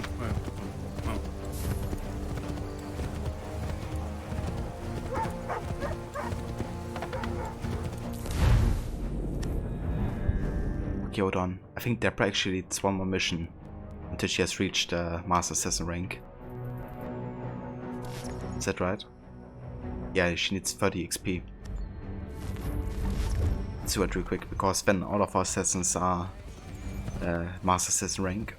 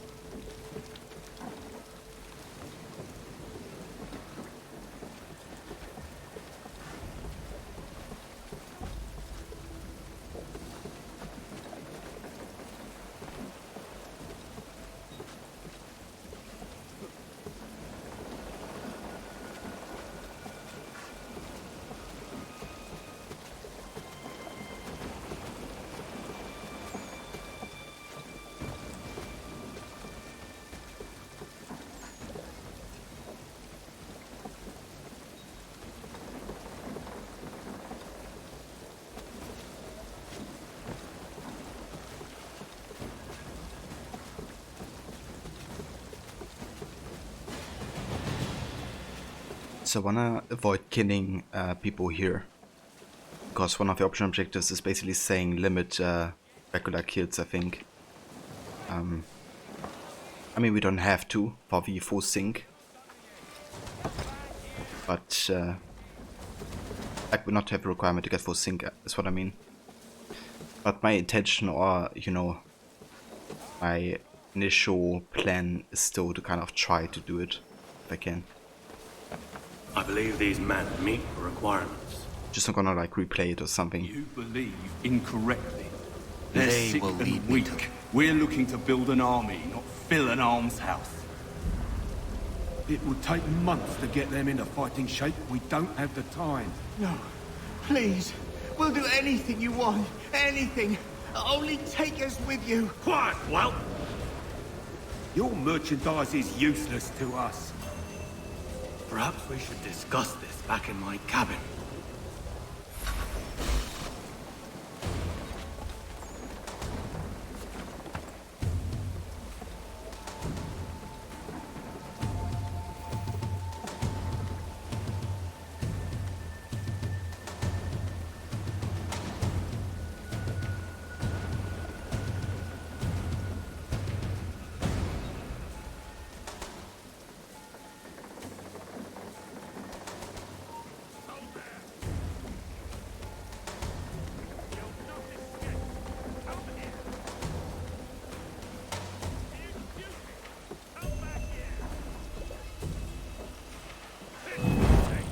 Okay, that's stupid.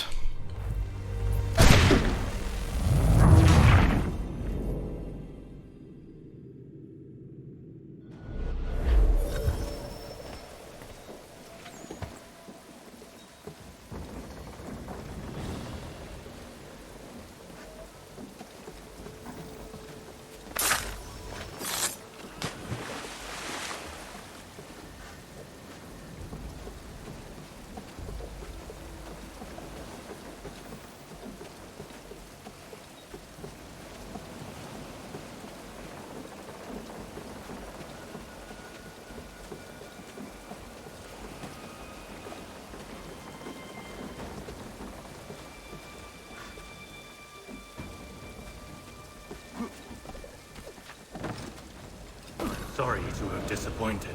As you should be. For us to have come all this way for nothing. Tell me now why I shouldn't have you thrown into the sea. No need to be rash. Only give me a little more time. I'll scour the other ships if I must. I'm certain there are prisoners who will meet your needs. Very well. You have 2 days. Thank you. Present yourself to the Green Dragon Tavern in Boston with the men you've chosen. We shall meet you there along with our master. The master, aka Chardsty.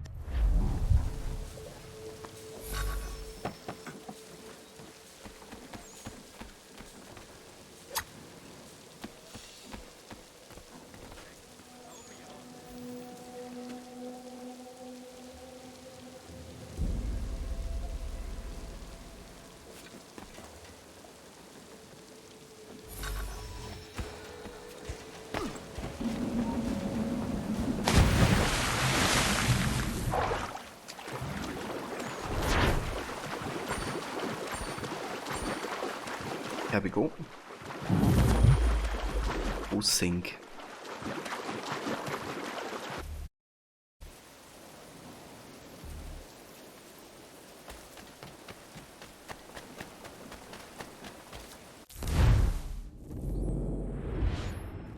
Right. So basically we got the information that we have to go to the Green Dragon Tavern. Because that's where Chardsty is basically expecting new recruits for the Templars. And of course it's also the tavern where, you know, Haven and Chardsty kind of like started the whole colonial Templar rite, I guess, as well.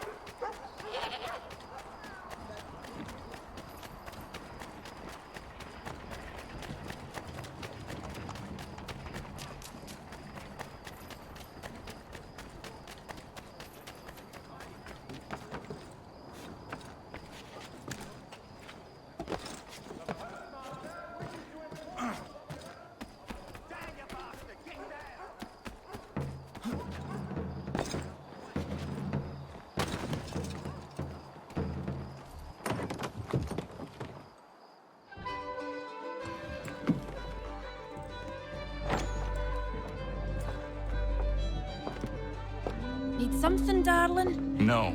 Ugh, rude.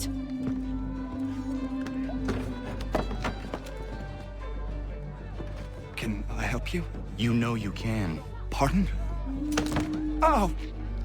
I do not like having my time wasted. Stop that! Oh, don't make me call the guards! Make a sound and you die. What do you want? He's in the harbor, at the Long Pier, most likely. We heard what happened at the parade. Charles got all nervous, said he was leaving the country. I thought he was overreacting. Guess not. No! Thank you.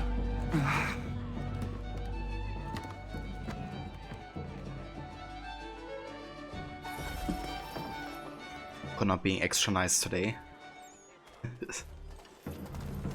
Right, there we go. Elise at the Boston Harbor. Finally, we know where he is. Now we can confrontate him.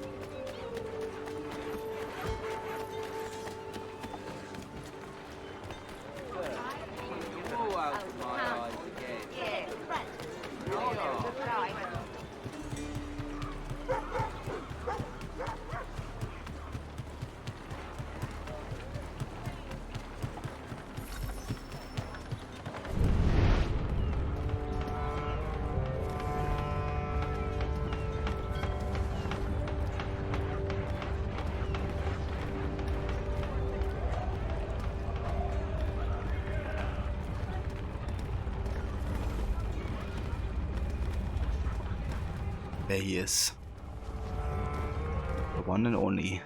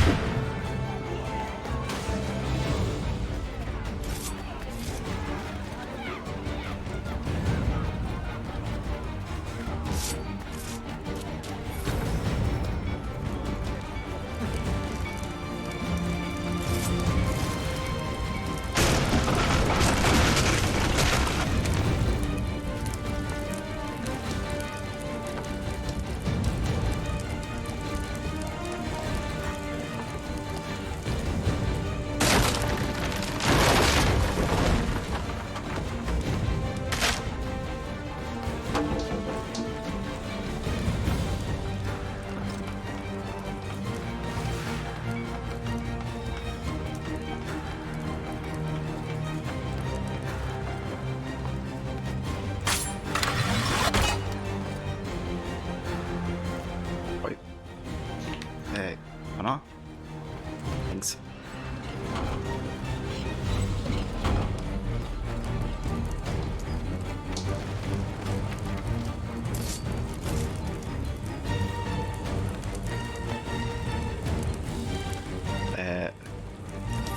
Okay. Let's...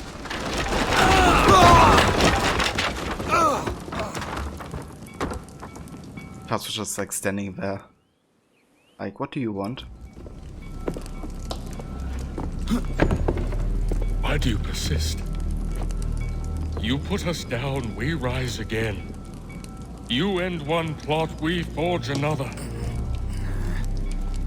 You try so hard, but it always ends the same. Those who know you think you mad, and this is why. Even those men you sought to save have turned their backs on you. Yet you fight. You resist. Why? Because no one else will.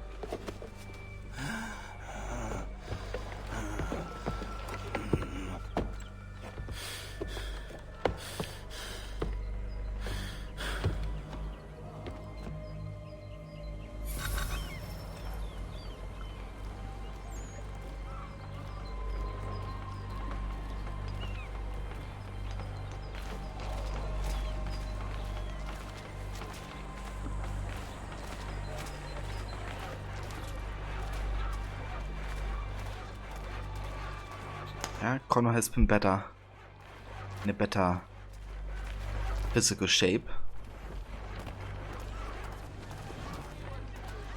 Yeah, he got really badly wounded, as of course did Chardsley. So they're both now in a state where they, you know, really can't even fight properly anymore.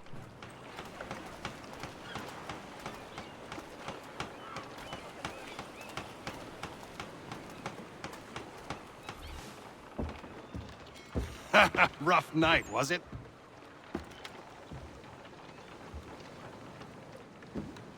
He headed inland, took a ferry up the Charles River. I will need passage as well. Of course. Only say the word. Of course he took the Charles River.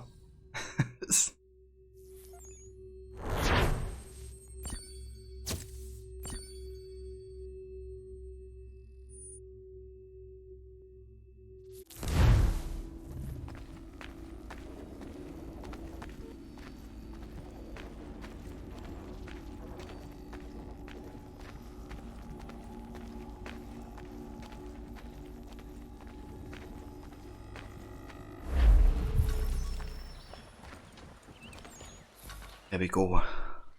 It's time to end this once and for all. And ironically, this tavern is called the Last Drink Tavern.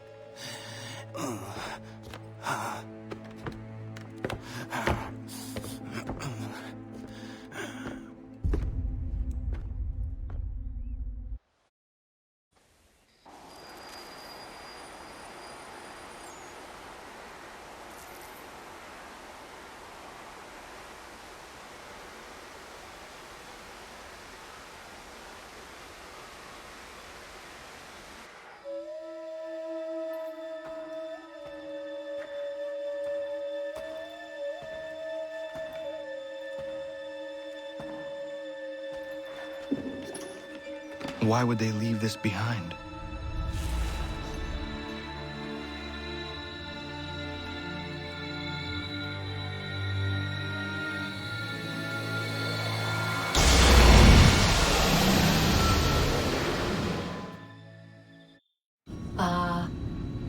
Long have we waited for you to return.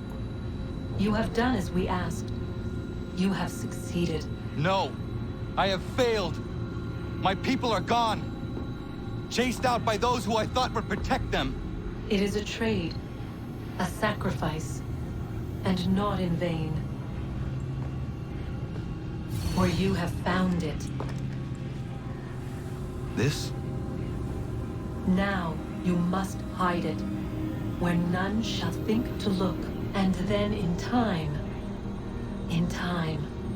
what once was, shall be again. I do not understand. Nor need you. Only do as we ask. Then, you may do as you wish.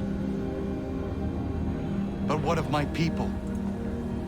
You have saved this place, as was your people's purpose, and that matters most. It is not enough. It will never be enough. You strive for that which does not exist.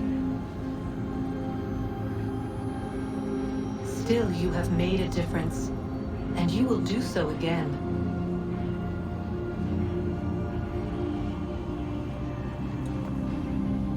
Remember, you must hide the amulet where none might find it.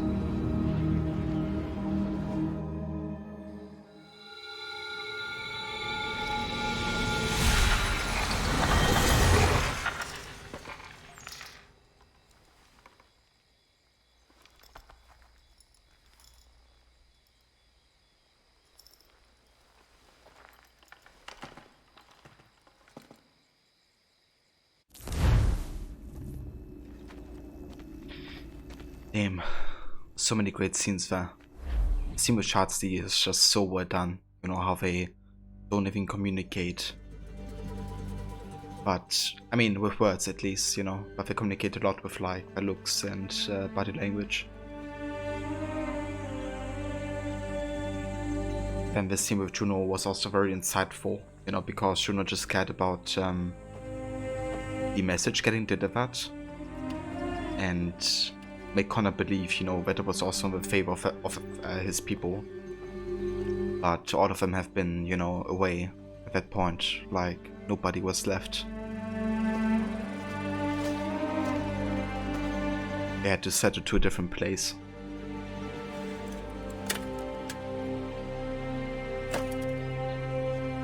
So, you know, his entire quest was about basically preventing that's what happened, you know, basically ensuring that they could stay in the village, but they couldn't.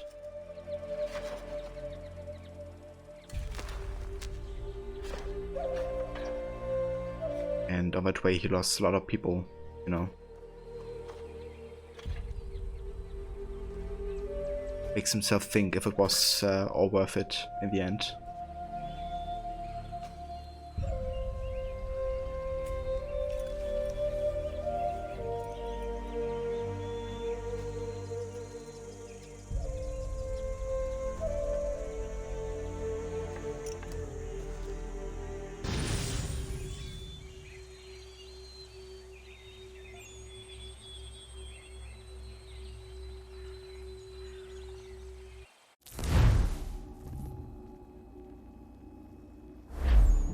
I know where the key is. Then let's go.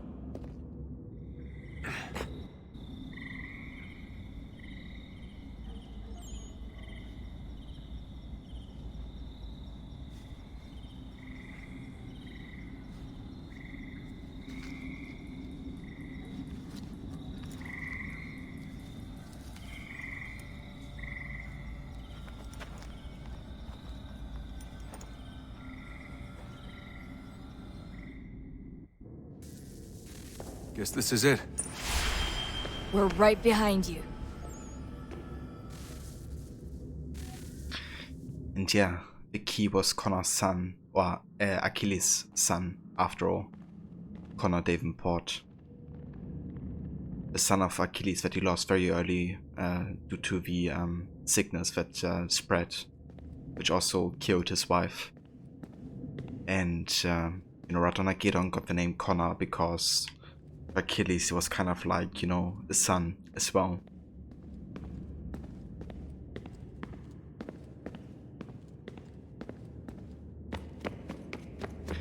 So in a way, Connor is the key.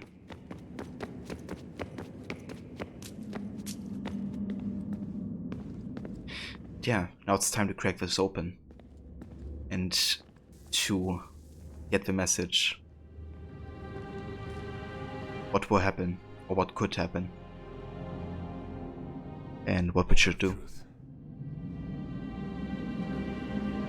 Big moment of franchise incoming, because after this everything will be changed.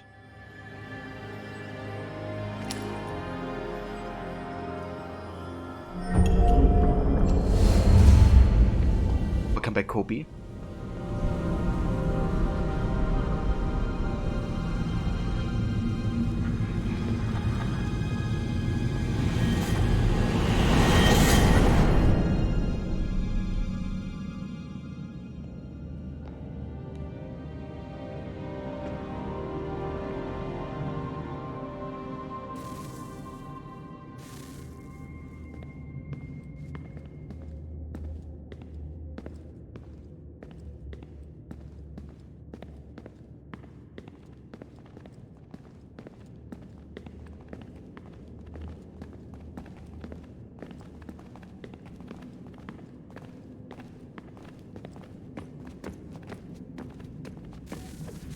Yes.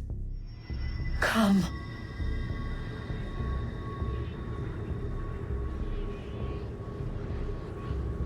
Here, at last. You know our story now. Of how we tried.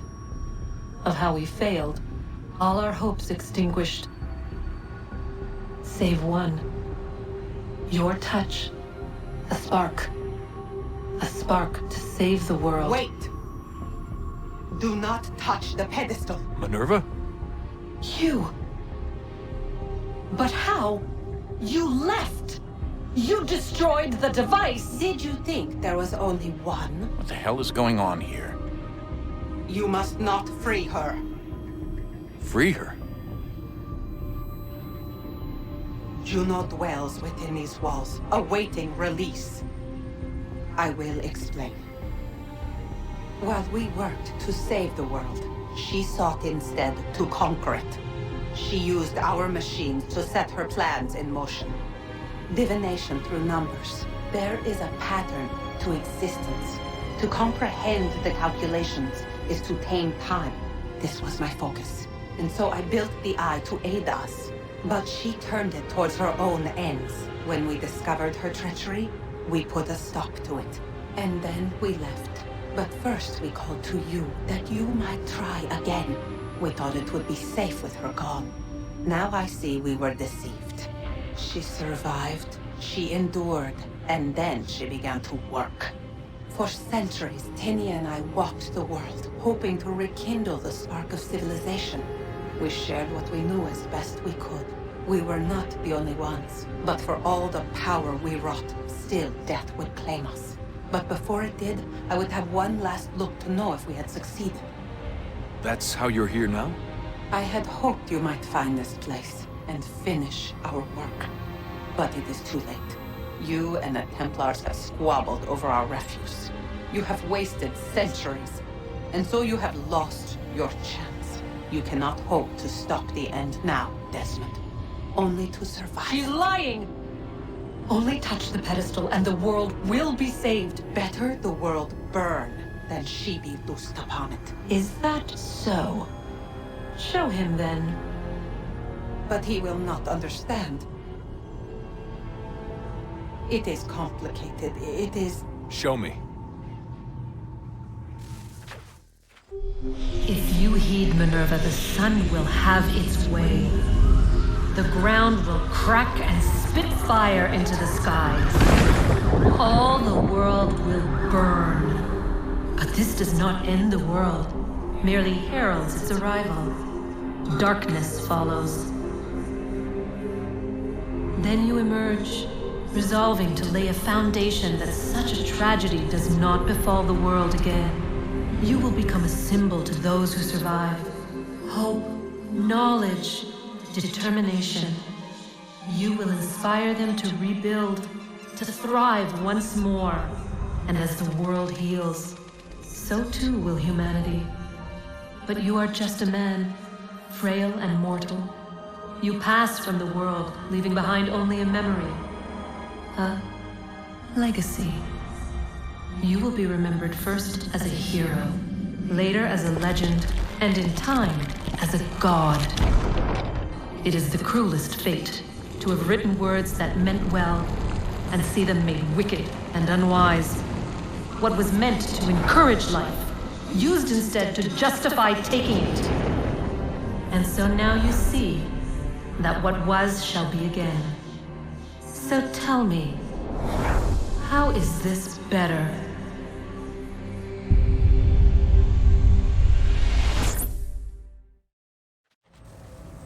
She would sacrifice you, sacrifice the world, for no other reason than to deny me vindication.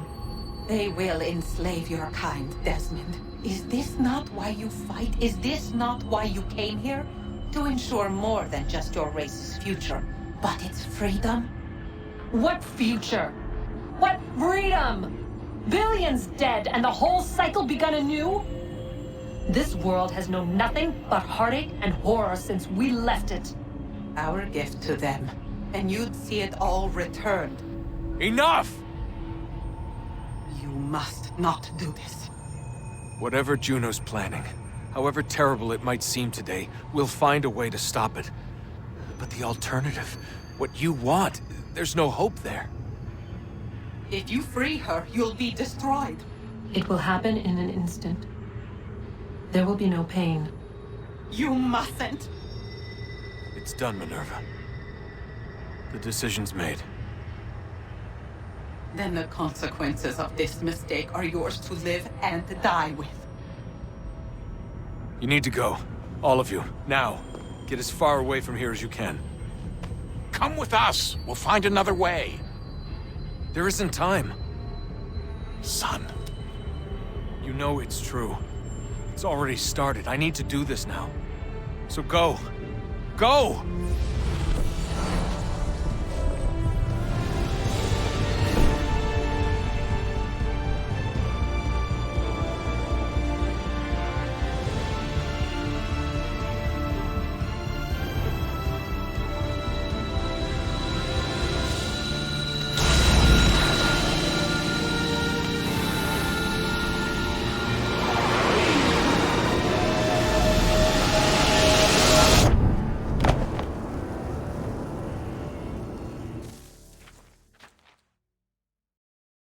It's some sort of global aurora borealis. Never seen anything like this before. Eyewitnesses describe electrical storms and erratic displays of unusual weather.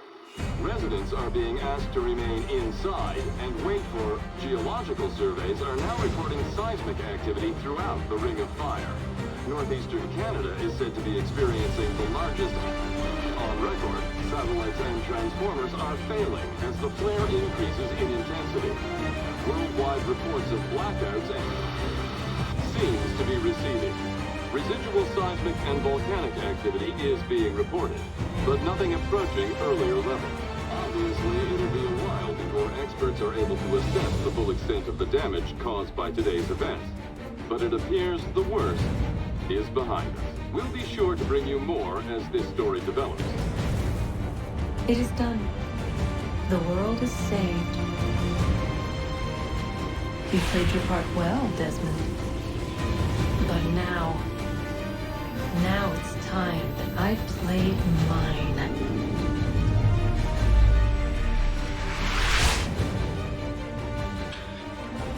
Oh man, I hate Juno. With a passion. But she's still a very written villain. Like, you know, I like the way she's written. And her role in all of this, it's very interesting. But yeah, obviously she's been, you know, playing with everybody just to get what she needed, you know. With Desmond's death, she's now set free and now has the opportunity to actually, you know, have a consciousness in the actual world that may be able to, you know, potentially possess the actual body. And if that's the case, then that would be an Isu reborn, potentially. Which wouldn't be too good for humanity, let's say like this. Or is Moncho taking shots at Christianity again? I think they do, yeah. I guess like just extremistic religions, I guess. Not just Christianity. But whenever, you know, something becomes like a dogma for people to live by, I guess. But yeah. So much for an instant. Yeah, another case of Juno blatantly lying towards Desmond, you know. Basically saying, yeah, if you die, you know, you're not gonna feel any pain. But obviously he did. Yeah. But I feel his decision, you know, really makes sense, to be honest, because given the circumstances, like, you have two choices, right?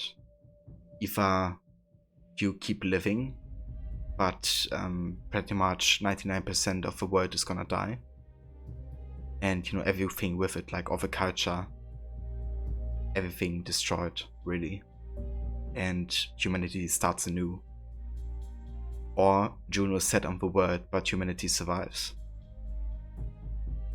And, you know, if I was Desmond, then, yeah, I would have, you know, probably sacrificed myself in that situation. Especially, you know, given how much he has learned, you know, in like these months, I guess, since AC1. Like, basically, he's been in so many ancestors, and also, like, the memories he got from Clay basically made him feel like he's, you know, lived several hundred years, essentially. So, at this point of the story, you know, he actually feels like an old man, in a way. That he's seen, like, you know, tons of, like, lives and circumstances and experiences and all that. So, his decision is definitely one he doesn't make, you know, lightly.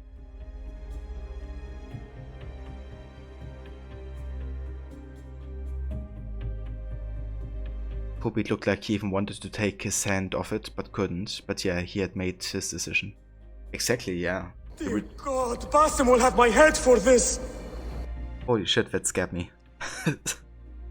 Hey Varric, welcome mate. How's it going, dude?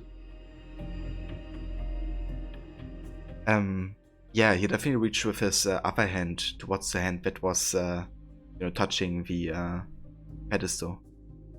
So definitely try to loosen it. It's ironic that Minerva says this corp of assassin and Templars was responsible for not being able to save the world in time. If they just continue to squabble. Yeah, they should have learned a lesson out of this, but it's the Templars, you know, they can't really be reasoned with. They always try to take the power, but they don't care for anything else. And to be honest, the Templars kind of wanted that to happen, right? The 21st of December. They basically prepared for that situation. And that situation, if that would have happened, then they would have just crawled out of their holes and taken over the world, basically. No worries, Eric. It was just kind of like a lot louder than the music was, so I was kind of like, whoa. But yeah, I hope you're doing good, Eric. Jay, you can reason with them at the end of your blade. That's right. If a father of understanding guide the Templars into the hidden blade of the Assassino.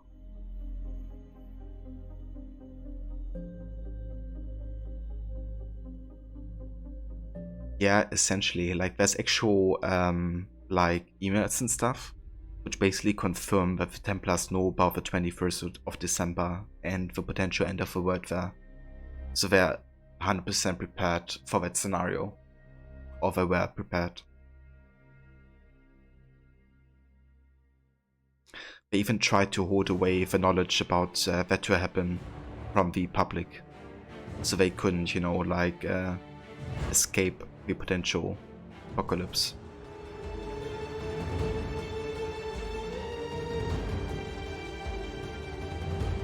You're holding up, hope you're well, chat too. Cheers Eric, definitely doing well. Just finished the main story for this game. There's still a bit of epilogue stuff, but yeah, just had this awesome major ending moment.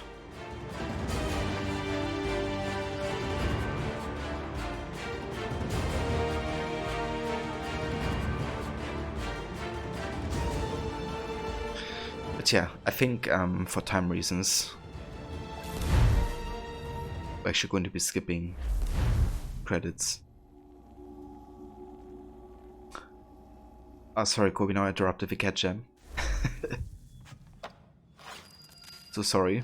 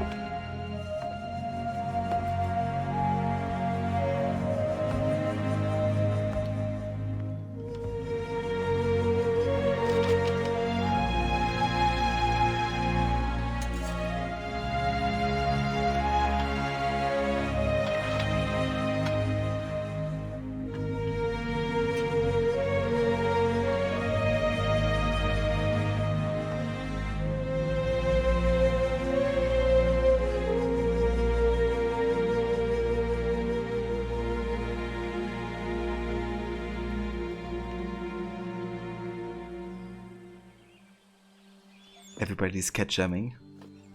I love it.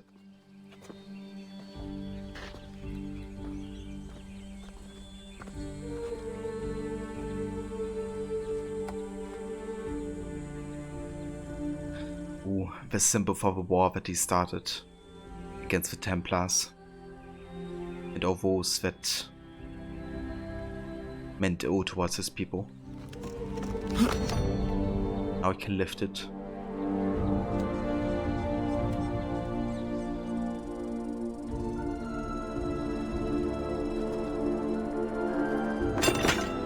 But he doesn't want it anymore. It's just great, you know, how many scenes there are that kind of like speak without any words whatsoever. But everything he does here, you know, speaks like hundreds of words. It's great. You know, like also the scene, assassination scene of Charles Lee. You know, like no words spoken whatsoever. But such a great communication. Regardless. It is Zero.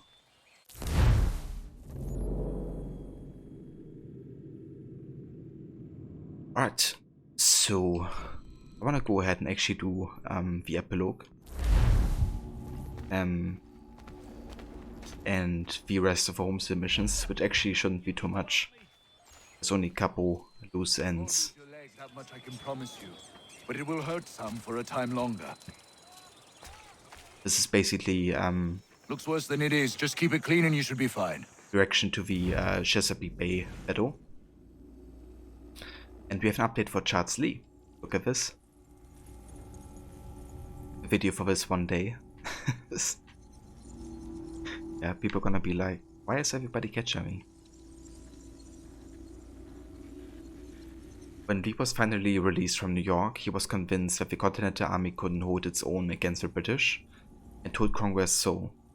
However, when Washington decided to go ahead with plans to attack the British column at Monmouth, Lee insisted on being in charge. Once the battle began, Lee ordered his soldiers to retreat. Modern historians are still debating the reasons why. Maybe he had forgotten his doggy treats in the tent and needed to go and get them. Washington swept in and took command, turning a complete rout of his army into a draw, and Lee received a very thorough and public dressing down. Afterward, Lee demanded an apology or a court-martial to clear his name. Washington chose the court-martial, which didn't go as Lee had hoped. He was found guilty of misbehavior before the enemy, making a shameful and disorderly retreat and disrespect to the commander-in-chief. He was only given a year's suspension for the crimes, but by the time the year was over, he had been so vocal in his criticism of Washington that Congress removed him from the army permanently. Lee retired to his estate in Virginia, passing his time breeding more dogs. After his death, he was given a full military funeral, getting all the respect he craved, too late to do anything with it.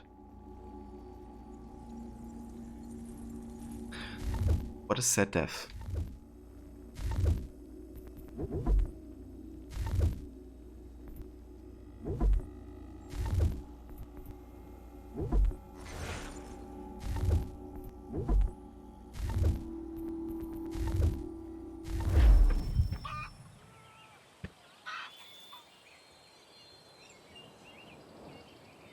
Honor, I simply can't get to all these men in reasonable time. I need help. From you, from anyone. I think I have someone for you.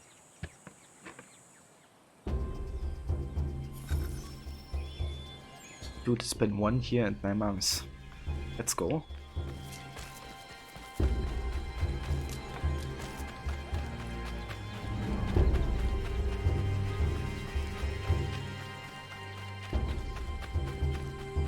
Diana, come with me.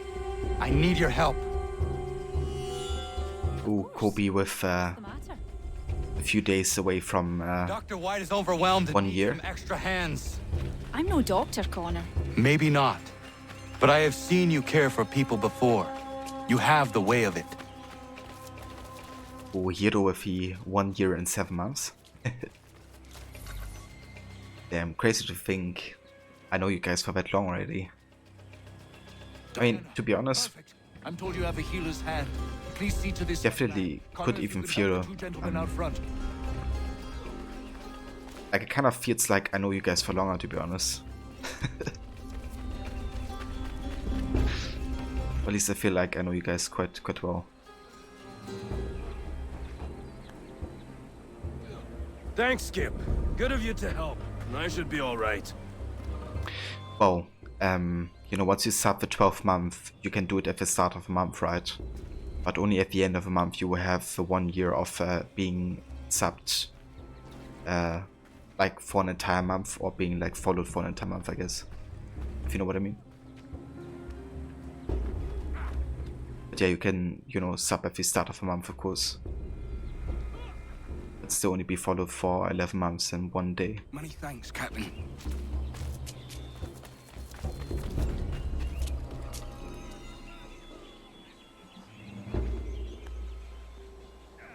That's a spot better, sir. Thanks.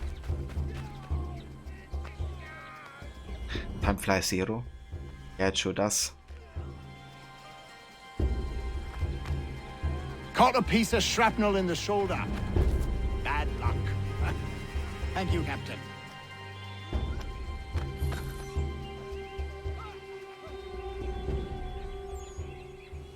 Caught some burn off a rope.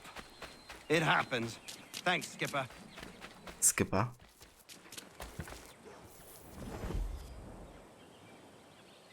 You did well, Connor.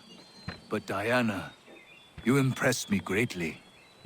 Well, thank you, Doctor. I haven't studied the practice or anything. Maybe not, but your instincts are superb, and you have a healer's touch. If you had the time, I would be grateful for your help on a more regular basis. Might be Catherine could watch the young ones a few days a week. And if she can't, we'll find someone who will. True.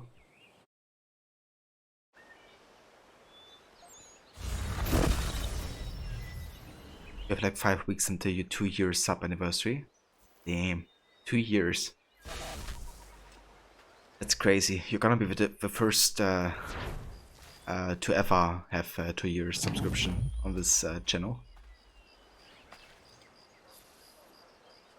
You just watched Horizon stream earlier, but also gave you fields, and you cannot stress enough that you can't wait for Morrow and me to play it. Yeah. Jay also mentioned that he's very much interested in seeing or hearing our opinion on it. And yeah, I definitely look forward to play it eventually. But I still have, I don't know, a few games I want to play first. But eventually I'm gonna get around playing it. I definitely would love to play it at least this year. But yeah, for now I will focus a bit on Red Dead Redemption, I think.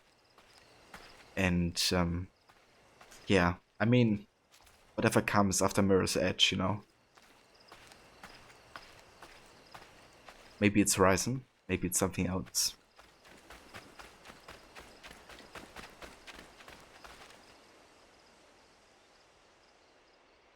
Good day, Connor. Hello, Dr. White. Diana? Hello there, Connor. Diana and I were just having a look over our equipment and facilities. They've seen a great deal of use in the last few days. So things have turned for the better. Better than it ever was in Boston. I was missing my apprentice when things first exploded, but now I have Diana. She's better than he was in every respect. And are you happy, Diana? I never thought this would be my path, but now that I'm here, I admit it feels right. Yeah, Horizon looks amazing on PC and PS5. PS4 as well, actually. Looks quite nice too. But yeah, the 60 FPS are just so smooth. For sure. Yeah, I mean, Mori, you've been waiting for me to play Metal Gear Solid 2 for a long time. And I'm kind of sorry that I haven't got around playing it yet. But yeah, I've kind of been putting it on, I think, 2 votes already, but people just haven't been voting for it. But yeah, maybe I just have to make the decision myself. Or maybe I put it on the next vote, I don't know. Yeah, I don't know actually when I played Metal Gear Solid 1. It's been over a year. Like, I haven't even played it last year. Played it in like 2019. Yeah, it must have been. Because when I went through my categories that I played for the entirety of 2020, that's how basically I knew which games I have finished on stream that I hadn't played before. And Metal Gear Solid wasn't one of them. Replay time. I mean, I would certainly have a better time with Metal Gear Solid 1 than I had on my first playthrough, I think. Just by knowing how like certain mechanics work or bosses have to be played. But dude, like trying to figure that out on my first playthrough like blind was a pain in the ass sometimes. I tell you that. Especially that last like fist fight or whatever it was. With like the clone. And yeah, Sniper Wolf, like holy shit. It gives me PTSD for sure. Also that minefield in the snow.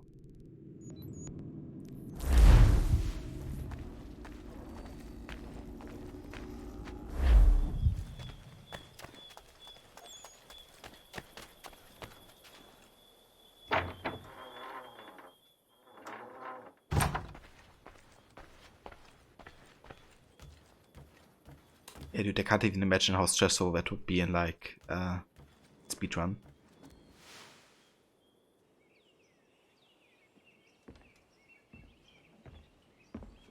Old man.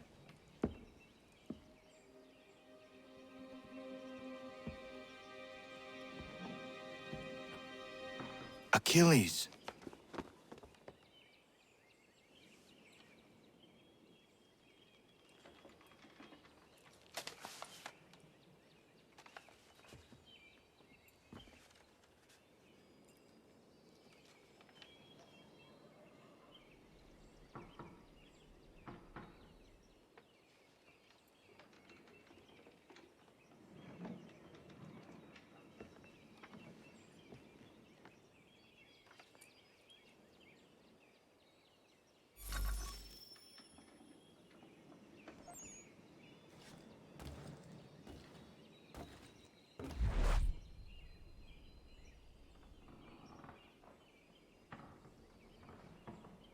Requiescat in pace, Achilles. May you find peace and rest forever. Requiescat in pace.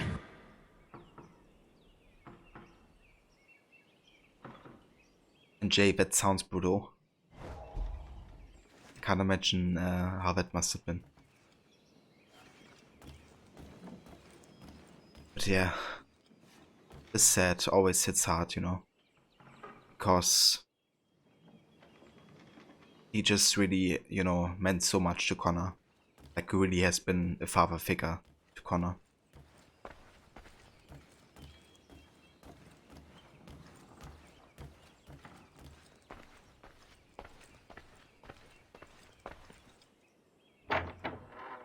Yeah, maybe Jay. I'm always up for a challenge, you know me.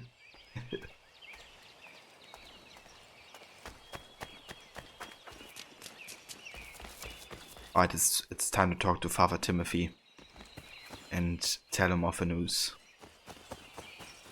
Because Achilles deserves a proper farewell from everybody.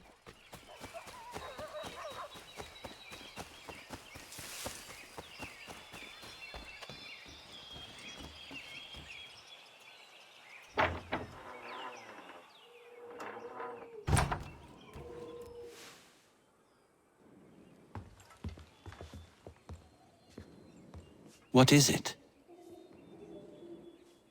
Achilles has passed. I'm so sorry. He passed peacefully and with dignity. A service, then? Yes. Please prepare something appropriate. I will see the grave is dug. Can you gather everyone?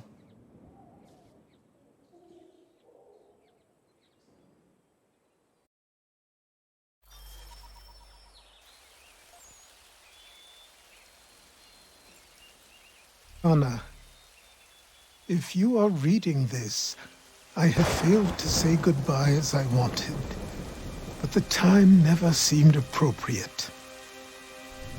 I leave this land and all its resources to you. I trust you now know this place has become something of great significance. A community to serve as an example of what this would-be nation could become.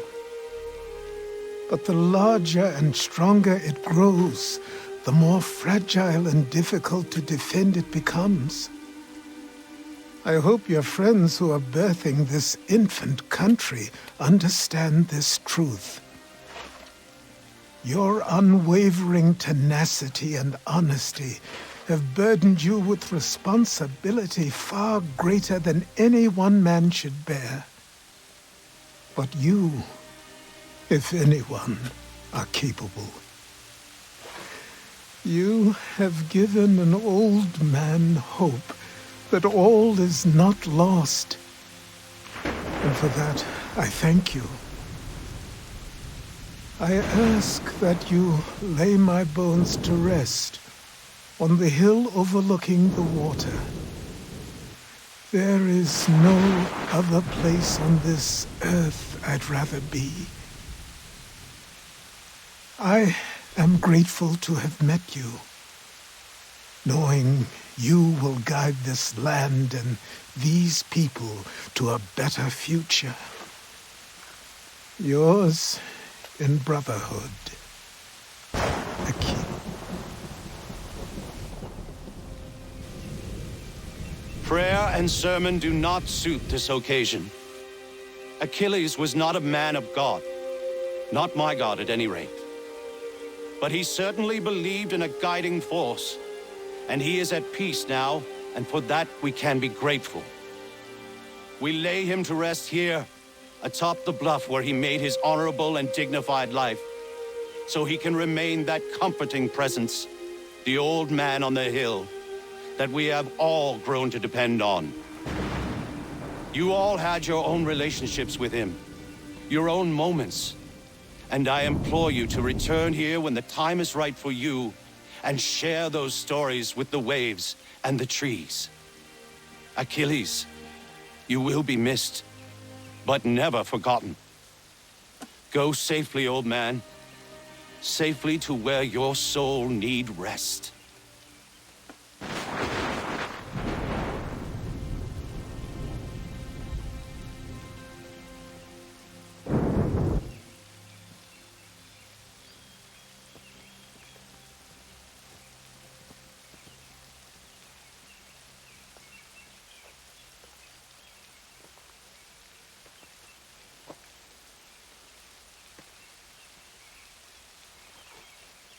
I will make you proud, old man.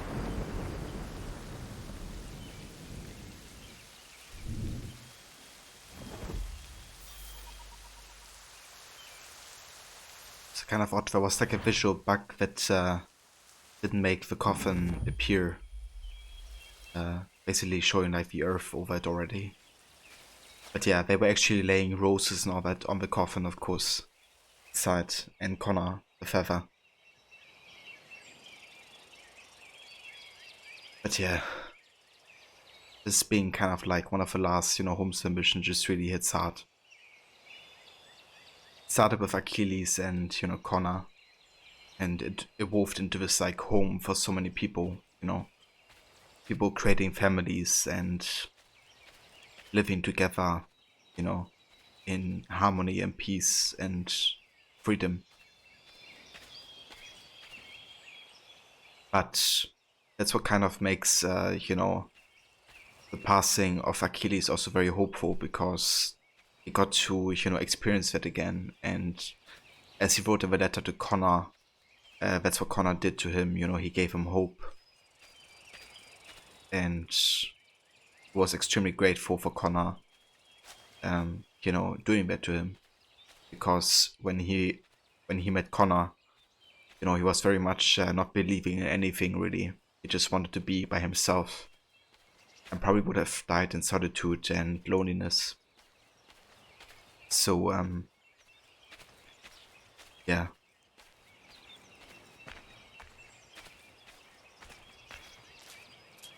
Damn hero. That, reference to the actual Hope. But yeah, he literally did take the Hope away, I guess, Shay.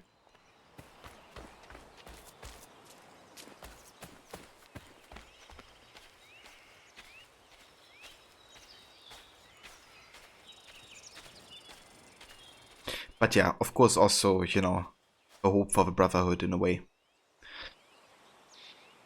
But yeah, I don't know, Rogue is definitely a bit odd if you like compare to the stories of AC3 and Black Flag. Because surely you would expect, you know, Achilles to at least name drop Shay once to Connor. And Shay technically is still alive when all of this happens. So, you know, further kind of showcasing how Rogue has been clearly designed as an afterthought to AC3 and Black Flag. And Unity. You know, Shay kind of just like, has been a bit thrown into the overall narrative, I guess you could say. Is it bad that you like Shay? It's not. It's your opinion, and you know, everybody can voice their opinion. And I make my own luck. I'm hugely in favor of you know, having different opinions. It's just I don't you know, I think the same, but that's alright. Never properly said goodbye to you. I was not ready, so here I am. The weight of my responsibilities never seems to diminish. There is always something else that needs fighting for. This is something you never warned me of. Maybe because you thought I would have been deterred. You would have been wrong, but I know you were not accustomed to that. Life carries on here.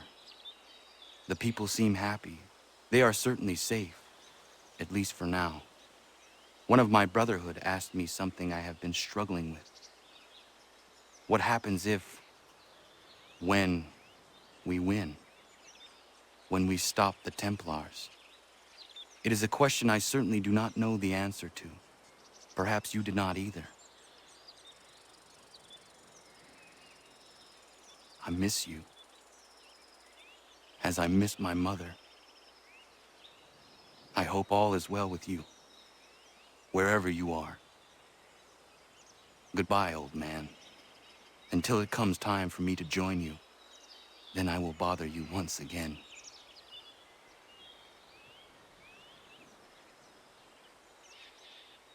And that speech from Connor here, really expressing his feelings towards Achilles, you know. I miss you like I miss my mother, really showcasing that, you know, Achilles has been the father figure to Connor. You know, when Haven died, he just said, goodbye father, and turned around, you know, not really having any regrets about what he did. But when Achilles dies, you really can sense his grief about it.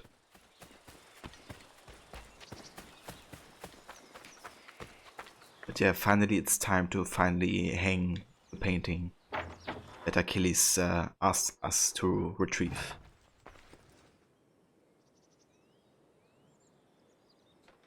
J City Connor, when you win, you advance the timeline, it makes another game. True. Ubisoft will always make another game. As long as it sells. Ooh, Kobe, redeeming Achilles' original outfit. I wonder if I already have unlocked it. Give me a sec.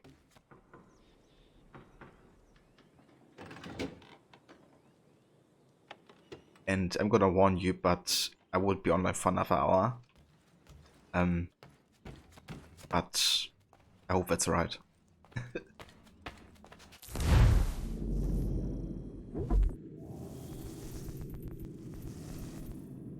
Achilles' original outfit. This outfit belongs to Achilles Davenport, leader of the colonial assassins and Dratonagedon's mentor.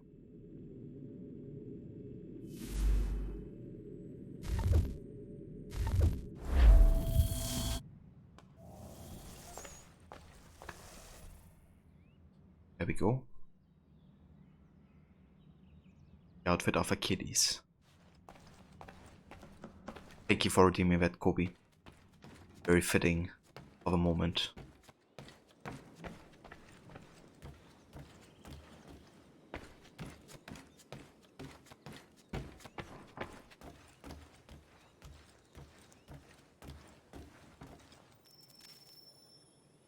Achilles painting.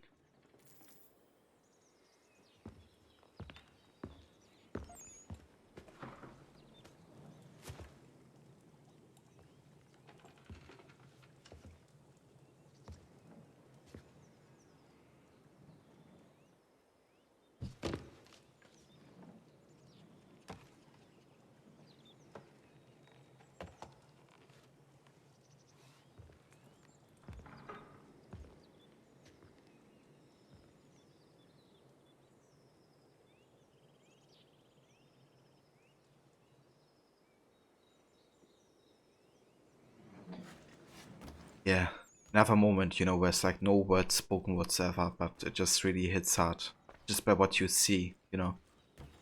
Because, like, this place and this spot and the painting has been, you know, topic for a while. Like, Achilles, you know, was kind of like discussing with Connor what they could do with this place. Then Achilles had the idea to finally recover a painting that was lost in the New York fires, which Connor did. But then Achilles wasn't ready yet to, you know, hang it on yet. Couldn't do it. So when Achilles died, you know, Connor decided to finally do it for him. And yeah, that's just great, you know, because in that moment he can basically speak no words whatsoever because of all the situations that we have encountered in connection to the painting and all that. Just, you know, make the moment, essentially. It's the same with Charles Lee, you know, there's like so many discussions between Connor and Charles, but if we find a moment, they just don't, you know, say anything to each other anymore. They know exactly where they stand and what they want and what's going to happen. Just great writing, you know, that's why I think AC3 is actually very underappreciated with writing, because yeah, it doesn't, you know, tell you anything at all times on every scene, but that's what, you know, makes some scenes just more beautiful, in my opinion.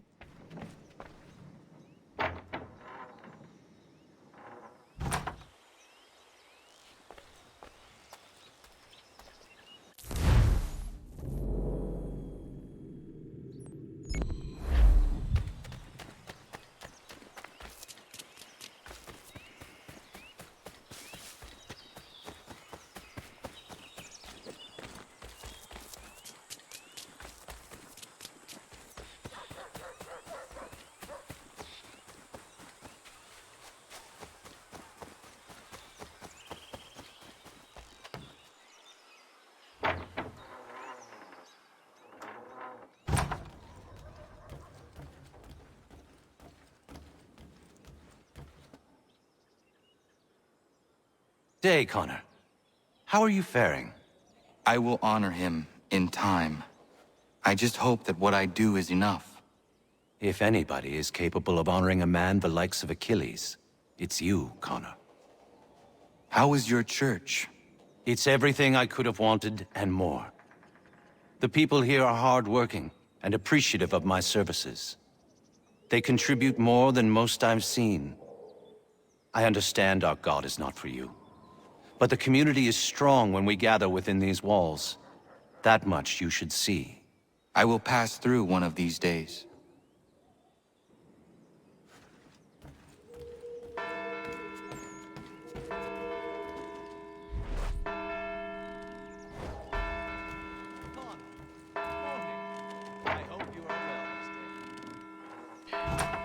Okay, let's go ahead and talk to the other homesteaders. Oh, never mind. Was a dialogue down there, but it's not available currently. Okay, so I wanna do the epilogue, of course. We have one mission in New York. The epilogue isn't too long. It's like, you know, a couple short missions with like political events or kind of to go to places that you want to check what happens to them later on after the main story.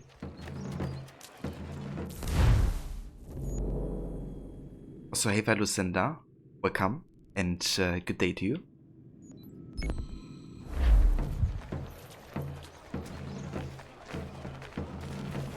The New York Morning Post. Weekly subscriptions for $1. Sounds like a high school principal.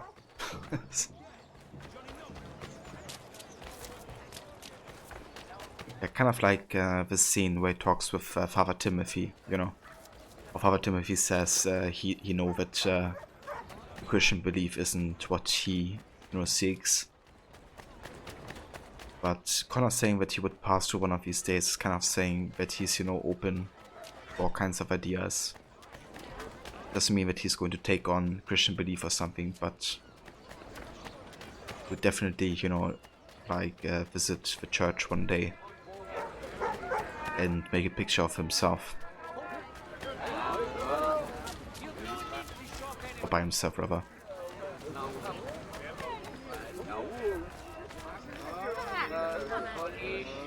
Epilogue. Evacuation Day.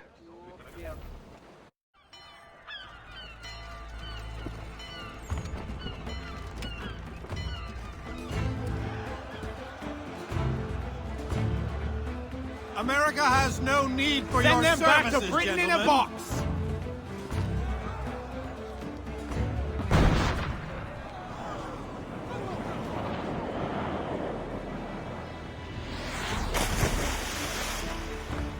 Death to the oppressed! Cut them down!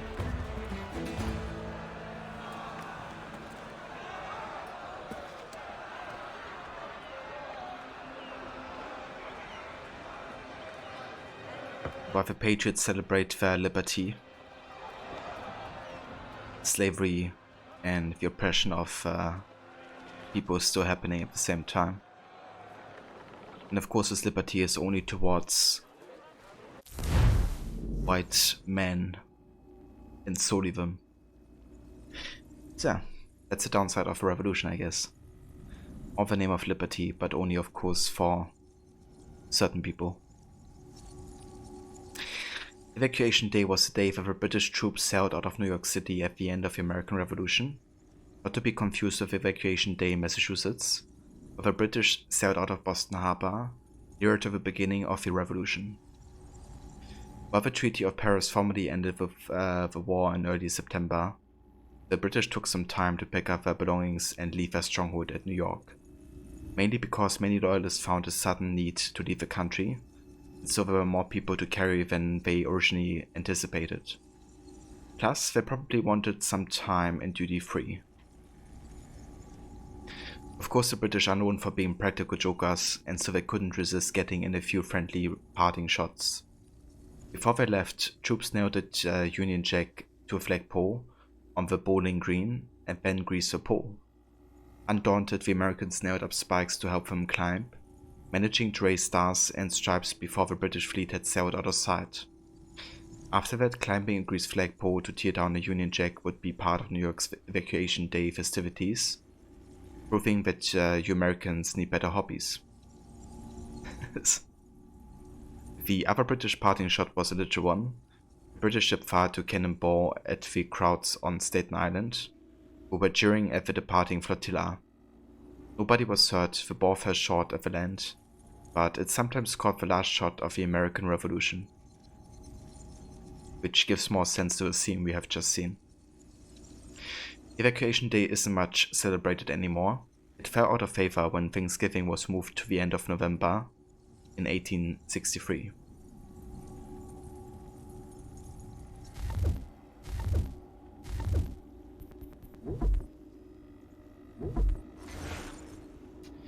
The Treaty of Paris. This is the treaty that ended the war between Britain and the United States, not to be confused with the Treaty of Paris of 1763, which ended the French and Indian War, or the Treaty of Paris of 1810, which ended the French war with Sweden, because Paris lost the treaty. The fighting between American and British forces had mostly ended by 1781, with Cornwallis' surrender at Yorktown, This agreement formalized the end of the war and declared the United States as a new nation, with the 13 colonies as 13 new states. The treaty also provided for the release of prisoners of war on both sides, a return of seized property to loyalists and patriots alike, and an expansion of the boundaries of the United States. Of course, the reality was a bit more complicated. Both sides refused to return property that theoretically belonged to the other, like a messy divorce in some easy-listening cities. And as to the offer of expanded territory, well, Spain had other ideas about whose land it was, as did the indigenous people living there.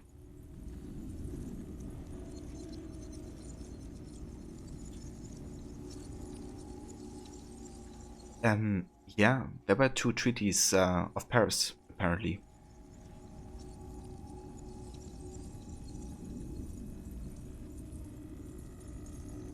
Though, to be honest, this seems to be an error, doesn't it? I mean, this Treaty of Paris should have been in like 1780 something, right?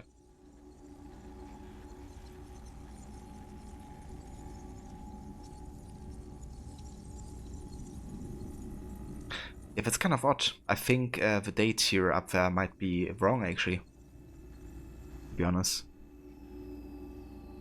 I think it's a typo, yeah. Because this is obviously not taking place in the 60s right now, we're like in the 80s. And, you know, the war between Britain and the United States hasn't even begun in 1763, I don't think. Okay. So yeah, it's a typo, I think. Yeah, that's what by reference to Ronnie. That 1763 ended the French Indian War. But at the top you see the date, right, where it's signed 1763. Right, it should have been 83. So that's clearly a typo at the top. Well, it happens. But yeah, definitely interesting.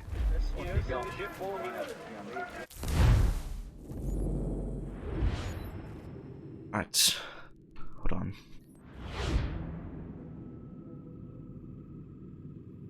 We do actually have a Washington conversation down there.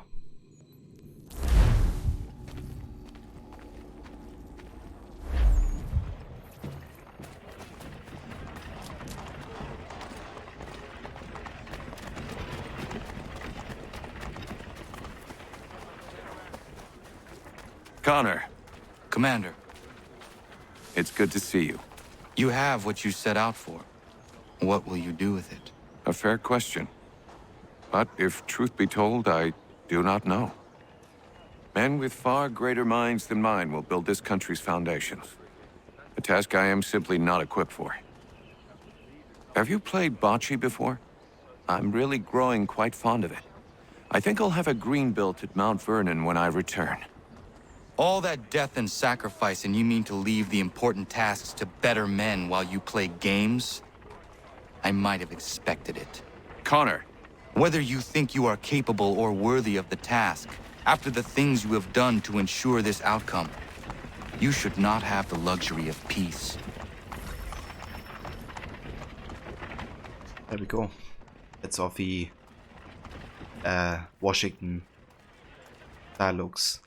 Now we could play bocce with a dude, but I'm not going to do it. Because we're not going to be playing mini games as part of the you know, in-depth story. But yeah, kind of funny that that's like the last thing you unlock with Washington. Play like mini games with him.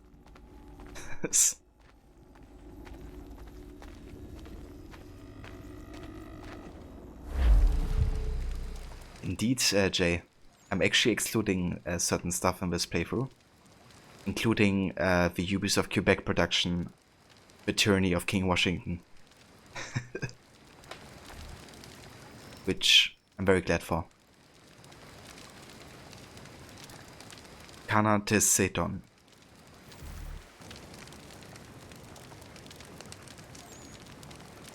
If you're hungry, I've extra. No, thank you.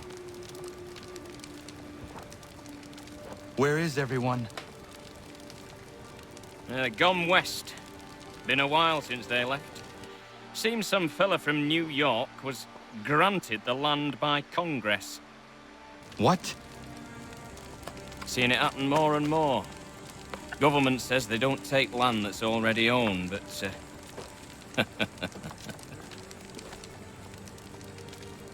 How could this have happened?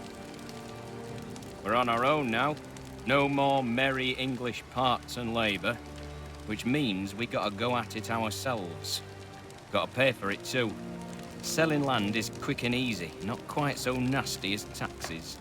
And since some say they're what started the old war, ain't no rush to bring 'em back.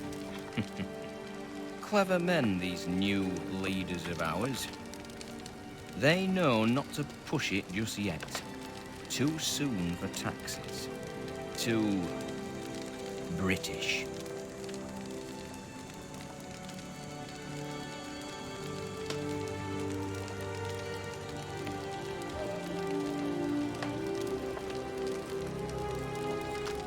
Thank you.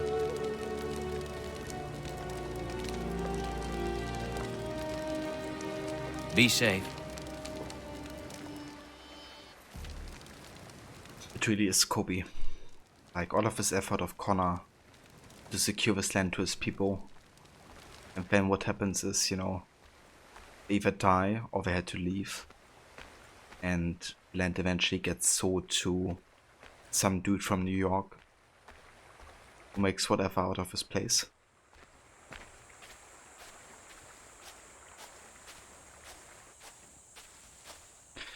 But yeah, I guess that's why also the homestead is so important to Connor, you know, because he does lose his initial home and he couldn't save the future of his people.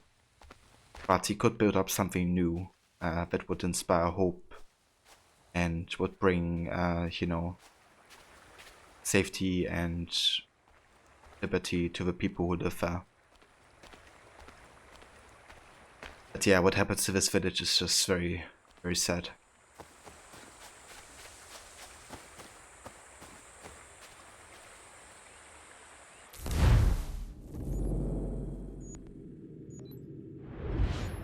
Right, and then we have one more mission in Boston,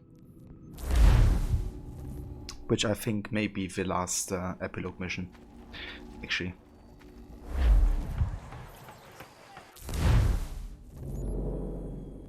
Ah, never mind. It's actually the bug that happens at the end. Basically shows you have a mission in Boston, but you don't. So, yeah guys, that is it. We have done all of the side content we wanted to do for the main story before we started sequence 10. And that means we have done all the content that we wanted of the in-depth story run. That means I have time to play the game with Washington. I mean, we could end our AC3 playthrough with that, yeah.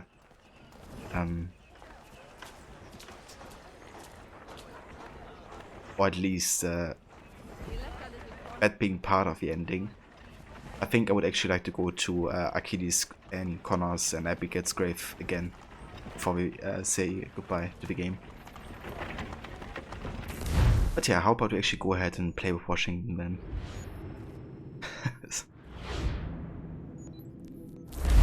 Just to showcase that historic event.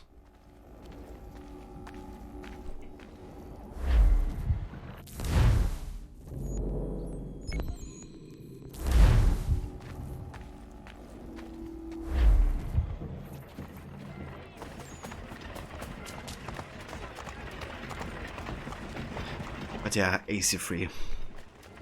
Like, I can really recommend this game to anybody that hasn't played it in a while.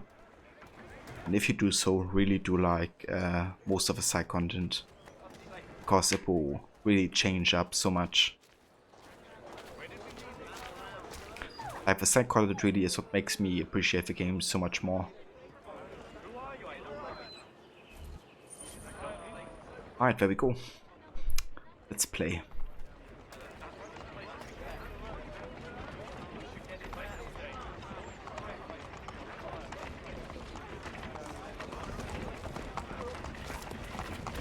Let's see what you got, Georgie. Is Black Flag the next sequence? I'm close. We're gonna be playing AC3 Liberation first with Eveline the Grand Prix. I'm gonna be doing a no upgrade challenge on that game. And then once we have finished that game, we're going to be playing Black Flag. And for Black Flag, I think I will actually go for completionist style. I haven't played the game in quite a bit.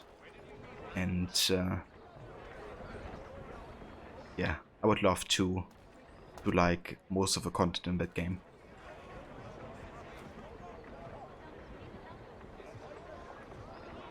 Shit, that wasn't a good throw. Actually, it was.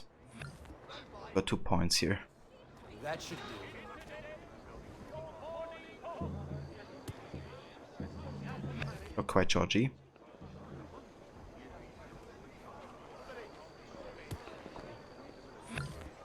But you tell me that's closer. Okay, I wanna throw this dude away. I kind of hit it like here.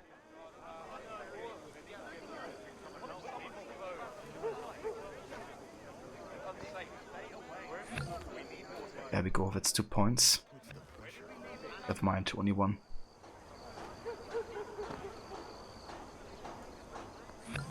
Oh shit.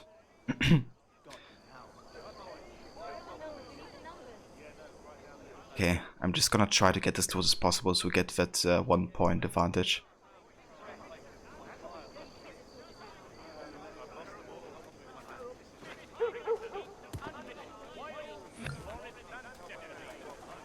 Lady Luck is with me today.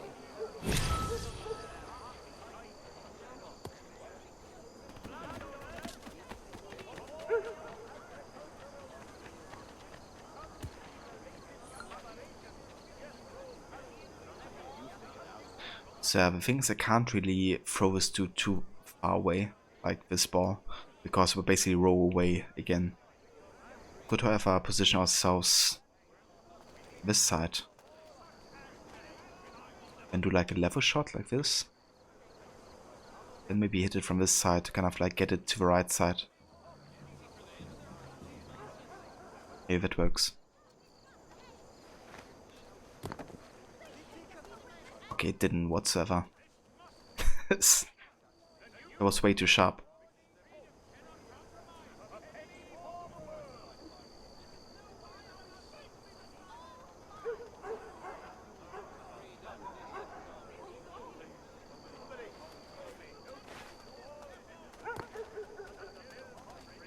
Are you kidding me? It's like so bad.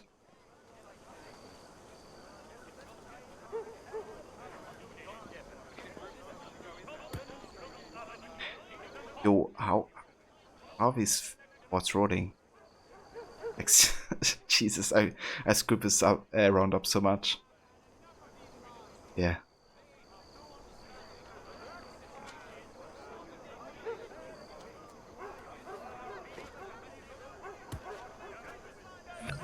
Okay, we got 2 points, but Josh Washington has like 3 throws.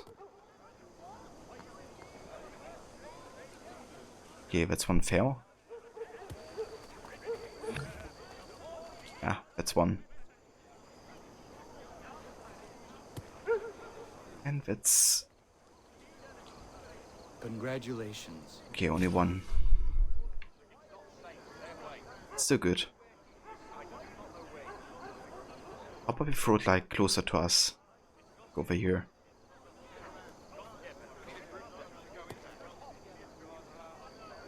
The AI is stupid good at everything except this. Yeah, I mean, if you try to play the board games, that's like a different level for sure. Board games are really difficult. You have to play like perfect, essentially.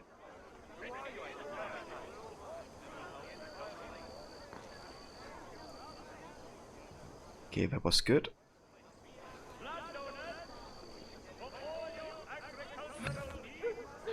Okay, that's actually good because now we can like rumble this dude's ball away a little bit.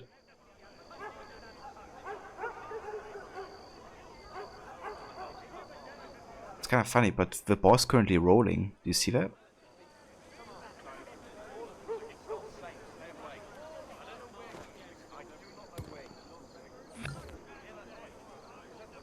I'm happy with that. The ball's actually moving right now.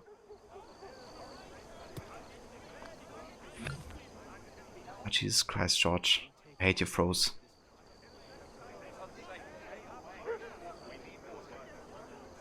Wonder if I can wait for the board to get like closer to the thing. Maybe it counts towards us then.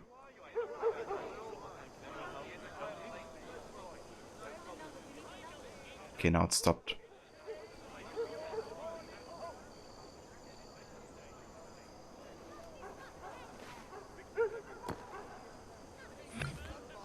Very nice.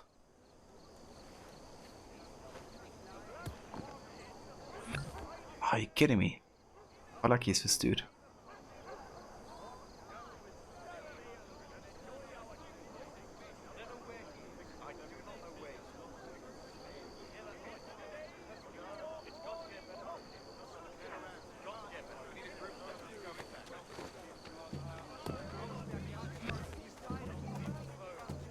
I will get you next time. Okay, he's leading with 1 point now. Should make that guy president. Indeed.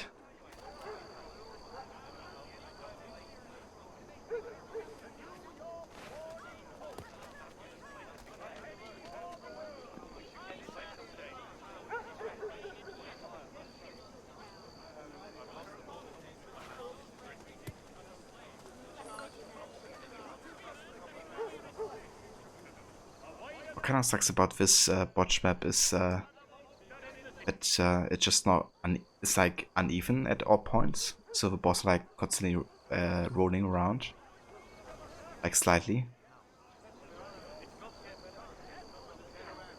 Like you see it there right now, like all rolling to right. So it's kind of like you have to be super precise to hit them. Basically, I would have to wait for them to stop rolling to like a really good shot.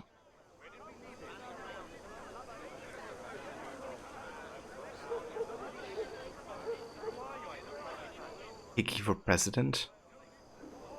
Yeah. Better not.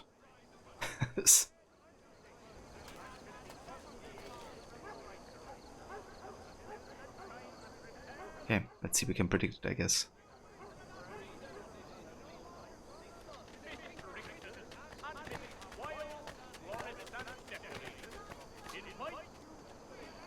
Ah, crikey.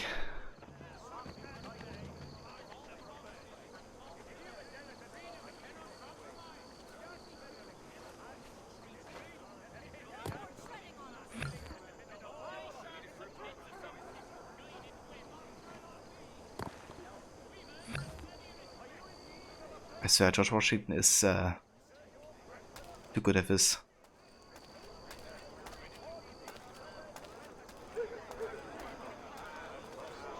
He's saying it requires high precision. High precision, get it? It's kind of like a really bad position for us to hit it. High precision, get it? High precision, get it?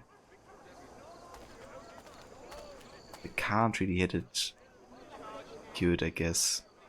We try to do it like this, but then the chances that red 1 is gonna go up there. So we just need to get it away.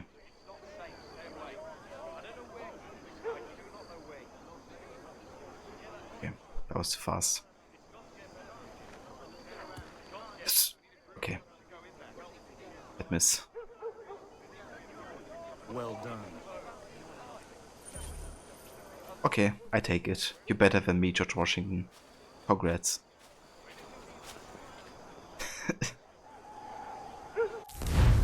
We truly should make this dude president because he's so good in this minigame.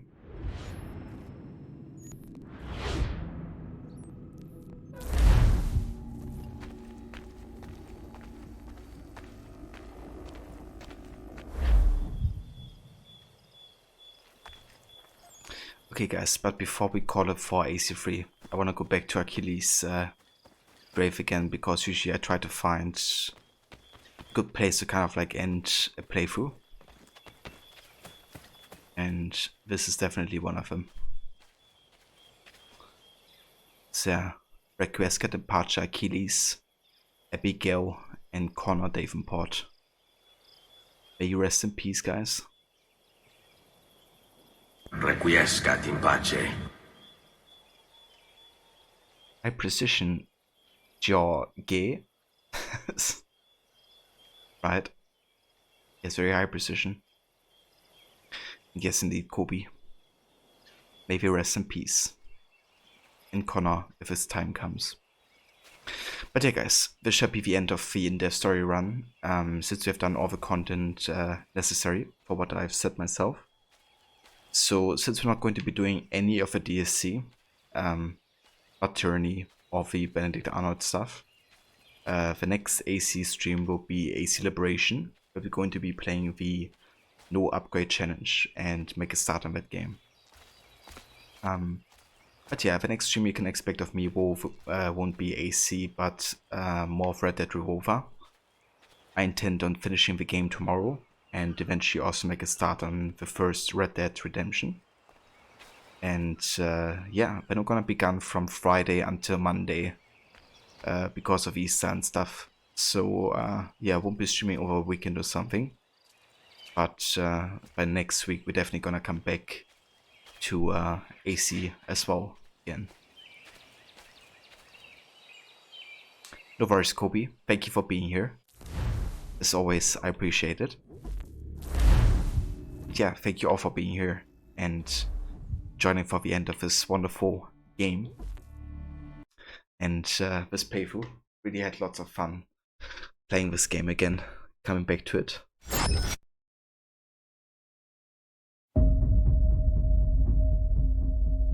Cheers, Shay. Thank you, dude. I appreciate your support as well and being here. Really hope you have a good couple of days off.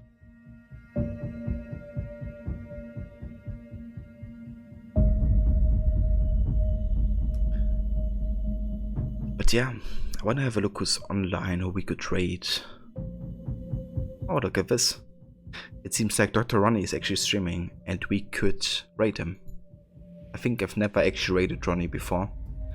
And he's actually trying to get affiliate. He recently got for $54, I think. So now the only thing he's missing is like 4 average viewers, I think.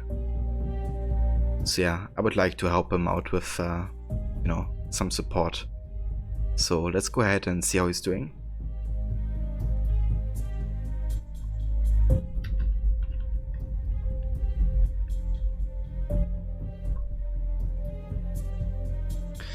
But yeah, thanks again ever so much everybody for being here and joining.